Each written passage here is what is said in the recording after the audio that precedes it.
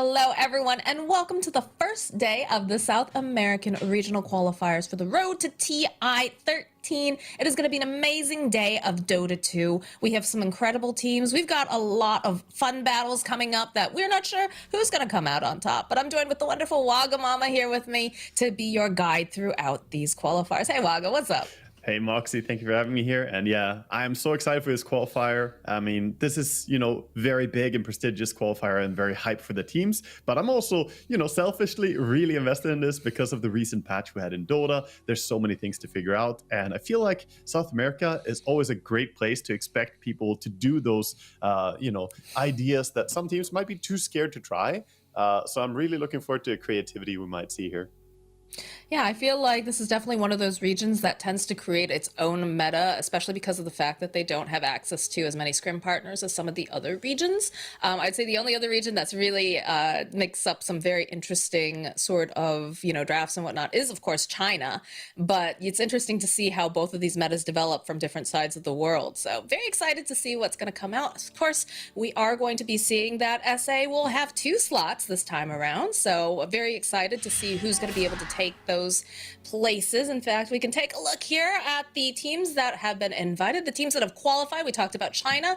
I'm honestly, China was so much fun to watch. I'm not surprised to see these 2 teams have made it.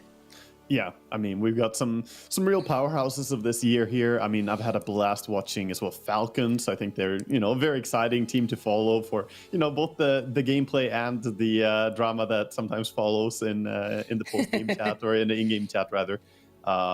But yeah, a lot of prestigious teams there, and we will find 2 teams here to join them as well from the South American qualifier.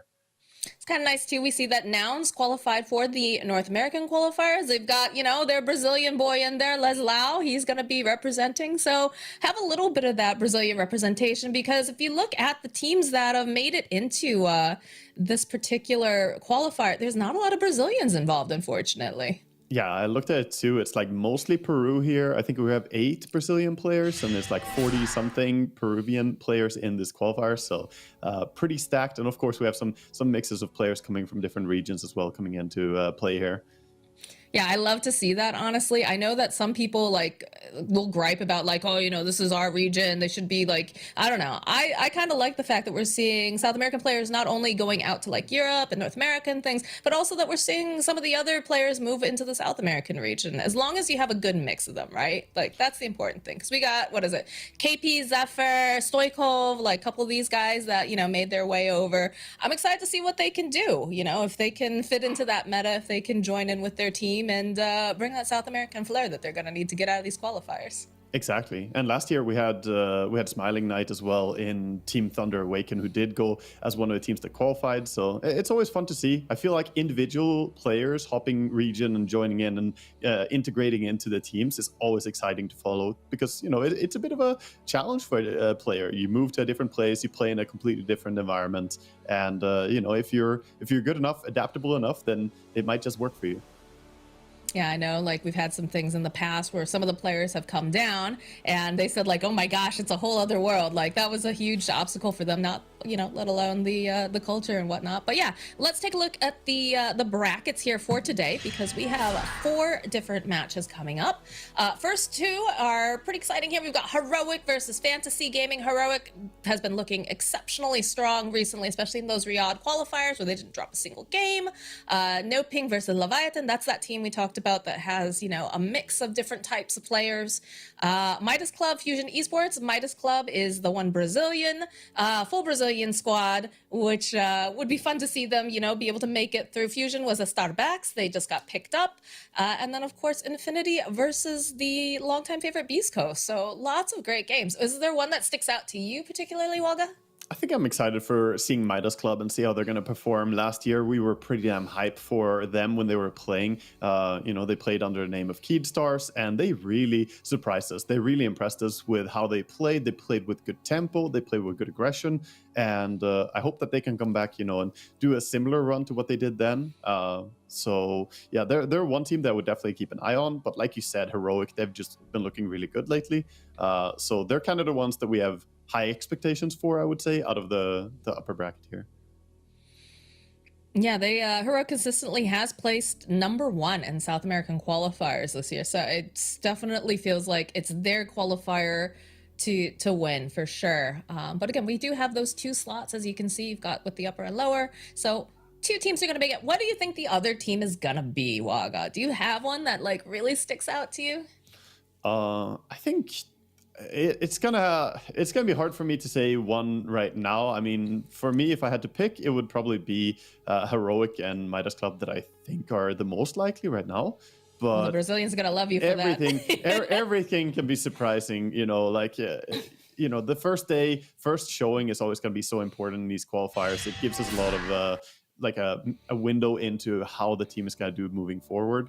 And any team can show up and just blow us out of the water here with their performance, and that's what qualifiers are all about. Peak now.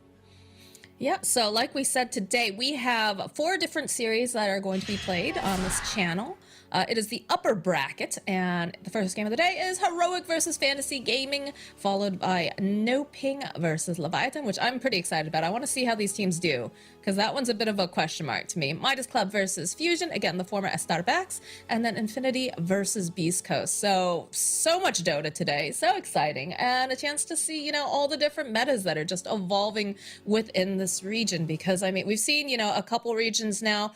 It seems like we've got very specific sort of bans and picks coming out with, things like your girl TA seeing Yeah. a lot of love and a lot of hate, Waga. Yeah, I mean, she's one of the parody heroes currently. She is one of the more solid heroes, and she does really well in the safe lane against the type of heroes that people want to play on the off lane. And ever since she got the refraction change to not lose them immediately to fast bursts, that did really help her quite a bit. So yeah, we will probably see her be targeted a lot in the first phase for most of the games. But it's still, I think this meta is still pretty open. I mean, people are onto a few different heroes, but it changes pretty quick. We've seen Night Stalker, still very popular. Heroes like Sand King are sometimes were sometimes played, but after that nerf that he took, I don't think we're gonna see any of him anymore.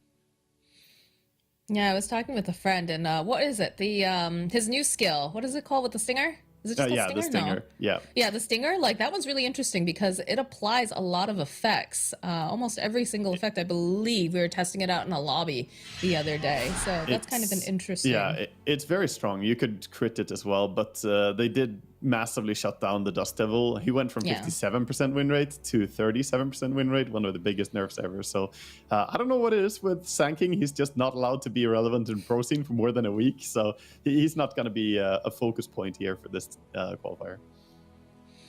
Yeah, I'm curious too because, like, we have these core players like Hector, right, who really enjoy playing things like Chaos Knight, Lifesteal. These are things that keep cropping up in the meta, and I feel like there are quite a few just niche heroes in particular, or maybe not niche, maybe that's the wrong word, special heroes that they shine on, I guess is the better way to say it, with a lot of these players that are currently in the meta. So I feel like this is going to be very interesting to watch. Yeah, I feel like there's always those heroes that you wait for, them to become relevant in pro scene if you're a specialist, like some of the players here. And Chaos Knight definitely is really strong right now. So is Lifestealer. So both of those we will probably see quite a bit of. So TA, CK, Lifestealer is probably going to be like the main mix of the carry pool, I think. Also Weaver, that hero works both support and core. So I think early pick Weaver can be a big thing going into this qualifier. Yeah, we've seen a ton of Weaver. How do you feel about the Storm Spirit? Because I know I was watching some of the qualifiers. Trent absolutely is just not about this hero. He's like, this hero needs to be banned every game. I don't want to see it. Do you feel that way? I think Storm Spirit is incredibly good, but I feel like you can still shut him down just by drafting against a Storm. Like, think about having instant disables like Rubik and having follow-up silences. I don't think Storm is at a point where he can't be managed right now. I do believe he's pretty strong, though. The Galvanized is essentially old Bloodstone for free, which is really, really fun as well to play because you can really get the ball going, when you start getting those kills. I see what you did there. Yeah, and then Darkseer has been very, very popular recently out of the NA region. We watched him just absolutely pop off. I'm curious though too, like negative armor feels like it's really on the rise with a lot of these heroes that are becoming popular, right? You've got Weaver, you've got Vengeful Spirit, the TA meld. Is that something that we need to start being more aware of, I guess, in this meta?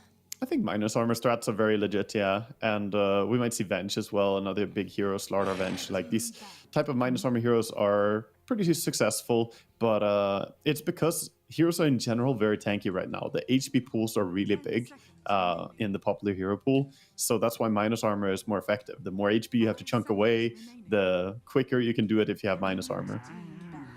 It also feels like it's a lot more clunky to get some of these items that negate like a lot of the, or just armor items in general, right? Yeah. And we see both the teams here moving into the draft, of course. We got Fantasy Gaming up against Heroic now, and the draft is starting out with a Weaver, like we mentioned, banned out Night Stalker as well, Storm as well. Fantasy are going for all the heroes we already covered here, but Heroic bringing out the heroes that we haven't talked about, like the Clockwork, for instance, massive laning stage buff to his W. Now that he can basically play bowling in the lane with his cogs, mana burning people. It does so much damage too. It's very surprising. All of a sudden, you just get smacked with one of those cogs, and you're like, "Oh my gosh!" So, Yeah. not surprised to see him taken out. Be curious to see if the Willow slides through. Another one of those support heroes that feels like it's been very strong with the added brambles. Yeah, Willow is usually something you might end up with. She usually doesn't get targeted as much with the bans. Phoenix does get a ban here, as he's been one of the more successful supports as well. But Heroic, up to their last ban here. What do they want to remove and not allow Fantasy to get as first pick? Actually, can be. Well, actually, it's for them. They ban out the Viper and take the TA, so covering their bases. Your girl made it in there. I was surprised. I did. feel like TA would not be one of those heroes that'd be able to sneak through, but they'll allow it and they'll give it over to the side of Heroic, which is kind of spooky, honestly. Yeah, I mean, this is again a hero that you really need to deal with. Similar to Storm Spirit, I think. TA, Storm, both of them are good heroes in the current patch, but they can be drafted against. So Fantasy, now they need to really think about having, heroes with disarm, any form of stun, so you can catch her. And even though it's nerfed to have damage over times, it's still good against her. It's just not as absurd against her as it was before. So things for Lockdown. I know Shadow Shaman is still incredibly popular. He did get a little bit of that nerf with his little chicken spike, but okay, they go for the Brewmaster. This is another hero that I feel has definitely gained in popularity. He's got his rollout the barrel now, which is super, super fun. Yeah, I haven't really seen too many players mix about with it. I should hang out more on like Monkeys Forever stream or something. I guess I would have seen it by now then. But Brewmaster, always a hero with a lot of potential. He did get some exciting changes now. I haven't seen it much in action in high level play, but we'll see what they're gonna do with it. Definitely a good hero against the TA though, as he kind of covers that. You get the damage over time. You have evasion as well. If you Drunken Haze up, you can get to 100% evasion, which is always fun. Dark Willow has been banned out. The Viper, the traditional old reliable against something like a Templar Assassin, still do have things like, the Venomancer, traditionally thought to be pretty decent with ticking away over at that TA. And again, also very strong with the, Patient Zero? That is just disgusting. I love playing Veno now. It's terrible. I'm a terrible Veno player. It does so much in fights with like the slow and the split, but... No Chaos Knight. Yeah, sorry. Going into this next ban here, Fantasy, they want to think about what they want to remove, because it's not just about drafting against the TA and getting heroes that's good against her, but you want to negate the combinations as well. So I would be putting some effort into maybe getting rid of like potentially a Slardar or some other minus armor here. They could be annoying. TA does well in lane against Slardar, so maybe they leave it. Another hero would be Primal Beast, who can just run over the TA very quickly and get her. But go with the Centaur. There's also a Weaver still available. Oh, no, sorry. Weaver was banned out. Never mind. There is no Weaver available. What else do we want to see picked up here? The Hoodwink. Okay, that's a solid position 4. I feel like it slipped a little bit in priority just because of the Clock and the Dark Willow, but at this point they're both gone, so it makes sense that they'd want to snap that up. Yeah. Hoodwink has been doing really well because of the tree bounce facet, the one where you get an extra bounce on your Acorn shot when the opponents are isolated. Just the trees can make it bounce again. Makes Hoodwink win 1v1 trades against the supports even harder than she already did. So incredibly strong right now. And there we go, Witch Doctor. I've been hoping for this hero to get picked. We haven't talked about it yet. This hero is busted. Absolutely busted. Like the Voodoo Festration facet is just completely overtuned and has to be nerfed, is my opinion. I think it's funny how they keep like trying to tinker with them because initially like everyone was taking Headhunter for the extra bounce, right? Yeah. But then they nerfed that and they're like, oh, actually, Voodoo Festration is pretty strong. Let's throw that in. And again, like there is some changes. For those of you that haven't been following too closely, like the Voodoo Festration no longer like. Usually the Voodoo Restoration gives the heal. With Festration, it does damage to the enemy team, and it only heals Witch Doctor for, I think, 50%. Yes. But does not heal allies anymore. Yeah. So just a heads up on that, because that is a little bit of a change. And the Spirit Breaker, okay. Yeah, but it does do a fantastic amount of damage for the mana you're paying. It's 30 damage per second to the opponents. So if you're 1v1 a support battle, you're never winning that against the Witch Doctor level 1. He already has very good attack and harass abilities without it. But yeah, adding in a Spirit Breaker, I like that choice. Always a great hero for catching the Hoodwink. Can also help with chain stunning into the Brewmaster, so maybe you can burst him. And fancy, they double down. They go for 2 Hoodwinks. Yeah, this is something that I feel like Robozy likes playing, potentially, but I don't know. Like you said, it feels like a double Hoodwink sort of thing in a way, right? Like... Yeah, they're a little bit similar in how they play. A lot of the abilities and the playstyle is similar. Are we expecting this definitely to be a mid Wind Ranger, or could it be safe lane? It's a flex, but I feel like in South America a lot of the times we see Wind Ranger going towards like the mid area. Yeah. That doesn't surprise me. The the Ogre picked up for Jimmy there. He's been playing a ton of Ogre. Also quite good against the Templar Assassin. Yeah, Ogre has been doing really well with the learning curve. Facet is generally very, very strong, since he doesn't really need that much early on. But even the other facets, if you do get late game, the other facet can be really strong as well, where you increase your multicasting. Okay, so we're still waiting to see potentially off lane and potentially either mid or safe. So this draft coming out from the side of Heroic looks very, very good so far. Lifestealer, okay. All right, yeah. So they're most likely going to put that TA towards the mid lane, I'm assuming now? Yeah, now it looks like a mid TA. And that's because mid TA against Wind Ranger is a pretty good matchup. It's not too hard to deal with the harassment of Wind Ranger. You can quite easily block the power shot with your fractions. And Lifesteal is also happier against Brewmaster than TA would be. So it's just getting matchups that you prefer to have here.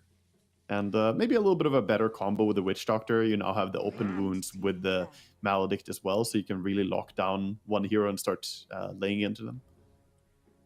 Do you just go for like a Legion on the side of Heroic now if it doesn't get banned? I feel like Legion she's been nerfed a little bit, but still incredibly strong. We'll make sure that, if you get that initiation on the Brewmaster, he can't get the split off. Yeah, it's still a good hero. I would still like to see them go for like I mean, the question is if you want to run the double melee here with Spirit Breaker plus something though. You still don't know what you're going up against. If it's a mid Wind Ranger, there's the last pick for Fantasy Gaming, so they can counter pick. I think you might want to go for a ranged offlaner here just to not be as susceptible to a counter pick.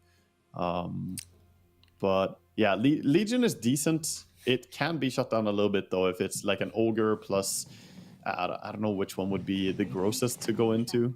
I mean, they've got the Vailama. They could go Visage if they wanted. Yeah. Speaking of range. True. That is one of his stronger heroes. Venge gets banned out here by Fantasy, so it'd be a lot of negative armor if they were able to do that. Yeah, I mean, Venge has been doing really well lately, and Axe still gets blocked out as here. One of the heroes that's taken the most nerfs since the release of the Facet patch, but he was absolutely crazy in the first iteration. Yeah, he was disgusting.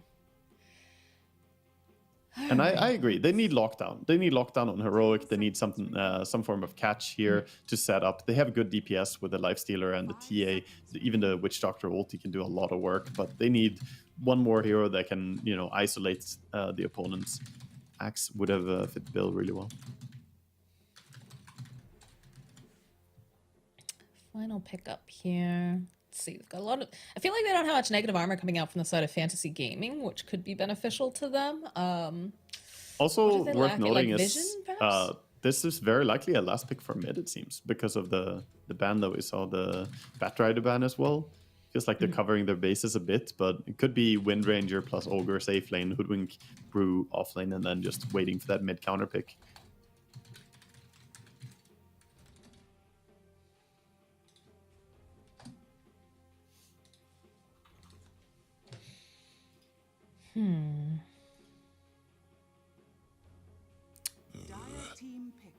Storm also still open in the pool. Okay, so the Enchantress for the side of Heroic. Interesting. Yeah, they go with the Ench, so that tells me this should be a +4 Ench, I guess, and +3 Spirit Breaker. I don't expect it to be a core Enchantress here, so Spirit Breaker with a few items can definitely be really oppressive and enables a lot of ganks with the Lifestealer combo as well. Unless they want to get creative and have an offlane Ench, but I don't think that's the game for it. When the enemy has so much evasion, you usually want some easier time to land those impetus shots.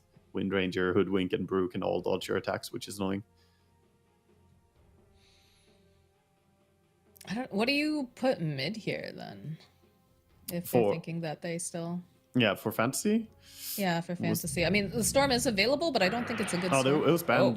They banned Storm in the first. They banned Storm. Yeah, so okay. they are sending the Wind Ranger in the end to that mid lane. Okay. Yeah, kept it open until the very last point, and then gonna be the Troll here. I think Troll against the Spirit Breaker Ench lane is very, very nice. You should have a really good time. Troll Ogre is a strong lane, and he did go with the learning curve facet. We can already see what the players went for, so gonna have a really, really strong power spike when he levels up. Yeah, it's a +5 King Jungle Enchantress for the Overprotective Wisps. It's gonna be a very difficult Enchantress to kill, especially if they pick up the things that deal a lot of the healing amplification. So Skillfield, Divine Llama are off to the Troll Ogre lane, which I think will dish it back really well, honestly, with the change with the Voodoo Restoration. Yeah, I think the Voodoo Restoration is going to be really, really nice here. It's absurd. We're definitely going to have to keep an eye on him on level 1 because it can shut down a lane. Like, I've seen Witch Doctors basically body 2 heroes alone with this build, so we'll see what he can do in this game. Should be a pretty good setup for K1 to get some free farm going, and when you're playing Lifestealer with that Corpse Eater facet, he can deny early, he can control lane very well. He's actually the best hero in the game right now at freezing the lane and not pushing, since he can deny earlier than 50%. I think it's 70% or 75% HP, so yeah, should be interesting lane to watch. All right, just looking at the drafts, like not taking into account, the histories of these teams or whatnot. Whose draft do you prefer? I mean, there's a TA on one of the drafts, Moxie. That's silly. Of course. Silly of me, I'm of course. super biased here. I honestly think maybe the other draft is a little bit stronger, though, because of the ease of execution, good team fights, good push, good late game. There's a lot of good stuff about Fantasy's draft here. The Brewmaster gives you a lot for team fights. Troll scales really well to late game here, and all of them just pack a ton of disables. That's why I said if you're playing against the TA, you want to have a good amount of disables and lock her down. They definitely have that in aces here. I also feel, though, that you have like such a scary potential with this Templar Assassin. You can have, K1 jump into that Spirit Breaker, start moving around the map early on. I feel like this is going to be a very volatile, fast and furious Heroic coming out. And I think if they play it that way, if they're able to shut those down like we were talking about, I think they're going to have the edge on this. Yeah, I think so too. Like overall, the draft, I might like it more for fantasy, but you're absolutely right. What we've been talking about throughout the draft here, the effect of the Witch Doctor and how hard he could shut down a lane, it can be devastating to a draft. You can have the nicest heroes ever, but if you don't get out of laning stage correctly, you might not be allowed to play the game. So my question is, how do you play around, this potential with this Witch Doctor, with the Spirit Breaker? How do you make sure that lane does not start just falling behind completely? Honestly, I'm a big fan of the 3 heroes level 1 gank. Stay on the lane with both the supports, make sure you get a kill on him early, and then rotate out, just to give a slight advantage. If you ever have a lane that seems this could be problem, this could be shut down. Doing that gank nowadays is not that costly. You can always swing over to the warp gate and take the portal down to the other lane. So looking towards supports to be a bit creative about how to fix hard lanes in this.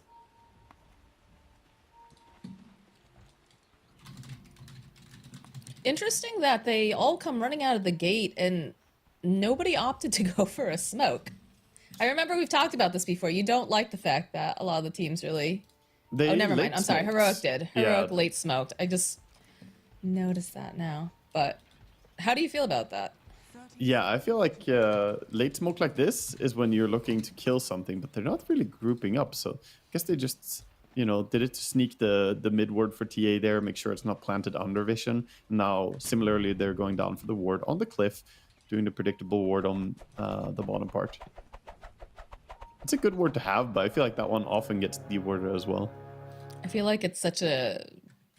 What's the word? Obvious ward, like you're saying, because like you know, you go over to that camp, you immediately see that it's blocked. You know that you have to get a sentry, you have to unblock it. Exactly, yeah. It can be annoying sometimes to deward the high ground though, because you have to hug the cliff, and if the opponent support is on you on your case, then it can be difficult to get it. Apparently, we have a little bit of lag here for some of the players on Heroic. Pretty classic for South America, unfortunately. And you tend to have these little delays. I think I was doing one of the qualifiers, and I think we were paused for like over an hour. Oh, wow. I kid you not. I think it was a TI qualifier, too. It was just like, oh, boy, all right, what can we talk about? What's interesting? Yeah. I mean, that's exhaustive. The 1 hour, you can really go into all the deep theories about Dota at that point, but goal comes out. Oh, I don't even know if we were talking about deep theories about Dota at that point long ago, but at least our audience was on board with us. They were vibing. Looks like we will have a little bit of an advantage here, as Lifesteal will find the top rune as well. So 3-4-1 on the runes. Heroic off to a nice little advantage start, and already trying to zone out the safe lane here of Fantasy from getting to the lane. That harass coming out immediately here from Schofield. Yeah, look at the creeps. Look at the damage to take in from the Voodoo Restoration. I feel like they should not, like, I feel like that shouldn't happen. I don't know. They're abusing the Ogre not having an ability, right? He went for learning curve, so all he has is right clicks. And Troll, he's pretty strong, but he can't deal with these two heroes alone. No, this is off to a really good sort of start here for the side of Heroic. Now tell me about the mid lane, our TA expert here. Yeah, so he did go for the Psyblade extra point here, because otherwise he wouldn't have the ability to really Psyblade. She does get the free, like, level 0 Psyblade, but he has no range at all. And against the Wind Ranger, ranged hero, you need to skill this up so you can actually do something. I would say this is a pretty good lane for TA. It's not amazing, because your Psyblades only do 80% damage now, not 100%, but you should be completely fine on TA. So kind of not much happening in this lane for the most part, unless we see a rotation. Yeah, I think it's going to be mostly a farm trade, but TA might take over due to their refractions. Okay, let's check in here. On top, looks like there was a little bit of skirmishing going on. Nothing too wild, but definitely missing some health on these supports. They're trading, and you know, Enchantress got that big heal coming out as well with Nature's Attendants. Ooh, bottom lane. They're turning their attention to Schofield. They get a little too cheeky, but now they'll take down the troll first. And now, this is looking a little bit scary for this Ogre. Schofield, he's still alive. They could turn this back around. In fact, they turn it, and they get a double kill in the bottom lane. An excellent start for Heroic, and a bit of a nightmare here for the side of Fantasy. Yeah, this is the build that we see a lot as well. The Maledict and Voodoo Restoration. No point in stun from the Witch Doctor. He doesn't need it on this lane. All he needs is mana and movement speed. So if he gets early boots, early mana boots even, would be really great. Both of them actually have boots on the way after those kills there. Oh, that's super nice. That always feels good. Getting those early boots going. I think the only thing better is when you get your mana boot like super early as a support. Oh yeah. And we might see it this game. He did buy another Blood Grenade, so committing earlier for some power. A little bit of harass from Divine Llama, just trading back and forth here with this pull.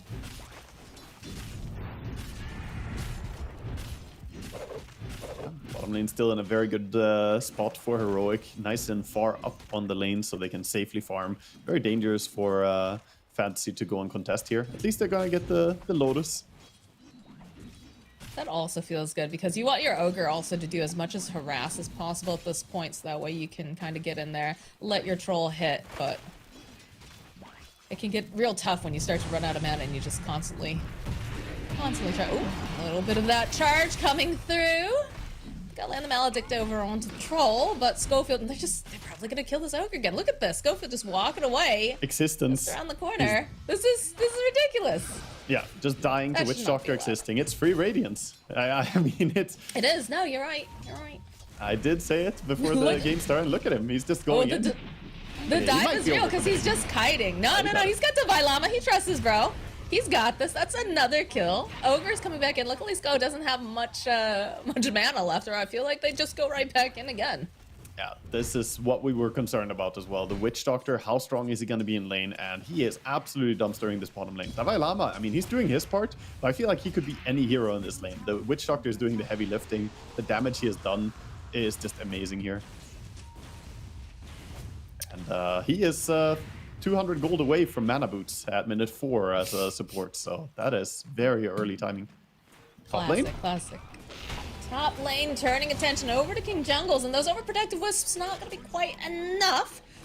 But Hector going to make sure that he puts a little bit of damage over onto Drake here. Yeah, it was a nice catch with a bushwhack there from Hoodwink coming out. Caught him by surprise They need a to little do bit. something. Like, if you look at the last hits and denies right now, like, Hector's at 26 and 8, Analog's at 26 and 9. Like, they're just dominating on top. And Troll's doing the best that he can, but it's been tough down there. Yeah, at least he got nice CS, but 2 deaths on both of them definitely set them back a lot. Finally, he does have his boots coming out, though, so that's going to help him a little bit. Perhaps stay alive here. Mobility is super important to get out of that Witch Doctor heal. It hurts too much. They've got another blood grenade on Sko. They're looking. They're hunting. They're hungry. Oh yeah, he's got his eyes open for any kill potential. They have a creep wave too. What they want to do is dive with this creep wave. King Jungles making rotation down. They have their Oh eyes my on God, Troll. The already charge going. come out. They'll toss out the stone. Good lord. All right, that's another kill on Troll. The chase is down. This is a dead Ogre. And this will easily turn into a tower push with the Cardi coming in hot. Yeah, for sure. A nice rotation by King Jungle coming Beautiful. through that gate, joining in for the gank. Meanwhile, we see Hoodwink just pestering mid a little bit, but I mean, it's pretty early to be here. The power rune isn't spawning for another 15 seconds, so all Hoodwink is really doing is trying to stack up and give a recovery window for this team. So the only thing I can think of is that their bottom is hemorrhaging so badly from all these kills that they're like, okay, RoboZ, it's going to be up to you to make, you know, the moves to do what we need. But then look at this gank train. 4 men over to the mid lane. Not going to be able to quite finish off with that one run coming in, but they have themselves a mud golem. They're going to push with the other cart. Just very beautiful, you know. Well, it's quick push here. They didn't take the bottom tower, but now eyeing up that more important mid tower. Hoodwink is around to try and defend, but not much he can do. And Ogre, what are you doing out here, buddy? You can't Poor beat these buddy. teams. Even the Centaur takes the last. Oh, all right. He's like, let me do you a solid, buddy. Yeah, We're not going to give them any more kills. I'll take this one, thank you. That's a nice, stylish last hit right there. Dude, And while this the is- War Stomp does 25 damage. He got the last hit. That is impressive. Teach me how to CS, Centaur Conqueror. 7-minute runes are coming up. Pretty important. Seems to be a very, very big deal in all of these games, getting that little extra amount of XP early. It's going to be Hoodwink who grabs Hoodwink's. Oh boy, Hoodwink's only level 3, whereas Witch Doctor Schofield, he's sitting at level 5 after all these kills in lane. Yeah, I'm not even that sure about... I mean, Hoodwink did make the rotation towards mid very early. Like I said, minute 5 running over there. But I feel like he needs more levels, you know? Hoodwinks, Yes. when we see them successful is when they actually get their items. These semi-carry Hoodwink players getting some Gleipnir and stuff going. He's joining top now, but this lifesteal has ulti. There's no way you can kill him. Do you prefer that Hoodwink gets the rune versus, say, RoboZ, who's had, I mean, not the worst time, right? But definitely not the easiest time over in the mid lane either. I think Hoodwink had to take it. I mean, he was going to get experience no matter what. The Ogre was ahead. But yeah, Robozy, I think Robozy is fine. If he had like an empty bottle and needed the refill, then I think he should have it. But I don't think he needs the power or the Wisdom Rune that much. He just needs bottle charges, that's all. Speaking of which, top. Bit of that bushwhack, but Illusion Ring getting popped. The follow-up coming in now, and King Jungle's taking too much burst damage as Analog on the chase. They really want Robozy. Look at Schofield with his little torch. Just come back, come back. We'll be able to finish him off. Yeah, this Witch Doctor has 3 points in the heal. It's 50 damage per second now. That is absurd to get close to. 1 more point, and he has the actual Radiance damage online. It's funny how he doesn't have to use the ulti as well. Like, he skilled the ulti, but I've seen people skip Death Ward on Witch Doctor even because of how good the W and the E are. You don't really have to spend your mana in any other way than just Voodoo Restoration and running at people. I feel like that's an indicator that maybe it's busted when you don't take your ultimate. Yeah, because Death Ward isn't a bad skill. It's a pretty good one.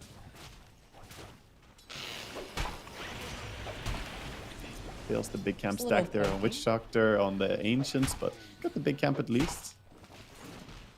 I feel like they have not been able to do anything to Ector here top. Yeah, no, he's very well, that's happy. good. They got the courier, so they got his Talisman of Evasion at the very least, but still. Ooh. Oh, they managed to find with the Spirit Breaker charge plus the ulti. They have a nice deep ward here planted by Schofield earlier when they were playing in the area, and Wind Ranger just gets caught and punished. Again, even if he doesn't have the evasion, this Lifestealer is completely happy. He has the ulti. He is farming so much. Already up to 172 HP bonus from CSing. 20 denies and 70 last hits. He's doing fantastic for himself.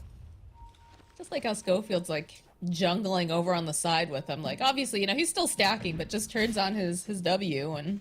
yeah, and look how he's good able the to W do that. is. That's so ridiculous. The W can stack from 800 range, so it's actually making it easier to get those camps prepared.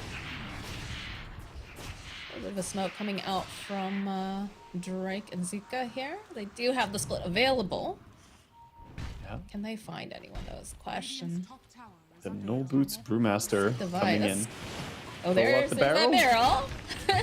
They'll grab themselves a Divine Llama. Is he going to be able to get out in time, though? He's ticking down too much damage. He's toast. Nice rotation. Toast. That's actually a much better kill than I expected him to find there. And, ooh, full ulti used on what was a TA illusion down there.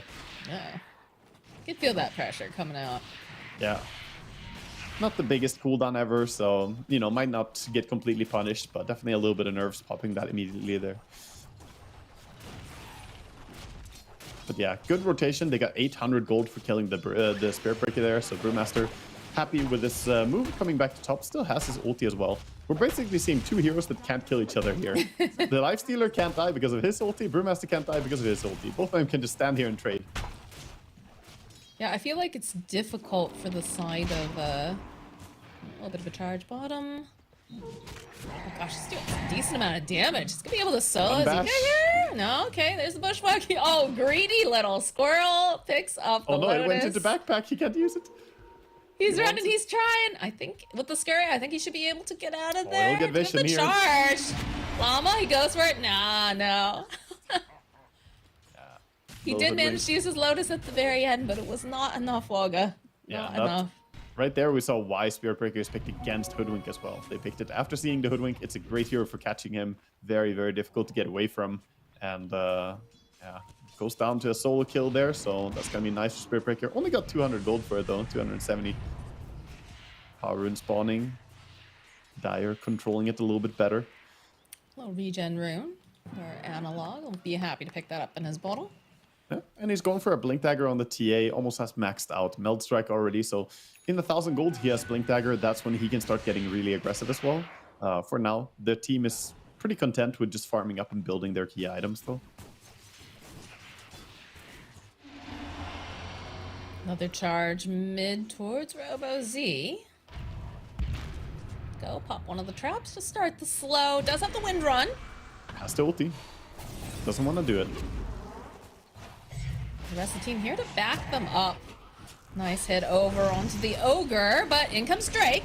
We're gonna see our first split. He doesn't have enough mana to do a split. Oh dear.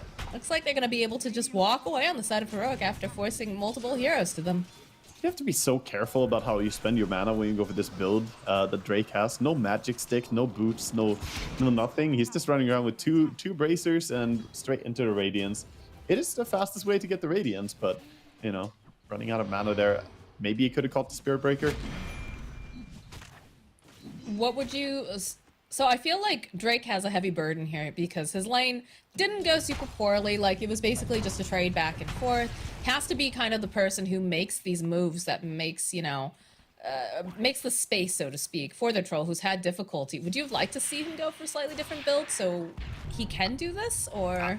I'm sure that he, like, studied and thought that this is, like, the way to do it. I think I've seen Brewmasters do this before, so it's not uncommon.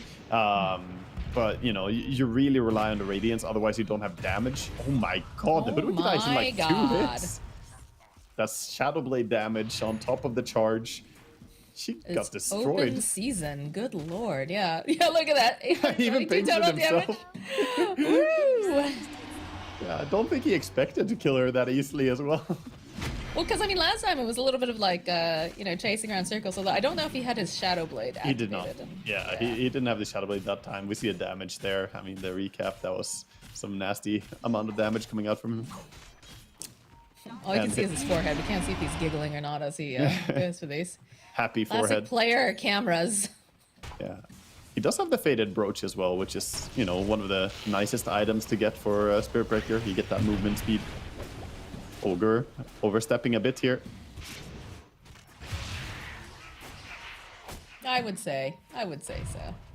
Oh, gotta fight for that vision, you know, when you're a support, but it's difficult. All support players know the terror of playing on the losing side against the Spirit Breaker. It is not easy.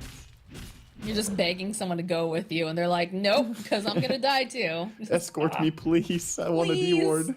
I want to just get a little gold. Charge going top. Over onto Drake. Does have enough mana for the split this time around. I like this invasive move. And look at Lifesteer just walking in. Right. Needs to be a little bit careful. There's multiple people here. Yeah, this Ogre. Oh dear. Oh dear. This is going to be a dead Ogre. Divine Llama here with following up. Find himself the Squirrel. Was hoping to two-shot him again. This time, not going to be able to. We'll need a little bit of help here. And they do have the split this time, so we'll see the split coming out from the Brewmaster. RoboZ, though, not looking like he wants to participate in this, but Hector just will teleport out. He says, all right, we got the split. Everybody's out. And Analog's hitting that mid-tower, so I feel like we got what we needed here. That was very last-second TP on the Rage timing there. He perfectly timed his TP outs. You know, always expecting Hector to play to the limits like that. That's the type of player he is. And a nice dive. Really nice move. That's a dead Drake. At this point, they need to start getting some value out of their mid laner. The only way they turn this game around is on the Wind Ranger. Next ulti has to be big. Do you see King Jungles go for the bushwhack on top? All Clipper? right, they did Clipper with that tree acorn. I have not really seen Hoodwinks cliff people before like that, but that's a move, yeah. There's a charge on RoboZ down here. Just have to be a little careful. He's already just like zips away. They go for the dust. He is dusted. So I've got the vision. Yeah. And you know, always playing on all lanes here, basically Heroic with their Lifestealer being unable to be contested top. They can just keep that lane solid, and then Spirit Breaker able to be everywhere. They have a great thing going for them. I mean, Radiance is completed over on Hector. Like, if you look at the net worth difference, and look at this, Hector just walks right up to Troll, no fear. Rest of the team have a couple of those supports nearby, but they just kind of give him a little smack on the butt and say, get out of here, because they can't do much damage. Oh no, not again. Oh geez, Hoodwink that's a dead gets caught stepping on a trap, and the TA has that blink now, so easily able to punish here as well. All the cores on the side of Heroic just having a great old time. And even the supports, I mean, Witch Doctor is closing in to that Brewmaster net worth right now. It's just 900 behind. A lot of pings going on, chasing after this Ogre. I like this build too coming out, the Mech plus Pavis from Schofield. This is like a super tanky physical build. which is good against this team. I mean, the name of the game is just try not to get in within like melee range so you don't get hit. Although, does have to be careful. Sprite's not going to be able to save him, so they do take down Schofield. Llama backing off, long range impetus. Split will come out. And it looks like Enchantress probably going to be left fight. No for life dead. stealer. They are trying here, as there goes King Jungles. And Divine Llama is going to be able to just charge away. Even going to go and just hit a couple creeps on his way out. It is hard to overstate how important that fight was. Look at the amount of gold they got for killing 2 supports. Individually, they got 950 gold for the Witch Doctor, and they got 800 gold for killing the Enchantress there. Absolutely absurd amount of gold. That's, I mean, very much needed. The Llama sticking around a little bit too long, too. Ends up dying and giving the Brewmaster a good chunk of change as well.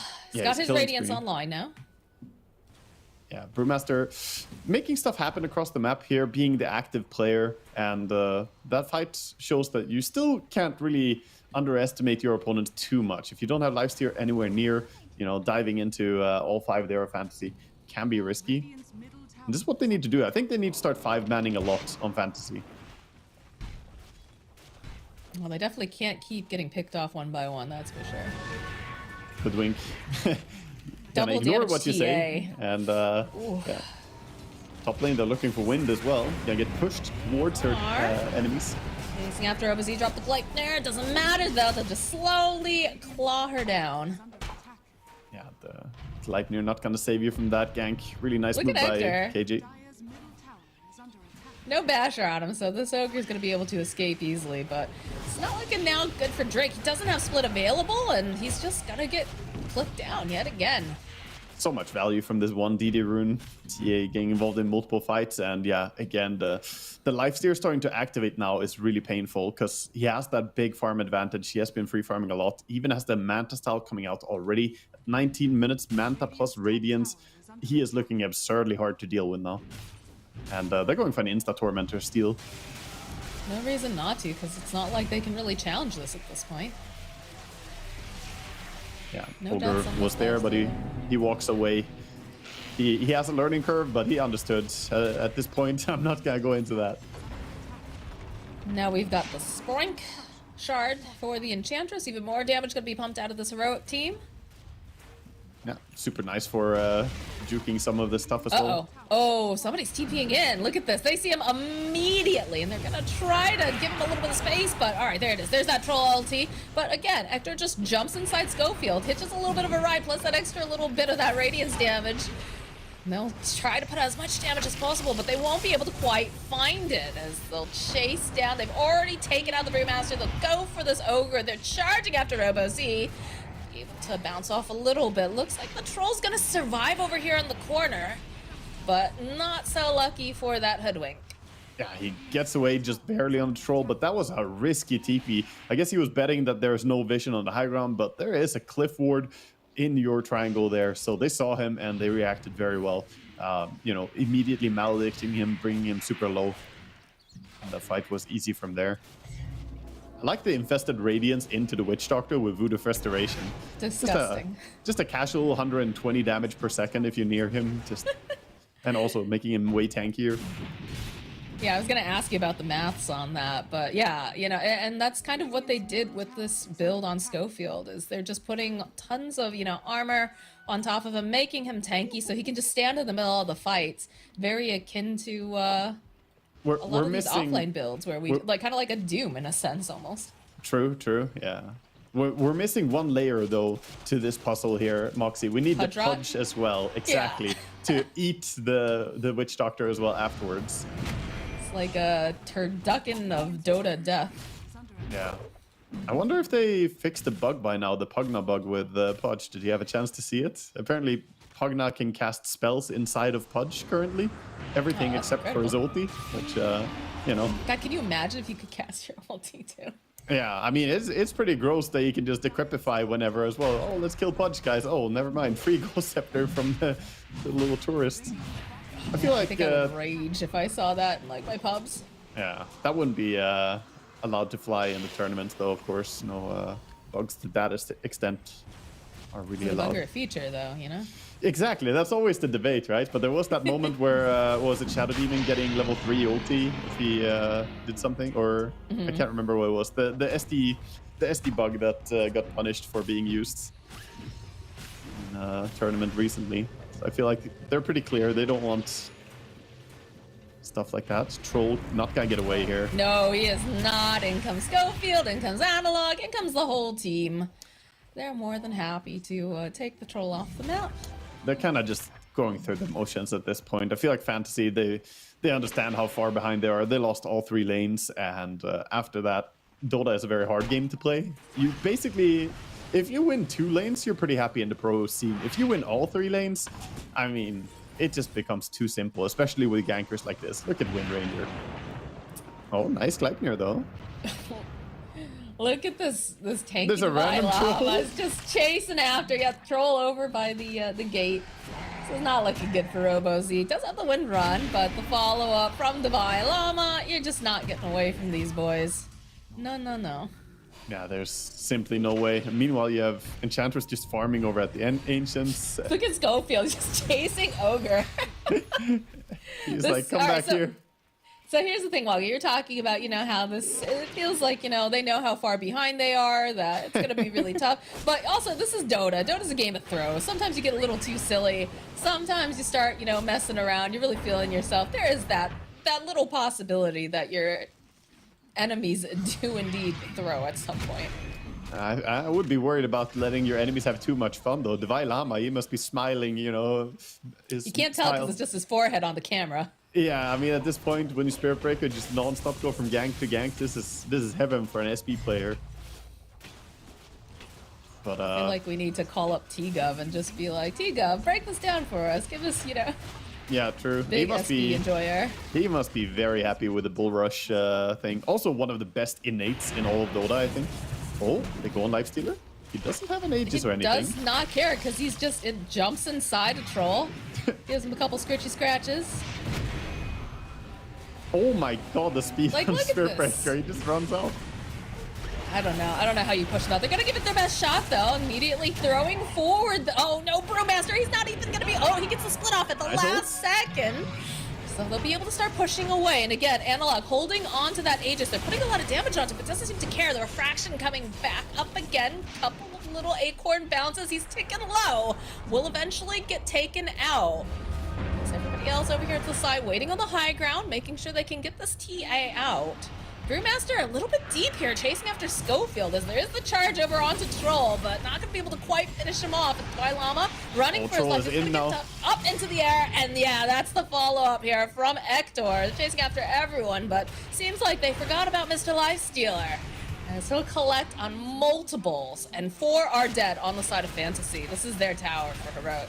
That was great focus by K1 there to be patient about his ulti. He had good opportunities to use it, but he had pretty low mana, so he didn't use it on the TA on the before Aegis. He didn't use it on the Witch Doctor to heal him up. He waited because he knew he wants to infest Troll at a key moment, and that's what he did. He infested him when the Troll ulti was going, so he doesn't get to auto attack at all. That disarm playing a big role in securing the fight.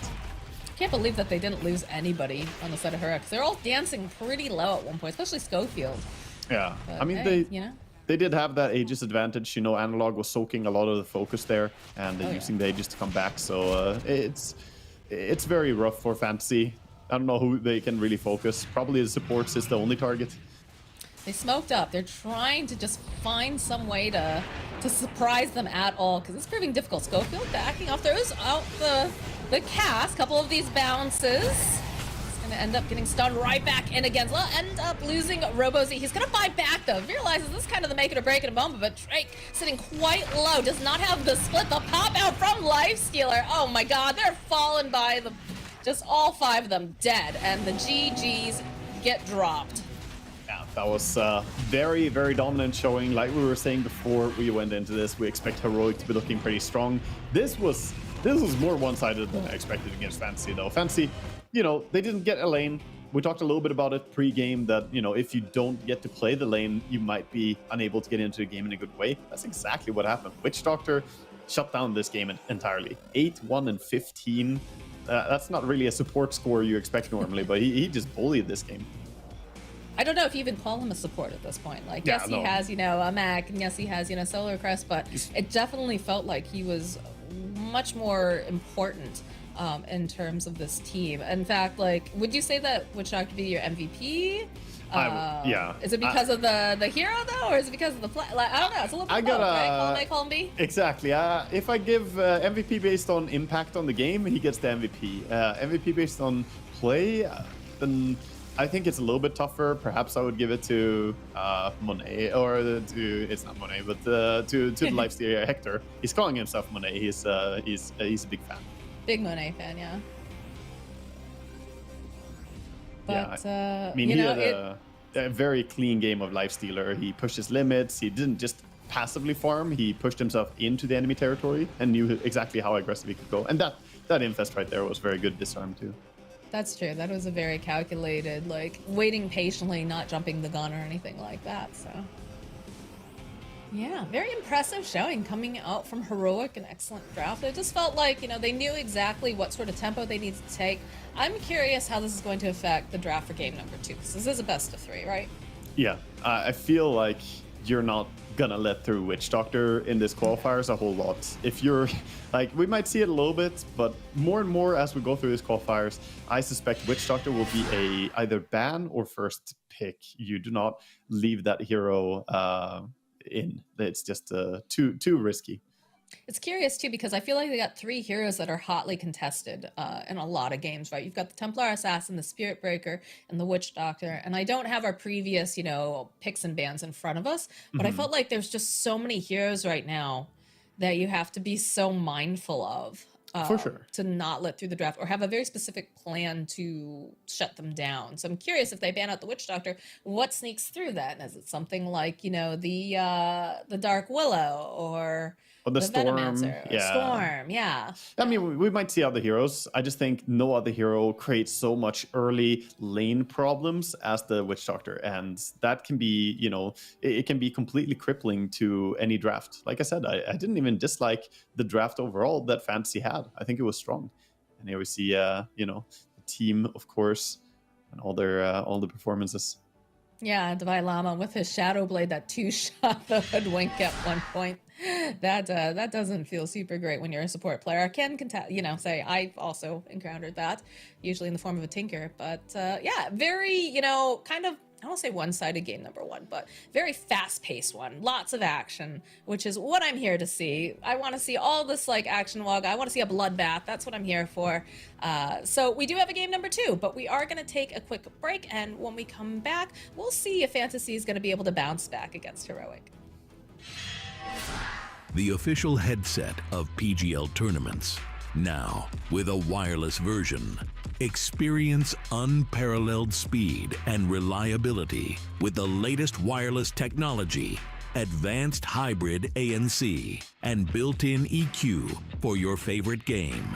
Designed with elegance and durability, and extreme noise-canceling microphone. Always stay one step ahead with Aspire Wireless.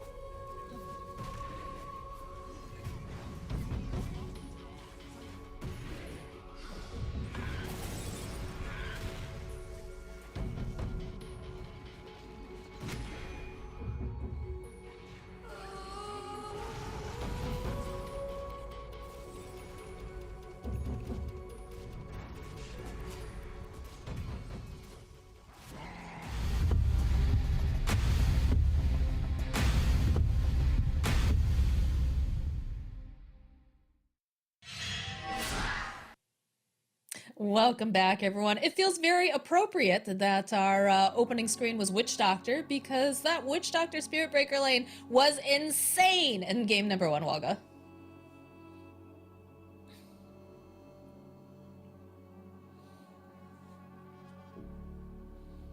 Sorry, yeah, they were absolutely just running away with that lane. Very, very strong performance by them. I think that overall, we probably won't be seeing that hero too much further.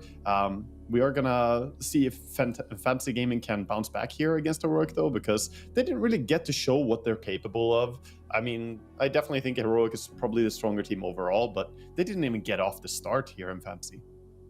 Now, I'd be curious to see if they opt to ban the Witch Doctor, or if they think that they have some sort of way of dealing with it, but definitely saw that hero pop off, cause massive problems in the bottom lane. Troll and Ogre, I think, died, like, what, 3 times in the first, like, 5 or 6 minutes? Not standing like the rotation coming out from Enchantress to also make sure that they really, you know, were dead in the ground. But yeah, no, I'd like to see definitely Fantasy shake off game number 1, get themselves back in. I'd like to see them maybe have a little bit more of a dynamic sort of build. Like we were talking about, you know, the fact that Drake a lot of the times with his Brewmaster just didn't have that extra little bit of mana to get the split off, which could have turned the tide of a lot of fights, and how like a stick would have just made a huge difference in that case. A lot of small things here and there could have helped, but overall, I mean, it's the problem that he had so much to solve as well. Yeah, I think maybe, you know, if he could have caught that Spirit Breaker on the mid there when he charged away, if he had ulti available, you know, small things here and there could have helped, but overall, they just need to get lanes that they can actually play. So for this game 2 here, looks like we're already heading into the draft here. We're already in the picks, so we've seen the bans coming out from them and the focus, and I can already spoil for you, no Witch Doctor this time, as Heroic are actually going to be the ones to snap it away, making sure that Fantasy don't get the chance to do the same thing they did. Yeah, thank God, because the tier is just too strong. A lot of these seem very meta, very common, right? Clockwork, just an insane laner right now. Dark Willow, the extra thorny thicket, causing a lot of problems with those brambles. Witch Doctor, we saw his power. Storm, they just don't want to see that hero. Again, with that static slide, just causing so many issues. And then on the flip side of that, the Phoenix Dying Light, super strong. Lesh has been seeing so much play. Like, it just feels like these are all extremely meta bans coming out right now. Yep, I mean, these are a lot of the highly contested heroes for sure, and you know, curious to see the Ench again here and see how much it can do. I like the Night Stalker pick by Heroic. I feel like that hero can dictate the pace of the game really well, and honestly, I haven't seen it yet in the pro scene, but we've seen a surge of the other facet actually doing really well in high-level pub games at least. So we'll probably still see Night Rain, where, you know, you get that nighttime in the minute 0 to minute 5 and have a clean laning stage. But the other facet is worth exploring as well, I think. Can you tell our audience what the other facet is for those that yeah, so the other facet is the one that focuses on the void and nuking. So it gives blinding void. If the target is not seen by their allies, then they take 50 damage per second. So anyone who ever gets isolated will just take a ton of damage from the void as well, which is a curious one. I mean, a lot of Night Stalkers, the common build is phylactery on the hero, so playing more into the nuke aspect of it is definitely an option. Reminds me of kind of the way that Axe works, in the sense that, like, it's an isolation sort of technique, right? Like, if Axe has his one-man army, he gets that extra armor. In the case of, like, the Night Stalker, it does the extra damage if he doesn't have the teammates' vision around. Yeah, for sure. It's a little bit similar to that. I like stuff that plays with the enemy vision, though. Like the Mars Arena, for instance, is an interesting one. I feel like Mars we probably will see eventually here, but he's not super highly contested overall. And we didn't see him banned in last game, I believe, either. But, you know, he's just a little bit too weak baseline of a hero. But the Blinding Arena is really obnoxious to play into. There's the Shadow Demon pickup, and seeing quite a bit of him on and off throughout different regions. Nice thing they have now is that they have 2 different dispels against the Spirit Breaker. Getting rid of the W from Spirit Breaker can be quite easy. You have Enchant, and you have the Purge here from Shadow Demon. A nice hero against the Night Stalker. You can also sometimes reap the reward of getting Night Stalker illusions, which have night vision when you disrupt them. That is true, because right now the vision is going to be lacking on the side of fantasy with that nighttime too. That's one of the things I really, really hate whenever you play against a Night Stalker. Especially as a support. You just have to be so incredibly careful about your positioning. Plus the fact they have a Spirit Breaker, right? So you've got multiple ways of punishing anyone who's in an area they should not be. Yeah. Setting CA, see what he gets to do in this game, as last game was a pretty rough one for him. Just experience of being run down all game long, I feel. Every time I looked at him, he was just getting chased by a Spirit Breaker. There's a big tanky boy, the Doom getting picked up. Yeah. And another Dispel, actually. So now they have 3 different ways to stop the Spirit Breaker. Definitely focusing a lot on getting stuff that can deal with him. They are a little bit low on reliable disables, though. They have the Shadow Demon Disruption, sure, but it's not really a stun. And Doom probably will eat a Centaur at some point, but it's not the most reliable disabler either. Yeah, I'm curious what their thoughts are with this Doom pickup. Why they particularly want it. Maybe it's something that Drake just feels super comfortable with, but I feel like there's better options potentially out there. Maybe. It's, you know, But we don't see the like big some picture, right? We don't know what they're combinations, building. right? Like Shadow Demon Centaur can be pretty strong in lane. But Centaur I feel is thinking good, about. right? Like, why wouldn't you just go for a Centaur? Exactly. I'm not Oh sure. god, the Razor. But they're going to get Razored here. Not a hero you ever happy to see when you're playing a melee off laner here. It puts your lane in a very complicated position.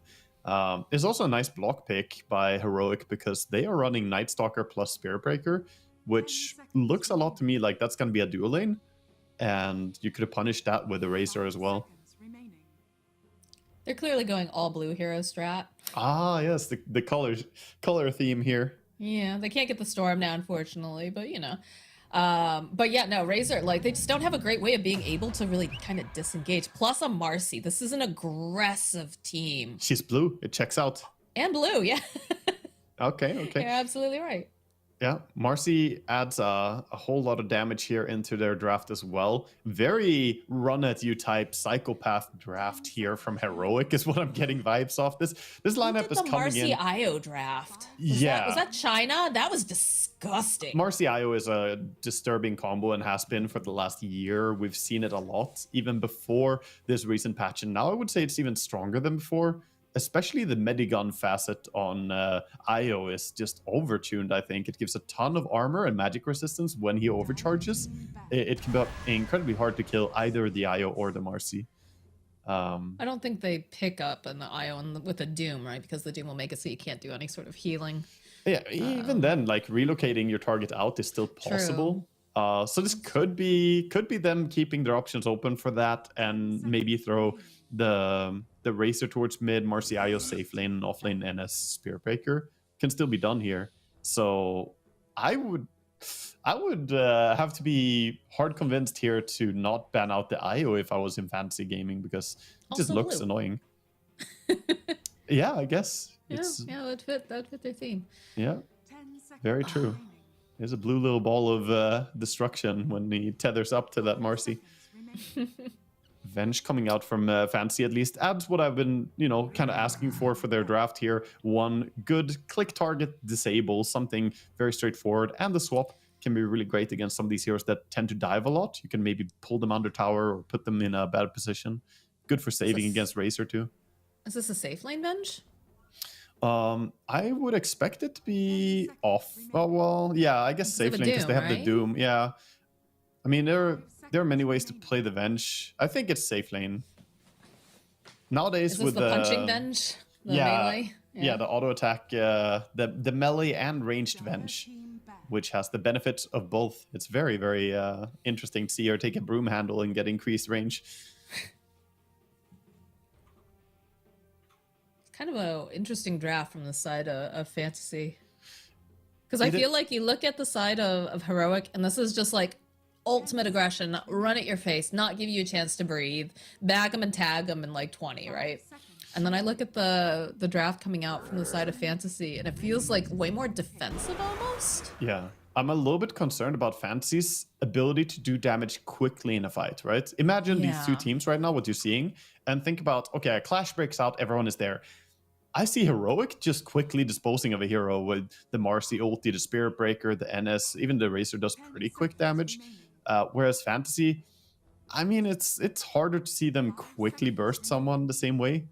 So that could be a problem. They do pick up the Dragon Knight here as well, a hero that's been doing pretty well with the corrosive facet. Did take a little bit of a nerf, but still very, very solid. Yeah, it just feels like the draft coming out from the side of Fantasy is like they're tankier in a sense, but also they're slow. I feel like they're slower pace. They're not gonna, like their damage will ramp up over time, but compared to what Heroic has running at you, especially now with like a Timbersaw tossed in there. Yeah, the Timbersaw will add a lot of damage into what was already great control from Heroic. So, and obviously it should be a pretty good matchup going Timber against the Dragon Knight on mid lane. We'll have to see. We'll see what the Carry Venge can do as well in this game.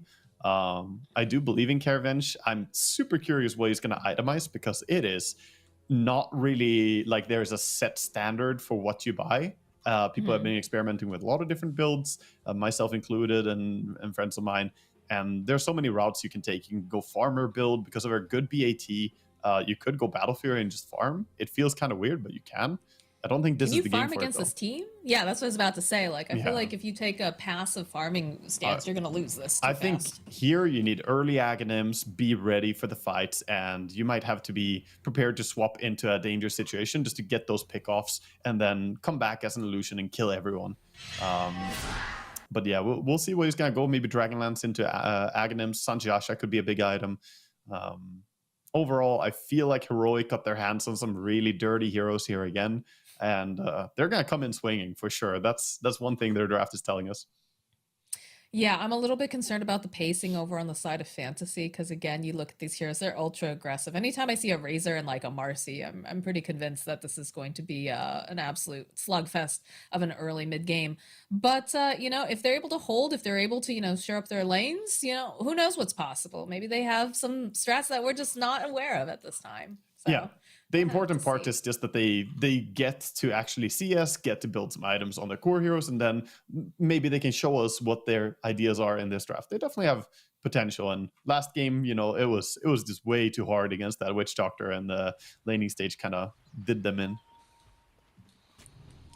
All right, well, let's hop into the game here. We see both teams going out, no smoke. We have nice positioning here on the bottom jungle by Heroic. Everybody holding the high grounds, prepared for smoke rounds. You can see the smoke reveal positionings. And meanwhile, on the side of Fantasy, similarly, they're smoke revealing, but I feel like they're not setting up to really be aggressive. Do they have a smoke even to go and fight for a rune? I don't think they do. I feel like it's common whenever we're doing South American qualifiers, you see like you're never sure if they're actually going to grab a smoke and go out. Yeah. Yeah, it looks like neither team is going to really go for that here. We see Spirit Breaker sending out some items to himself here as he only bought out the Blood Grenade and some Tangles first. And they're trying for 3 runes on the side of Heroic, but not in time to take the top one. There's our Night Rain coming into play here wow. with that nighttime. Yeah, those poor Enchantress. The Hunter in the Night is actually doing so much work here, not skilling up the Void, just running and hitting. Having to grab those sprites up early. Yeah, I mean, he forced out 1 usage. Yeah. Means it's not going to be available during laning, and that's a scary time. Venge, I feel like Venge has a surprisingly short range whenever I go and I pick her up and play her. She does. It feels, a little. It's slightly better than a Monkey King, right? It's Yeah. She does have to get pretty close, but she has really good damage. Is the trade-off. So already getting 2 nice here. Good start for her. That bottom lane did see a little bit of damage sapped off of Drake. Not too much about what you'd expect though. And yeah, bit of damage onto the SD though as they yeet him back, but he's gonna be fine. Walk himself away as well. I feel like mid lane is the lane of do-nothings. They're just going to be 2 boys, slapping each other occasionally. Yep, just two really tanky heroes. I mean, there's some CSing here and there, but overall a pretty dull lane. But DK, with that Wyrm's Wrath with the Corrosive, he can actually do a bit of damage onto Timber. It's the only thing worth noting. So he will have to skill up the reactive armor, maybe even multiple points, to not really get harassed like this. The right clicks are hurting.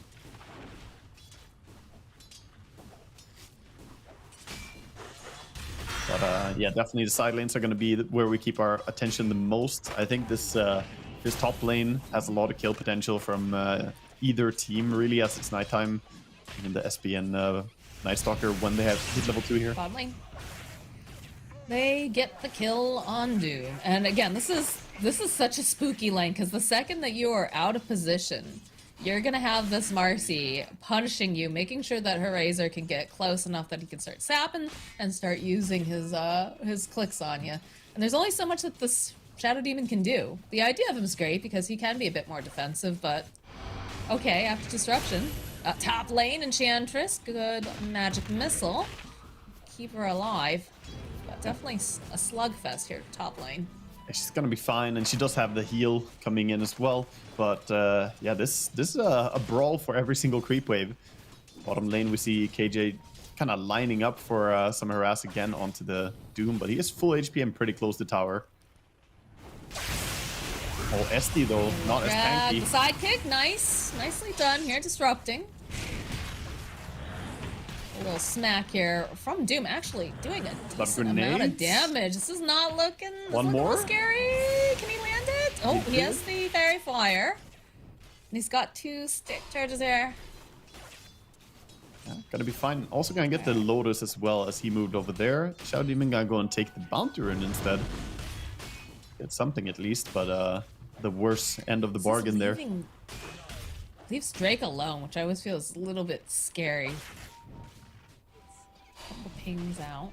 Top lane, we still see them fighting here. 2 minutes until daytime comes around, so as much denies as they can get as possible here on the bench is really important to not let Night Stalker get early level 6 after that nighttime runs out.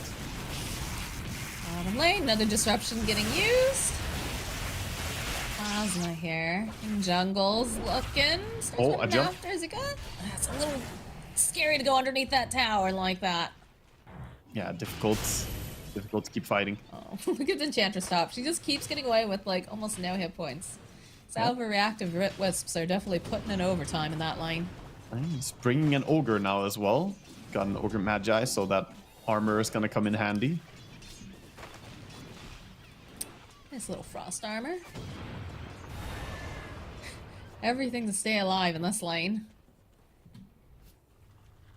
Yeah, I'm curious to see how tanky this Ench is gonna become later on. I mean, obviously it's just a support still, but getting those wisps when you take damage is very interesting as a passive. Yeah, I was testing around in my own stream, actually. One of my guys mentioned, like, you get a lot of those healing amplification items and whatnot. You know, Holy Locket, get yourself, like, a mech. Forget what else, but, like, you're really, really hard to kill. Like, they can kill you, but it takes a lot of resources to do it. A little bit of a dive here in the top lane, putting pressure on Twilight Llama, but Schofield's nearby. Yeah, not letting him freely CS as well.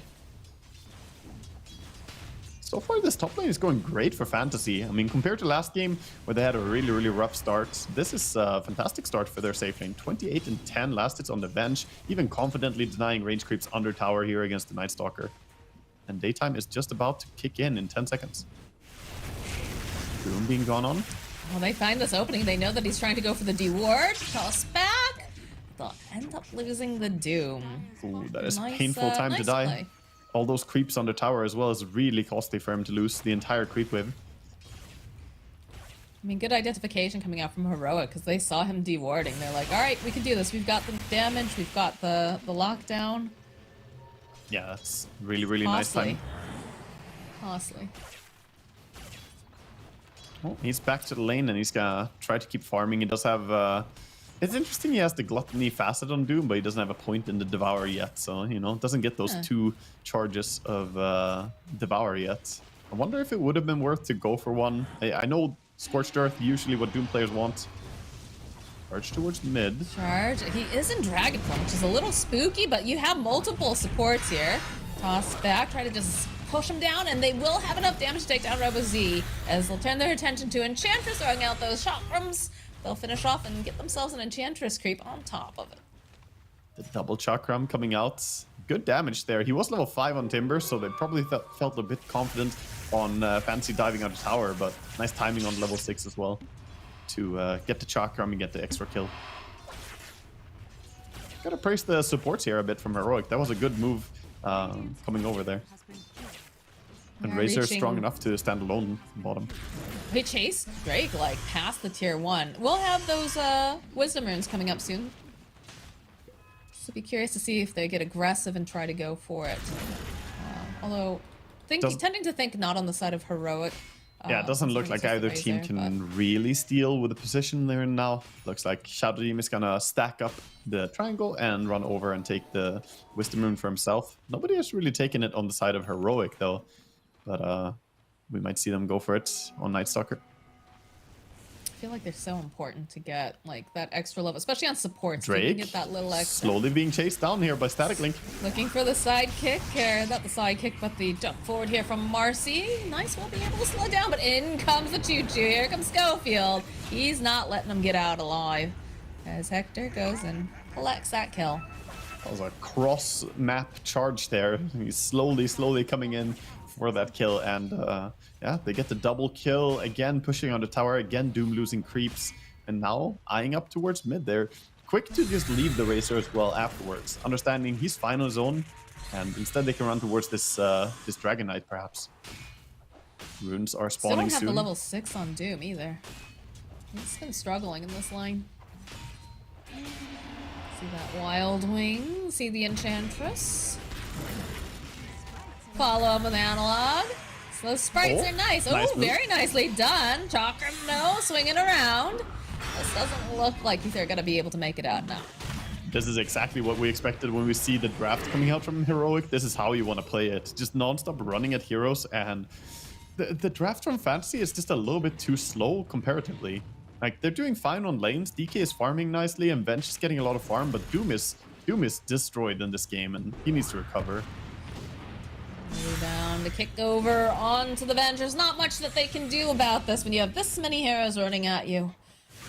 I mean, they just need to group up. They need to wake up and do something right now, because Heroic are just going together all across the map, and all these ganks are completely uncontested right now. Smoke play coming out. They know that somebody's over here, most likely Enchantress. They're doing a little bit of scouting vision. What do they do here, Waga, though? As you said, you know, they need to wake up, they need to do something, but what can they do right now? I think they need to like double support smoke behind a core. Probably Dragon Knights, I guess, is the best one they can do. They also have Doom ulti available now. So yeah, they use the Doom, but look at this. They've got the Marcy ultimate. They just punch him to death. They don't care. Where are the supports? You know, Ench is farming for levels in jungle. It just looks like everyone's playing their own game.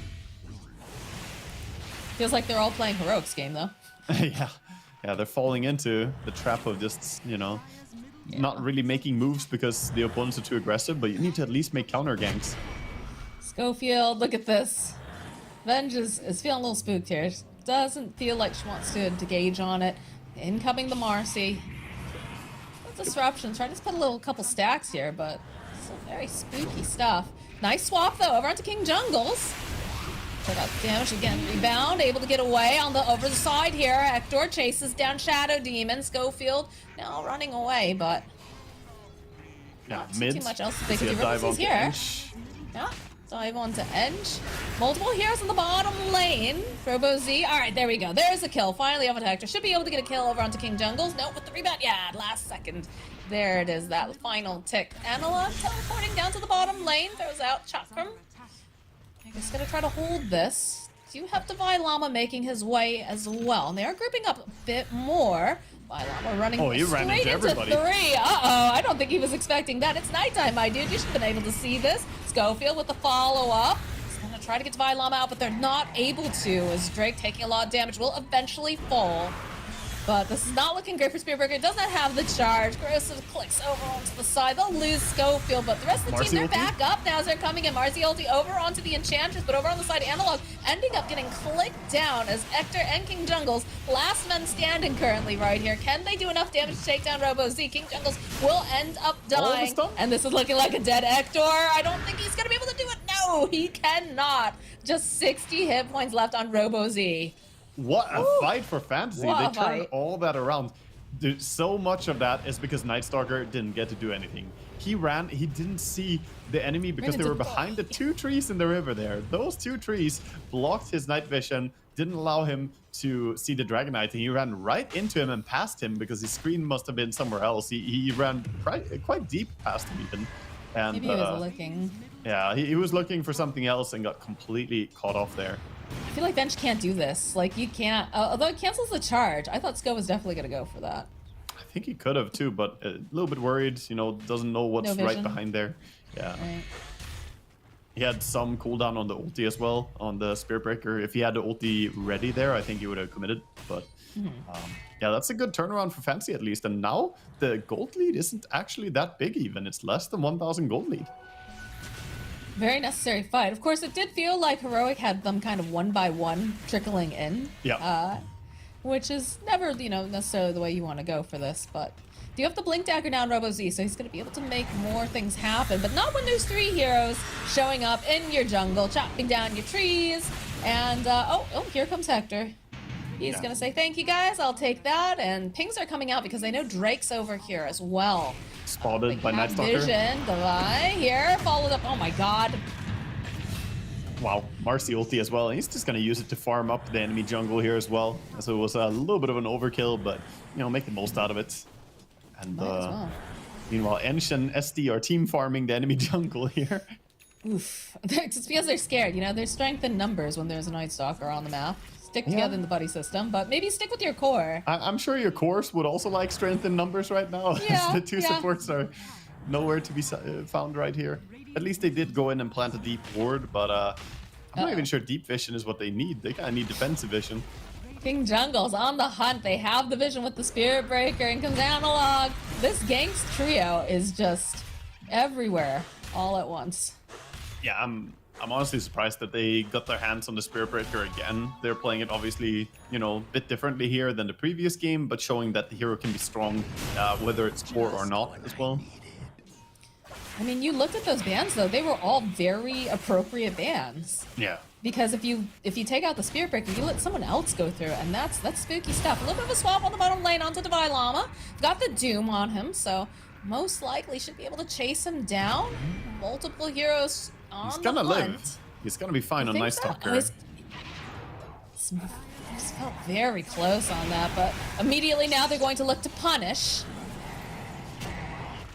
Diving in. The charge forward. Schofield identifying multiple subjects here. King Jungles is going to get disrupted. Backline, though, they'll rip apart the Enchantress.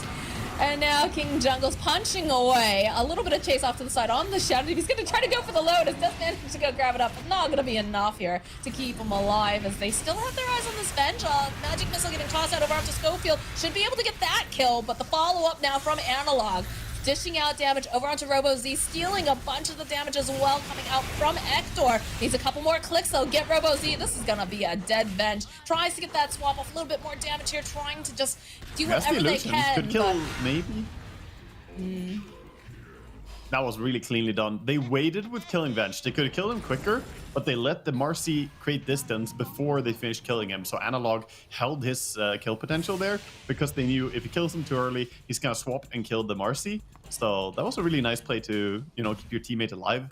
Small little detail, but yeah, this fight absolutely one-sided. They're a little bit late to the party on the Dragon Knights. I feel a Fantasy, they're already in similar spot to the previous game where you need to 5-man. You need to have these big engagements happen where you are 5 from the start, and they just weren't. I'd say that they're definitely banding together more than they were in the last game, but like you said, it's just a little late on a lot of it. I'll also say the Seeds of Serenity that King Jungles keeps popping down, that little extra bit of heal, making some distance, like honestly, making yeah. Making some good things happen. That's a dead Enchantress. They're gonna go for are they? Yeah, using the rebound. Chase is on. They need that vision. There it is. He's gonna get clipped. Not necessarily sure they meant to do that. He was like, oh, thank God. He's pretty happy up there. 5 Seeds of Serenity, like we said, maybe though, not. buying him just a little bit more time. The hop down. We'll eventually be able to get King Jungles, but end up with a tower takedown. It's a little bit of a swap here over on Type 2. That's the stun as well. Gonna throw some damage out at least. Venge trying to fight. Well, DK and Doom are just trying to farm up and get some item progression. We don't really have much on Doom yet. Just a Veil, no Blink Dagger, no Shivas or anything like that. Dragon Knight though, working on a Yasha. He has it complete. Going for an S and Y build. I feel like they needed, so like they've got these 2 supports that eventually, you know, Ench will be able to dish out the damage. But I feel like maybe a little bit more aggressive of a support would have been good to pair with the Dragon Knight. So you could get that blink and then have like one other follow-up. I don't know. I feel like the problem is pretty much what we were talking about earlier as well, that they just struggle a bit to deal quick damage in these fights, right? They, like you said, an aggressive support perhaps to burst someone with the DK stun. You know, we don't have that Hoodwink or Skywrath or something with a lot of DPS here. We have very slow supports. Bottom lane, Day1 coming in. He's quick as well. Don't mind me, just blocking my Enchantress. Yeah. Razor is looking like a powerhouse already. He is enormous in this game. I feel like at this point with the draft that Fantasy has, because like you said, you know, they're lacking that bursty kind of damage for quick pickoffs. It's just it's a disengaged squad, right? You've got to save, you've got these stuns, but the stuns just never feel like they're being used in a very aggressive manner. Yeah, I mean you have the stun from the course, but your supports are struggling. I'm not in love with the SD Ench duo support. I feel like either of the heroes are fine. I feel like the 2 together don't really operate that well. I'm struggling to see what they can really provide. Whereas the side of Heroic, they can just set up ganks wherever all the time. Both Marcy and SP are just so aggressive. They see that the jungle's open and they realize that they've got to be somewhere. Adam and scanned out. Oh, they go for a quick smoke, hop out, stand on the high ground, dropping a ward. They'll be able to see the Venge. They're in. Nice little swap over onto King Jungles, but over on the back line, the battle has begun over onto 3. As they'll start zapping away over at Robozy. Hector just running past everyone. That chakram just slices them like a piece of pizza. There's the follow-up over onto Drake. That silence on the back lines. They'll end up losing the Enchantress. They've already lost Drake. 3 dead, and they're still a vengeful over here that they would love to kill. As they just leave it to Hector. They'll walk. Just slightly coming over. They'll get themselves an illusion too, most likely. It's gonna take a little bit of doing, but just with that, they're able to walk right back into the Roche pit and finish up business. Well, they did get out, at least with the Shadow Demon. He lives to tell the tale of the massacre that was his team falling. Really nice to have this vision advantage as well when you're playing heroes like Spearbreaker. You just pop the NS ulti, you get perfect vision in the team fight. He has flying vision over everybody, and then you can charge whoever you want. You can go on the back line or whoever you want to compromise, and the fight is very, very clean for them there. They did lose Marcy, and he bought back into the fight. He got a little bit isolated there against the Venge and the SD and couldn't really stand his ground, but ultimately very, very clean fight for them. I feel like that was a really good call to back out of the pit, hit the smoke, and then just stand on that high ground formation. Oh, yeah. That Very made such a difference because, like, they didn't have the vision, right? That's something I feel like I hear a lot of people talk about, like higher MMR pubs, is like, you know, smoking, going over to an area at nighttime especially, and then trying to go up to a high ground is just a recipe for disaster. Well, they read it based on the map and how it looked, right? The lanes weren't pushed enough to safely do Roche like that. Since the lanes were kind of pushed in, they felt like, okay, we gotta reset, take the high ground. They did a right move there as well. Because Fancy, they could maybe have contested that one. They got in there with, you know, a nice targeted Doom. Maybe it could have worked for them. Doom, by the way, finally has his Blink Dagger now at 20 minutes. This is like one of the smallest Dooms I've ever seen, I think. Which is ironic because he has gluttony. This is not gluttony. This poor guy needs food stamps right now. This is like perfect timing too. They take the tier 2 and then they can immediately go and take their Tormentor. That feels like just so good from an efficiency standpoint. Oh yeah, they did the same thing in the previous game as well. They, you know, coincided their advantage into being on the Tormentor when it spawns and taking it immediately. So not giving that comeback. Schofield says hello a few times. Classic Schofield. Everybody's dancing. Combo the meteor hammer. Yep. All right, they're having way too much fun with this game. Don't be Yeah. mad. Don't be mad. Well, the Timbersaw gonna be very happy in this game as he already has Shiva's Blink and Meteor Hammer. Meteor Hammer on Timber, by the way, pretty similar to on Storm. It's just a really great mana regen item. Does give some push potential as well. The aggression continues here from the side of Heroic. They've really just pinned them into such a small area. Like, the economy that's available to them on the map is just almost non-existent, it feels. They've just got that tiny little sliver in the top upper left. It's very rough right now. Venge did go back for an Echo Saber, by the way. Yeah, we can see the locations they have. Not available to go out too far. Robo. Like, look may at have this. done They're so. underneath their own tower, and they're just like, we don't care about Robo-Z. We're going to just run right at him. Analog on the chase. Disruption buying a little bit more time here, but the Marcy's also here. So they'll finish up Robo-Z. They'll cut through Enchantress, no problem. Rebound over onto Zeke over the side. Venge trying to run away, losing their doom, and now the final cherry on top of the sundae. A Venge kill, and perhaps a Venge illusion kill too, if they get a little too cheeky. And they were getting a bit cheeky, Marcy but... swap? Oh, Spirit Break as well. swap. Okay, all right. Schofield, you might have deserved that, but not quite enough to finish off the illusion. Yeah, he lives, but he calls GG. And they call it. They call it. They know where they're beat, and this was definitely an impressive showing here by Heroic. I mean, they took game 2 in, similar fashion to game 1. Just very, very confident. The way they played was with great tempo. I think, what was it, like 10-0 or something? The early game was just completely one-sided here. It was 8-0 at one point. I remember Yeah. looking at it because we were saying like, oh, it's a little bit more even. We're not seeing like, kill after kill after kill. But when they decided it was killing time, it just was killing time. There was just nothing that Fantasy seemed to be able to do at that point to keep up. It looked like one team broke Yeah, laning 8-0. stage. There's the 8-0, and they're Yeah. definitely getting this kill as well, I remember. So 9-0, I think they hit 10-0 even. But yeah, this game, that might be the 10-0 actually. This game felt like they were just completely ahead of Fantasy in breaking the laning stage. Fantasy still tried to farm and like get their heroes to certain items and whatnot, whereas Heroic were just running across the map. And maybe you could have salvaged it with more baiting, sit behind one core with both your supports in the smoke. We didn't really see that a single time, I feel. So more reactive counter gank play is probably the best thing their draft could have done. I'm still not really on board with the Eng plus SD support duo, though. I feel like it's hard to execute. Well, I feel like the Eng definitely over time becomes more and more, damage dealing and whatnot. But for like the early game, it feels too defensive. I would love to have seen something. I don't know. What would you have liked to seen here for the more aggressive? Because I feel like once the Dragon Knight picks up that Blink Dagger, right? Like you want like +1 that can do like some heavy nuking or something. Because again, it felt like the tanky boy show, well, tanky hero show, I guess, but not necessarily like the damage dealer show. I feel like either. more heroes Never to got punish positional play. Like Vengeful could do it with her swap a bit, right? But maybe something like a Tusk or something to prevent the Tusk, yeah. the dives from going completely overboard. You can maybe snowball save someone or ice shard trap someone. Obviously Clockwork would be amazing, but he's always banned out in the early Yeah. phase, so that wasn't available. And here we see the game that we just had. Analog 15-1-10 on that last pick. Timbersaw, just enormous. Racer also just bullied everyone he saw.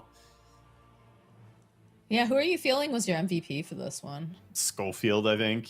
I mean, he was everywhere. His Schofield? ganks. I think it was the support show, to be honest. The Yeah, cores were great, but those supports, man. I feel like King Jungle's really like allowed the Razor to kind of get going too, right? With that rebound, the extra little bit of move speed is so good, especially when you have a Razor. Because you notice like that's one of the first things you usually want to do is get a little extra movement speed to break or some sort of stun, right? To get away from Razor. And so having that little extra burst, I think, is just so I so think enabling. I think that's really nice. I also think this this approach of having the Spirit Breaker in your team is nice because I said they broke laning stage earlier, but the more I think about it, they did have that 50% experience gain increase on their support too from from Spiritbreaker, at least on the lowest experience one, that makes you kind of guaranteed to hit those level 6 ahead of your enemy. And they played on their timings always. So yeah, there's something there. If you want to play the style Heroic are playing, I think Spiritbreaker is a very key hero, to be honest, because how he increases the tempo of the entire game. Yeah, it was interesting too. They really didn't show a lot of priority to the Wisdom Rune, like the first one, and I feel like a lot of teams tend to. But like you said, with having the Spirit Breaker on your team, that makes it so, it's nice to have, but you're already kind of feeling very good, especially if you're snowballing the way that they were. So this series is going to go 2-0 over to the side of Heroic. They're going to be continuing on here in the upper bracket, whereas Fantasy is going to get knocked down. But we have all upper bracket for you today. We have another series coming up, and that one is going to be very interesting. It's Leviathan versus No Ping. And I'm not sure which way this one's gonna go. So definitely, grab yourself a drink, grab a snack, and then come back here because we've got so much more South American Dota for you. The official headset of PGL tournaments. Now, with a wireless version. Experience unparalleled speed and reliability with the latest wireless technology, advanced hybrid ANC, and built-in EQ for your favorite game. Designed with elegance and durability, and extreme noise-canceling microphone. Always stay one step ahead with Aspire Wireless.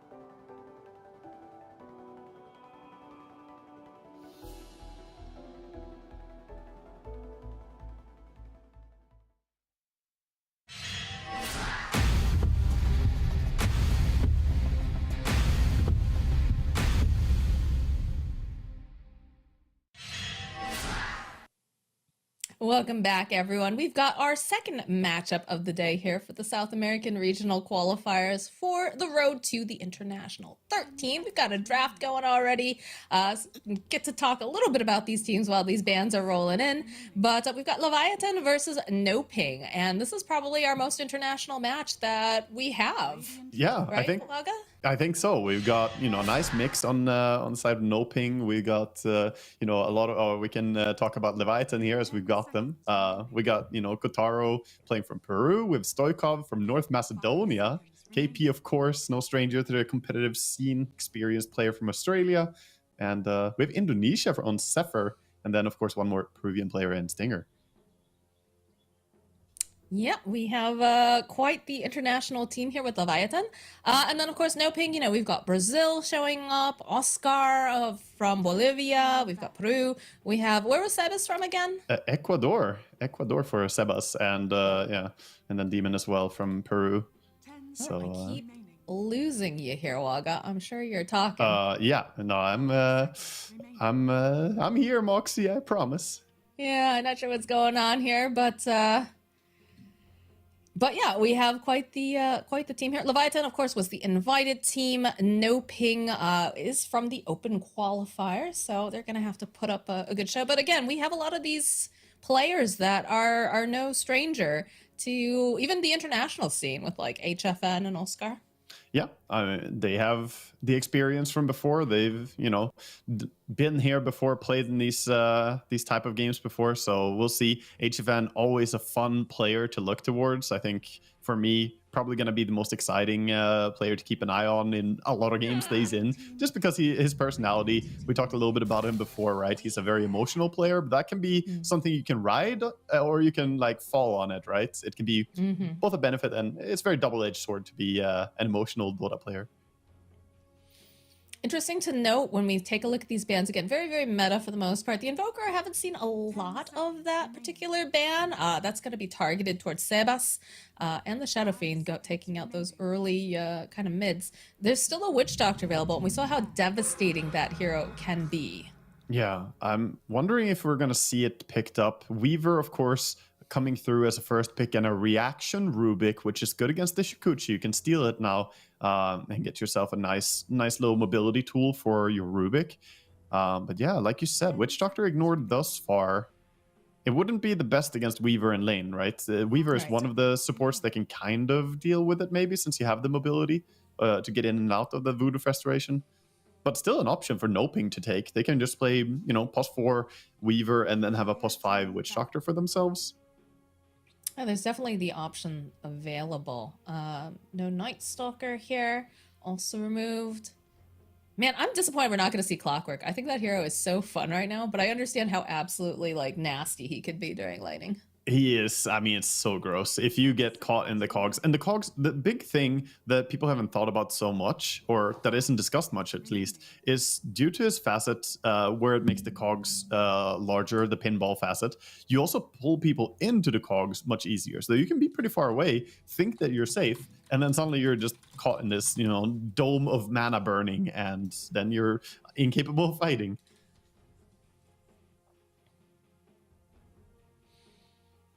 But yeah, Night Stalker makes sense as a ban here for No Ping, since they're picking the Weaver. You don't really want to play into that silence. It's still pretty hidden in terms of what they want to do with their lineup. But it's off to a strong start, for sure. No Doom. That's another one that's going to be removed. Didn't get to really see him pop off last game, but does have that new facet where I think most people are going for the gluttony, where you can consume the creeps with charges, right? Yeah, exactly. Having 2 charges makes you able to keep fighting, and it's sort of like the Midas change, where having 2 charges makes it so much easier to get value out of it, and not really lose anything because you're busy fighting or running somewhere. Banning out the Witch Doctor now, as well as Leviathan, recognizing that they don't really want to run Rubik Witch Doctor combo, but Witch Doctor still could be a good pick for No Ping, so I like that ban. Yeah, they end up removing him, so have to see what they decide to go for next. I'm a really big fan of Zephyr, actually, so pretty excited to watch him play over on Leviathan. Yeah. And they have a Jakiro. Okay, I've been seeing more and more of this hero. I've been seeing a lot of them actually, like, they get like one utility item and then they rush into that Aghanims. Mm, Not sure if that's necessarily the way that they're going to want to play it here, but yeah. definitely does a lot of damage. It's very curious. I'm also, I'm low-key hoping for a core Jakiro here, hoping for it to be a Oh, you farmer want to see the because frost and do the yes. right click? Yeah, Oh. but I'm not expecting it to be a thing, but it's very fun. Oracle is a great reaction here to the Jakiro, though. Yeah, it completely shuts down Jakiro's damage. You just press W, and you can also press Q to dispel or ulti to dispel. Like every button you click, you have a 75% chance to counter Jakiro if you just press any of your hotkeys. That's pretty good. But how do you feel? I feel like a lot of the analysts I've talked to in the past say that taking 2 support heroes right off the bat is never really the play. Do you agree with this? I actually disagree. This could be the core player in me. I feel like Okay. I do agree that it can be nice to not give the double support information away. But I still feel like it's traditionally the most common way people have drafted historically through the years of Dota. And I think overall it's a pretty good way to get good matchups for your cores, and the cores are ultimately the most important thing to guarantee success for. So if you have these supports like Weaver, who can do well no matter what lane he's in, he's just, generally pretty flexible, then it's probably fine to open with the Oracle as well. Okay. All right. Well, that does give you, you've picked up the Ember Spirit. You can see both of the supports that are picked up. So you have a good understanding that they have decent lockdown, but not necessarily the hardest of lockdown for the Ember Spirit. But that does open the door now for a Chaos Knight, which has been seeing a lot of play. What is it? Phantasmagoria? I'm totally butchering this, but the chance to spawn additional illusions. And it was funny, we were testing this, my friend Neff and I were in a lobby, and when Terrorblade makes an illusion of him, it creates another illusion. I'm not sure if that's still the case, but still bugged. Really? But whenever you make an illusion of him, it was creating an additional one, even if it was the enemy team. That doesn't seem like intended interaction. That would be very curious. There will be a lot of quirky bugs and things happening when new stuff rolls out like that, especially with stuff that interacts on opponents, like Rubik here, for instance. Speaking back a little bit to the heroes that we're seeing, I feel like Levithan's draft here is really nice. They have the catch from the Rubik and the CK. They have the follow-up with the Jakiro. They have Invis reveal now against the Weaver with the Zeus. And tons of damage as well, coming through both physical and magical. I really like where they're going in terms of the heroes. Yeah, and then we get the Brewmaster pickup, which again, we've been seeing a lot of play, adds some more team fight, the being able to go and get rid of those illusions too with that Wind Panda. Actually, no, he can't do that anymore, right? Yeah. That's right, they changed that. Phantasmagoria makes them strong illusions, so it would be a hard counter, and this is, usually a hard counter to CK, but I wonder how it's going to pan out here. I think you take Phantasmagoria talent on CK or Facet, and they don't die, and Brewmaster might look a bit silly. So I'm not sure if this is a misplay. Do you think that was just a knee-jerk reaction for like how many years that it used to work, in a sense? Like, oh yeah, let's grab Brew, and then just like, oh my god. I mean, it's still not terrible, I guess, into these heroes, and you have Oracle who can kind of guarantee the split coming out, just to press a W on Brewmaster, he probably doesn't get bursted and the ulti comes out. But once the CK goes for that Bloodthorn type build, Brewmaster, might not be the best hero here. We'll see. I think CK is being underrated a bit when they pick the Brew into it. All right, so what do they need left here? They need potentially a hard carry for the side of no ping, and then on the side, I'm going to... I think they need their offlaner still. Yeah, right? It's either offlaner or support. It's up to whether they play... Yeah, I mean, Zeus should be mid. He could be a support as well, but that would put Jakiro in a questionable spot. Most likely it's just an offlaner that they're needing. So Beastmaster panned out by no ping would definitely be a nice amount of lockdown here, and a way to prevent Oracle getting his stuff out if you can jump him. So what I was thinking is, like, what do they have necessarily that can get the jump on the Oracle? Because you want to get rid of him fast, right? You also want to make sure that you have a priority on the Brewmaster, that he can't necessarily get the split off.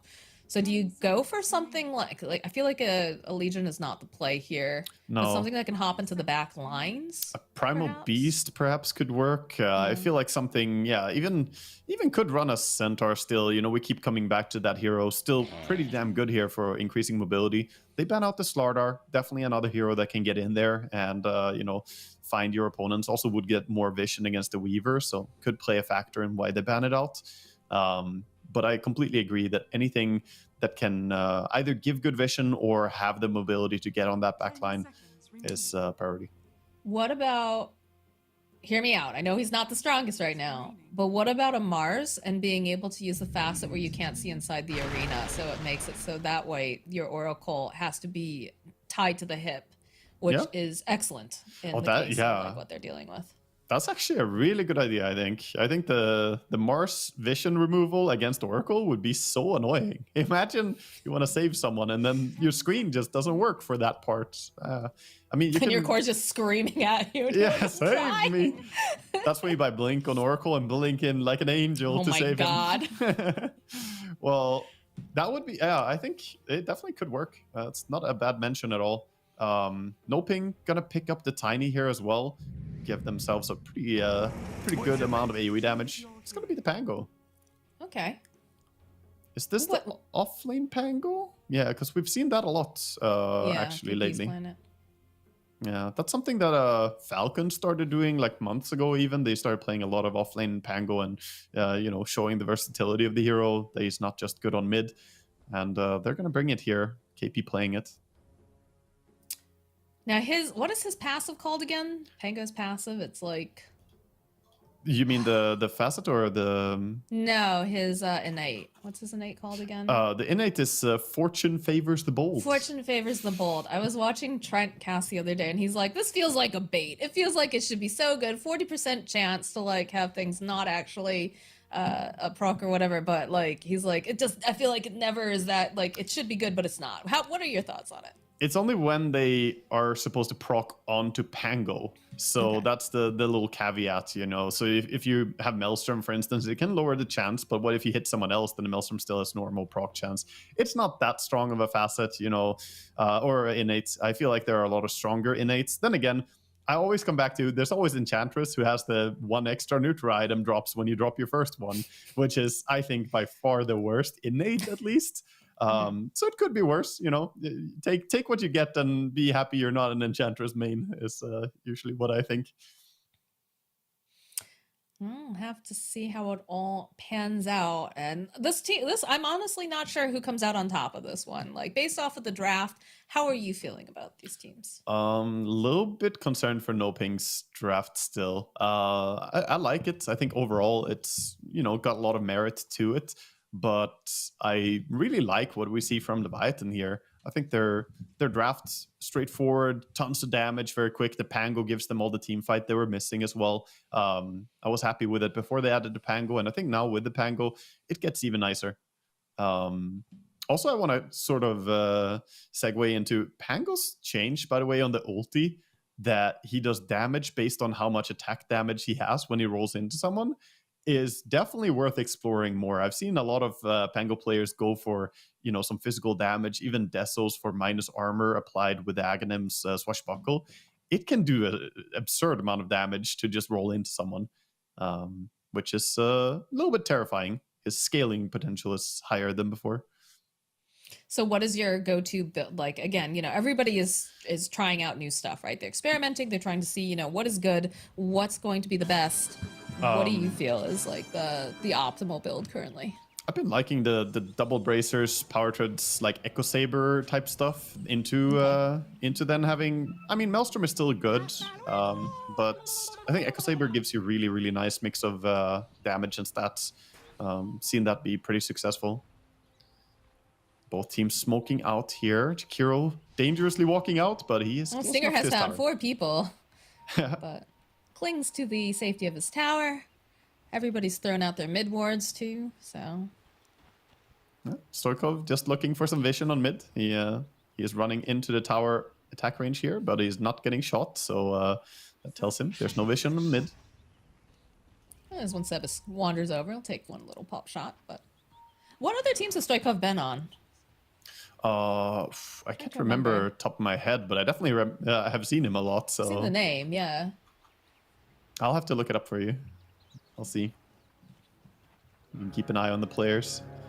Because I feel like a lot of the other players are pretty well known, right? KP, Zephyr. But Stoikov is one that I myself do not know quite as much about as I'd like. He played on Ivy before, so that was mix. A lot of players have played on. I remember. Yeah, in the EU DPC. This poor Zeus took so much harass though in this mid lane. A little bit of pressure over onto HFN. A lot of damage coming out, and we see the classic little starter pause here. Oh, go immediately comes out, so didn't need that much time. Who was it that used to need to like use the washroom before every game? It was an NA player, and he used to drive. I want to say it was PPD. He used to like get really frustrated with him. I can't. He just needed to wash his face regularly, you know. Apparently, saw that barrel getting rolled out by Oscar, but they'll trade back and forth with Minos. He's taken a lot of damage. No regen on this guy either. It's gonna have to be baby fed some tangos from Stinger. Yeah, he will get some regen when he gets levels, but for now, doesn't have it. He fakes out the stun, and Weaver reacts with Shikuchi, so nice little bait there. Once he gets the Chaos Strike, he'll have some form of sustainability at least. Now, what priority would you put to like have a sentry in lane when you're up against a Weaver? I think it's very, very critical that you have it, because otherwise you can't target him ever. So obviously the pulls are important, but yeah, they do get a little bit of a catch on him here, but he scurries away to the tree line. They're committing though. Got the blood grenade. That's a long cooldown on that Shikuchi. I think this is a kill for Minos. Oh, maybe not. Maybe not. He's a little bit more damage and the Shikuchi away. Not today. The bait too. Demon stuck around there and just waited for the Chaos Knight to commit his stun, and he did. So now he has very low mana. Plus at least get a lot of magic stick charges in his lane, so he'll get the mana back. Stoikov has really embraced the South American. I was just about to say, he is, he's immersing himself into it. Did someone tell him this isn't a pub? This isn't official? Oh, it doesn't matter. And the pubs especially, they're doing that. Oh, we have a bit of issue here for the Oracle getting caught against two level 2 heroes. He's leading them on a merry chase. Toss back here. Follow up. Is HFN going to be able to keep him? No. It's a very dead Oracle. Yeah. Interesting as well to see the skill build here. The difference between a mid Pango, off lane Pango, not going for a point in swashbuckle yet. He held off, went for Lucky Shot, because you use so much mana with a shield crash double jump anyway. So this way he has, more mana efficiency, you could say. If he had both skills, then you would need that bottle to spam them. So interesting. I didn't think about that being a difference for the offlane Pango. Gosh, remember when Lucky Shot would cause you to just like get disarmed or whatnot? Yeah, the full disarm. Yeah. Dear God, it was pretty strong back then. Mid players just malding all the times. Like, it's not even skill based. Yeah. Can't What CS. is this nonsense? Nothing more frustrating. It was basically like a tinker, but he didn't have to cast laser. He just hits you when it happens. I don't think they have quite enough damage to finish off Oscar down here. Although Demon's also quite low. No regen over on Weaver or Broommaster. Yeah, they need that Lotus. That's all the regen they're going to have in this lane right now. Yeah, look at Oscar. He's like, oh, come on. The relief when you're able to grab it. And Minos is happy with this because he's just allowing him to last hit, no problem. Oh, Demon? Are you in trouble? Actually, it is Frost Facet, so he's just dead. Yeah. Interesting to see you went Frost Facet even with the support Jakiro. More commonly seen on the cores, but it's a lot of damage when you pop that in your dual breath. What do you think the mentality behind, taking Frost as a support is? Because generally we see it for those right-click builds. I think it's stronger actually for hero kills. Obviously, you lose pushing. They're gonna go for the kill here over on the Brewmaster dead Oscar.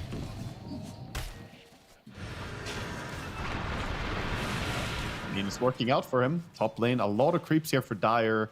So their lane is really pushed, but hard for them to come up and see us this far up. They're gonna go for a pull on the big camp to reset the lane a little bit. Oracle gonna get the lane back. As Rubik helps. Getting grabbed up by Stoikov. Oh, Zephyr coming over to the side here. Yeah, that means Going double to rune. Get that rune for him, yeah. You're so Feels happy. good when your supports do that. Yeah, so happy as a Zeus there getting the double refill. Top lane, meanwhile, they did do some damage to Pango, but with a double bracer and the shield crash really keeping you alive. That barrier. Feels like they just identified the fact that Zephyr walked away, so they're like, we gotta do something. We gotta do something here. Yeah. Oh, Weaver. Wants a Courier snipe, potentially? Almost being dragged back here. We'll get hit here by Minos, followed up with the bolt. Up losing the Weaver. Gets the crit as well. Very nice. He did miss, you know, some CS for it, but you have to help your support. Otherwise, the Weaver is too obnoxious to deal with for Jakiro. And they do have the sentry in lane now as well to ensure they can keep tabs on the Weaver. This bottom lane is working out really well for them. Radiant having a good outcome down there. Brewmaster still finding some farm, but not really doing fantastic. I mean, it's scary, right? Because you've got multiple ways to slow, stun, reposition if you don't have your support there. Yeah. It's just very, very spooky. We saw TP bottle refill mid by the Weaver, so at least the poor Ember who didn't get a room before gets some bottle refill. Again, a little bit of play. Do you have the vision over onto Demon? We know that he's particularly squishy. As they get the kill on HFN, they'll find a kill on Demon bottom lane. Oscar is trying to poke away, but not good to manage top lane. A little bit of a hide and go seek. He's looking for him. Chan's like, no, no, no, no, no, no, no. They still have that one creep there, tanking the tower. It looks like Chan will survive. That's the salve. He'll make it out, but looking at this Weaver, he has to walk with shame now. At least a good hero to walk with shame. Shukuching down to bottom lane, but this Brewmaster all alone. Yeah, he wanted the Lotus so bad, and Stinger was just in the right place, the right time. This is not looking good for Oscar. He's pretty fast, though. Might be able to escape. They're really kind of charging on him. They want this, Minos. Is he going a little bit too far, though, is the question. Maybe one more hit should be able to do it. The drag back, there it is. And now they'll just take off the Weaver bugs and head back to lane. 7 minutes are coming up. You can see that they will ping it out. Curious if Stinger will go for it, but looks like you're going to see Sebas making his way over. Poor Weaver almost having more impact for his enemy team right now. That's just 70 gold for killing the 2 bugs, you know? HFN is just getting bullied by Zephyr up here. TP's coming in, though, from Oracle. He's running. It's a dead Stinger. Nice boss back. Yeah. Look at this, though. The absolute audacity. They end up losing Zephyr, but they'll lose their position 1. Not a good trade for you. You commit so much to kill the Rubik there. Rubik had a fair fire as well. I think he would have died no matter what, though. But yeah, he baits nicely there. Meanwhile, KP was farming a lot, and now he has level 6 on that Pango, so lane is only gonna get scarier this stage. And he can also stop by and grab that Wisdom Rune on his way back to lane. So that feels even nicer, even though he missed out on the experience of the kill. Jakiro winning the D-Ward war. That's a nice thing for Jakiro right now. The fact that he has 2 attacks whenever he auto-attacks. So if you want a D-Ward against the Jakiro and he's there, he usually wins those. Just like a small thing, but it's so neat. Trying to make up for his turn rate. Yeah. Rolling Thunder top lane. Thinking about coming through. So follow Minos. Nobody expects the position 1 to gank top lane. They'll just keep moving on HFN and get themselves a nice tidy kill. Also really good reaction as well to this. Tiny just died before, and then they recognize that, say, okay, let's shut him down when he TP's in. So he just TP'd in top, and they make this move. Really great recognition to bring a lot of heroes over here, and that will definitely be a tower falling. No way to defend this. You see Minos go right back bottom. Back to farming. He's done what he came to do. Yeah, Ember has a haste rune, so he's the one I'm looking towards now to maybe come online, maybe move bottom, cut down this DK. Oscar's getting a point. There's just no split for him, so he's not gonna be able to do much of anything. Sebas makes his way downtown, though. He's gonna put a little bit of pressure. Doesn't feel like he feels safe enough to dive the tower. He's lacking mana. If he had mana to commit Flame Guard and his remnants. 6 too. Oh. Yeah, not quite enough to commit for that dive. Things just not really working out here at all for No Ping. They will get the level 6 on Brewmaster soon, though, and they need to make plays around it. Ember's sticking around bottom. He wants to fight here. There's a courier. It spots out Sebas. Oh, no arm left for him. It's gonna be pieces from Minos' Arlet. Oscar bottom Not lane, just before he trying to gets lock the him 6. down long enough. He doesn't have the 6. They managed to get the kill. Now Minos, he's taking a lot of damage, but the Rolling Thunder coming on through Disruption will be able to get the kill onto Minos. They'll get Demon. They're still looking for Sebas. He's pretty fast. Need to get a little bit more damage. Ring around the Rosie. They'll find it with the TP from Stoikov. The hop down they want, Chad. Pretty bad here. Can they close the distance, though? It's looking like might be able. No, they really wanted it. They just dive right past that tier 1. No problem. A little bit low on mana over here on the Zeus, but The double jump looks so silly when you chase after someone. KP just hopping after there with the shield crash twice. But another handedly won fight for them. They did just burst the Brewmaster. He, didn't get a chance to pop out his ulti. We see the chain stun he potential. still didn't have 6, I don't think, during that fight. No, yeah, he didn't have it. He has 6 Like now. right I think. beforehand, Yeah, I they think he used the Zeus ulti and just like burst him down enough. Oh, Yeah, it's really great timing. Beautiful. Just good move after good move here by Leviathan. Just looking on point. Do you have a double damage bottle over onto Sebas? So Neutral potentially. item. Tiny? He left it. CK just stole his neutral item. Well, that wasn't supposed to happen. I guess he considers that retribution for the fact that his items will be a little bit light. Smoke play coming out from the side of No Ping, though. They do have the 6 online for Brewmaster this time, so could potentially make something happen. Top lane, though, again, this pressure on HFN just never seems to let up. They had a nice stolen avalanche from Zephyr, and they'll make sure that they make good use of it. Over in the mid lane, might be able to get Stinger. Do manage it. Sebas took so much damage while he was doing that chase. I'm surprised, actually. Yeah, Sebas was sort of baiting it as well, and in the end, his team swings around, so they get a nice kill there, but they don't commit the fight. Brewmaster not ulting for the tower and pushing, goes back to bottom. I feel like maybe they needed to get even more going for them there, but just gonna go back to farming. Maybe he can at least work towards his Radiance on bottom lane for a bit, but KP is running at him. Look at the net worth right now. If you're HFN, you feel sad. You're 3.6k versus 6.2k on Minos. This is really uncommon as well, because usually safe lane Tiny is really hard to punish. It's one of the big things about the hero as a carry is that the first 10 minutes, it can be like running into a brick wall trying to gank this Tiny. He's too tanky, he just stands there and keeps farming. So you hold your safe lane tower and leave your carry to farm there. But in this game, we're not seeing that at all. They have definitely shown they have the damage to bring him down. They have the skills to make the rotations as well. And he needs to find somewhere to come back in this game. So I have a question for you, and this might be silly, so apologies in advance, right? So you've got the 2 facets on Tiny. You've got the Insurmountable, which typically is the one that you'll take for, a Tiny that's going to be more of that safe lane core. But you've also got Crash Landing. And would it have been beneficial with the way that Leviathan is playing that he went for like a faster, more like, I guess, mid sort of a Tiny build where you take that Crash Landing and you're just up in their faces constantly? I mean, that's not really HFN style, right? But like, would that have been another way to play this?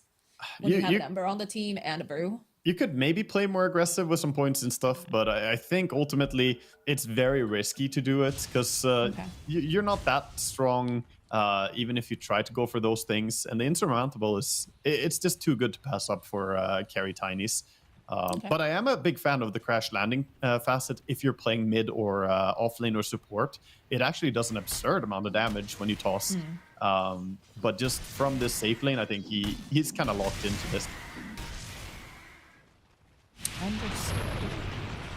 Zephyr, go toss down. Gonna get rooted into place. Seb is coming back in. Nice little bit of slight. Can they finish off Demon now? Yeah, they can. So they get themselves. Oh, they get themselves Demon and Chan. Oh boy. A twofer. Yeah, that Zeus ulti doing a lot of work, and the Weaver still level 5. Doesn't have his ulti, so I thought that he got bursted before he could ulti. Then I click him and realize, oh wait, you're still 5. 12 minutes in. Poor guy is not having a good game at all here. That laning stage bottom. Yeah. I mean, the lane was just completely brutalized. I have to say, I'm loving that Minos is being very active this game on his Chaos Knight. I'm a big fan of this because I feel like for the longest time in South America, it was, you know, like HFN is known for playing, right? Excellent farmer. Ektor also was that for a long time, but they've made this change, some of them anyways, where they're just, you know, joining in on ganks, or they're at least, you know, farming in the area that their team is. And I love that. I love it. Yeah, some heroes you can activate very early, and you should recognize the power, and that's what, you know, CK is known for. He has very early power spikes, goes for that armlet, becomes a bully. Now he has Orchid almost completed, and that's going to be a nice power spike. And then you have Blink. It's all just, you know, looking towards aggression, the natural sort of item progression for the hero. Let's do a little update here on items as well. What do we have for the, like, Ember? What is that coming out? Looks like he's going BKB first item. He has only the Ogre Axe at this point, so looking pretty rough for him. Yeah, I feel like that feels so bad to have to go BKB first. It's not what you want to do, that's for sure. If you have a good game, you go Maelstrom or something. This is a reactive build to the chain stunts that we see. And he needs it. Against the Orchid on CK, I don't disagree. He's going to have to go for a Dispel. Smoked up behind KP, trying to bait a little bit. Scooching around, they'll find themselves a target over here in Sebas, but he's already out. He's smart. He's got his remnant up. Using the illusion rune there to disjoint the cast a little bit. The Shikuchi steal! Every Rubik loves that, besides Free Dance, right? Yeah. He only wishes his enemy Weaver was a little bit higher level so he could have max Shikuchi. What is this, level 3?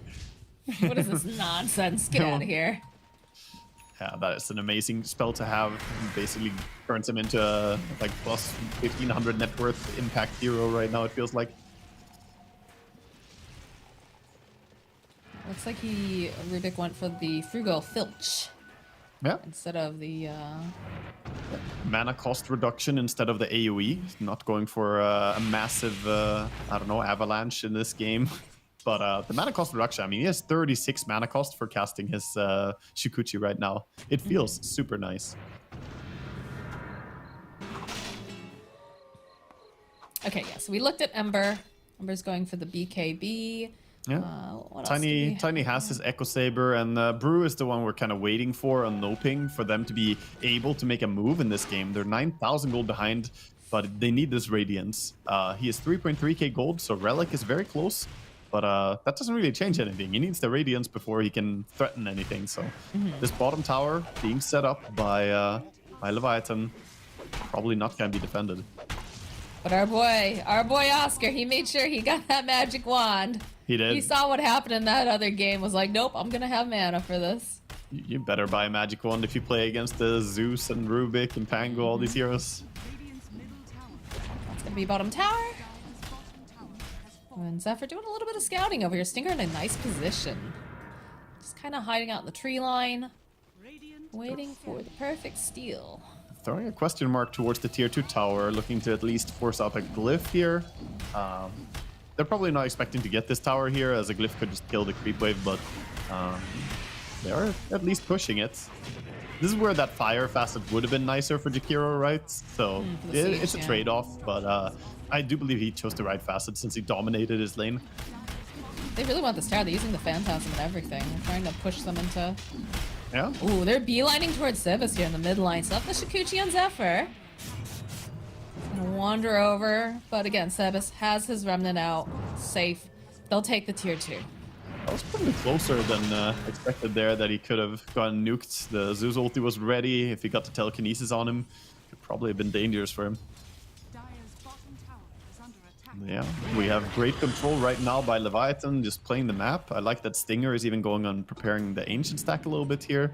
Making sure to maximize the map. Oh, did they spot the Brewmaster down here somehow? They pinged him. Just a little bit too close to the outpost. Yeah, they see him. They ping it. Oh, I think they saw with the ward pop that he went down there through the gates. Homeboy is sitting pretty low here with mana. So I just why am I right watching? past him. What? But there's a ward. Zeus walked over a ward, ran right past you, and then what? I don't know. I don't know. But there's Zephyr. Zephyr ends up dying here, Sebas. Trying to make a little bit more space. There's so many fights breaking out everywhere. Chan ends up dying the Oracle, but Minos still trying to finish off Demon. We'll be able to find it. Didn't quite manage the Ember, but 3 dead on the side of No Ping and various portions of the map at this point. They're bleeding all over the place, but that kill bottom should not have happened. That was a complete freebie for the Zeus. And yeah, What's going on? that's gonna delay the timing as well. The Radiance, like I said, is the thing they hinge their comeback on the most. Looking at Tiny though, he did go for a Blink Dagger second item here, so not going Shard, going for Blink, looking to come back into the game through aggression. I think that's the right choice, though. I feel like you have to Agree. be aggressive at this point. You can't just keep... Because they're taking away so much of your jungle. Yeah. You need somebody who can be fight ready and do something, and it's not going to be your offlaner at this point, so HFN, he has to, you know, take the reins here, go for a Zeus maybe? Sebas poking around a little bit. The shield crash in case they jump on top of him. Sean getting into position, does have that root. Tiny's caught. Lands over onto 2, but over on the side, HFN, he's just a little bit out of position. He's too far away from his team. Bit of a toss, but doesn't matter. Stoikov finishes him off with a bolt. And now Demon's gonna try to use that time loss. Let's go right past Stinger. There is a KP nearby, but looks like they're satisfied. They got another kill on the position 1 and didn't have to use very many resources to do it. Yeah, I mean, it's a nice try to go for this blink and look for aggressive plays, but this is the nightmare scenario if you do commit for this as well, right? You could be farming with a shard and build towards that comeback. Now you looked for a fight, died, got nothing at all, and you just feel absolute despair if you're Tiny here. I'm concerned that this Radiance is not going to be enough to staunch the bleeding. It won't. Like, they need it. They absolutely need it, but... I mean, they already have... like... we haven't talked about item progression on the side of Levithan, but, you know, they have Kaya Sancho on Zeus, they have BKB coming in for CK, and Rubik finding an Oracle here. Yeah, there it is. There it is. The oppressive Zeus ulti as well, just revealing everyone's location, so they all have to scatter and run to safety. Even Stinger looking pretty tanky, going for the mech Pavis build that we saw in the previous game as well on the Witch Doctor in the previous series. The full tank support. I feel like definitely his team is providing enough damage where it would be fun to go for your next item like the Axe, but not necessarily need a KP rolling on in. Showing Tiny how a real roller rolls. Sebas is here though. Okay, Stoikov joining into the fight. Rest of the side and No Ping making their way over. Trying to force this because they know that they're split up. KP taking a lot of damage. The burst is there. They'll be able to get it. In comes Zephyr on the back lines. He wants HFN, but he knows he just doesn't necessarily have enough damage. Not until the rest of the team shows up. And he's just dancing around HFN, but he does have the sentry ward over to the side. Minos rooted in place. There it is. There's that BKB. He's going to try to use it. They're trying to run away at this point. Looks like that's going to be the case. Kid's going to be able to get out with a beautiful ice path from Stinger, slowing them down just like time. He will end up dying for this, but managing to get Minos out. Yeah, actually, the Storm Illusions still take a terrible amount of damage as well from the Storm Panda, as it's 1,000 damage, so I'm gonna have to correct myself from earlier there. It's still very good against CK, it turns out. He clicked one Dispel there, and the Phantasm Illusions almost died. You don't completely get rid of them, but, you know, they take a ton of damage. We're all learning. We're all learning, Waga. There's lots of stuff to see now. So many lots changes. Of things to test. Yeah, so many changes. A lot of times when you're testing, you're just like, wait, is that supposed to happen? And you're just like, fermented wisdom runes. They have two of them here. Delicious. They're spreading the experience as well. CK wants one of them. Stinger getting himself that liquid frost upgrade. Which is pretty nice, especially against the tankier boys. Oh, that's insane against Tiny, yeah. 2.5% of the max health. Damage per second. That's pretty damn good. We saw that they were missing the damage to bring down Tiny there before, and it's the benefit of the carry, right? He's really, really sustainable. They're going to try to go for their own Tormentor here. I can see Sebas lining over. Yeah. Setting up with a Swarm minus armoring a lot. Should be pretty easy for them. You see Oscar whack, whack. And that'll be a nice little shard here for the Shikuchi upgrade. Yeah, we see a Zeus ulti coming in right as he's dropping items on Brewmaster to try and maximize his heal. He takes a Zeus ulti to the face instead. Just maximize the damage. You played yourself. Oh, they're gonna catch Oscar here. They're on the high ground. Stoikov shows himself, try to burst him down as quickly as possible so he can't get the split off, and whoop! In comes KP with a slam dunk. Yeah, KP has the full Aghanims soon. 900 gold to go, and he has the full Aghanims as well. We see two Weavers chasing each other here. Rubik having a lot of fun. And they're in the Roche pit. Surprised to see Minos not going for the Blink Dagger yet. Still, you know, itemizing pretty safely here. High HP, sustainability. I guess the Heart next is good since the Brewmaster won't kill his illusions anymore if he gets tanky enough. Just kind of expected him to get a Blink Dagger with how dominant they are and how it would let him catch people a bit more. But I feel like he's got such good supports who are able to get these catches, right? Because you've got the Rubik who's going to be able to get the lift. He's got the Shikuchi, follow up with, you know, an ice path. Yeah. There's a lot of options. Like I understand what you're saying for sure, but I feel like at this point they're rolling as a crew. So. Yeah, for sure. And Pango can even get in there and start stuff for him. So as long as he just runs towards the enemy, he'll get that fight. He'll connect on someone. Mid lane, bit of burst onto the Ember, but he's gonna be fine. Tiny though, looking for someone he can punish. Also, still no Shard Tiny. For a carry Tiny to not have Shard at 24 minutes is really rare. He's prioritizing getting the BKB next. I feel like it can be a bit of a trap to say, oh, but I need this item, I need this item. At some point, if you just bought the Shard, you would have farmed, you know, the gold towards it in the time that you farm as well. Well, it's the investment in your future, right? And if you're not sure if you have a future, oh, that silence on Sebas. Nice save here, though, coming out from the Oracle. It's going to be able to keep him alive just a bit longer. Singer taking a lot of damage from HFN. Zephyr zipping around over on the side, but they'll get Chan. They'll get Zephyr and Stinger. A buyback coming out from Oracle, but I don't believe he has his ultimate, so I'm not sure what he's going to really be able to help do here. Mina's taking so much punishment, but this man has an Aegis. He's coming right back up again as KP causing chaos on the back lines, finishes off Sebas. They want HFN, and by God, they will get him. Yeah, bring him Weaver down. buying back during that too. That was costly, very, very costly. Yeah, KP doesn't have much mana here to keep casing as well. Still a pretty good fight for them. I don't think Levithan are too happy, but they're gonna be the ones to still get a tower afterwards. And the buybacks are very painful here for no ping. Yeah, both the supports buying back, like, and again, the Oracle not having that false promise, having to use that earlier.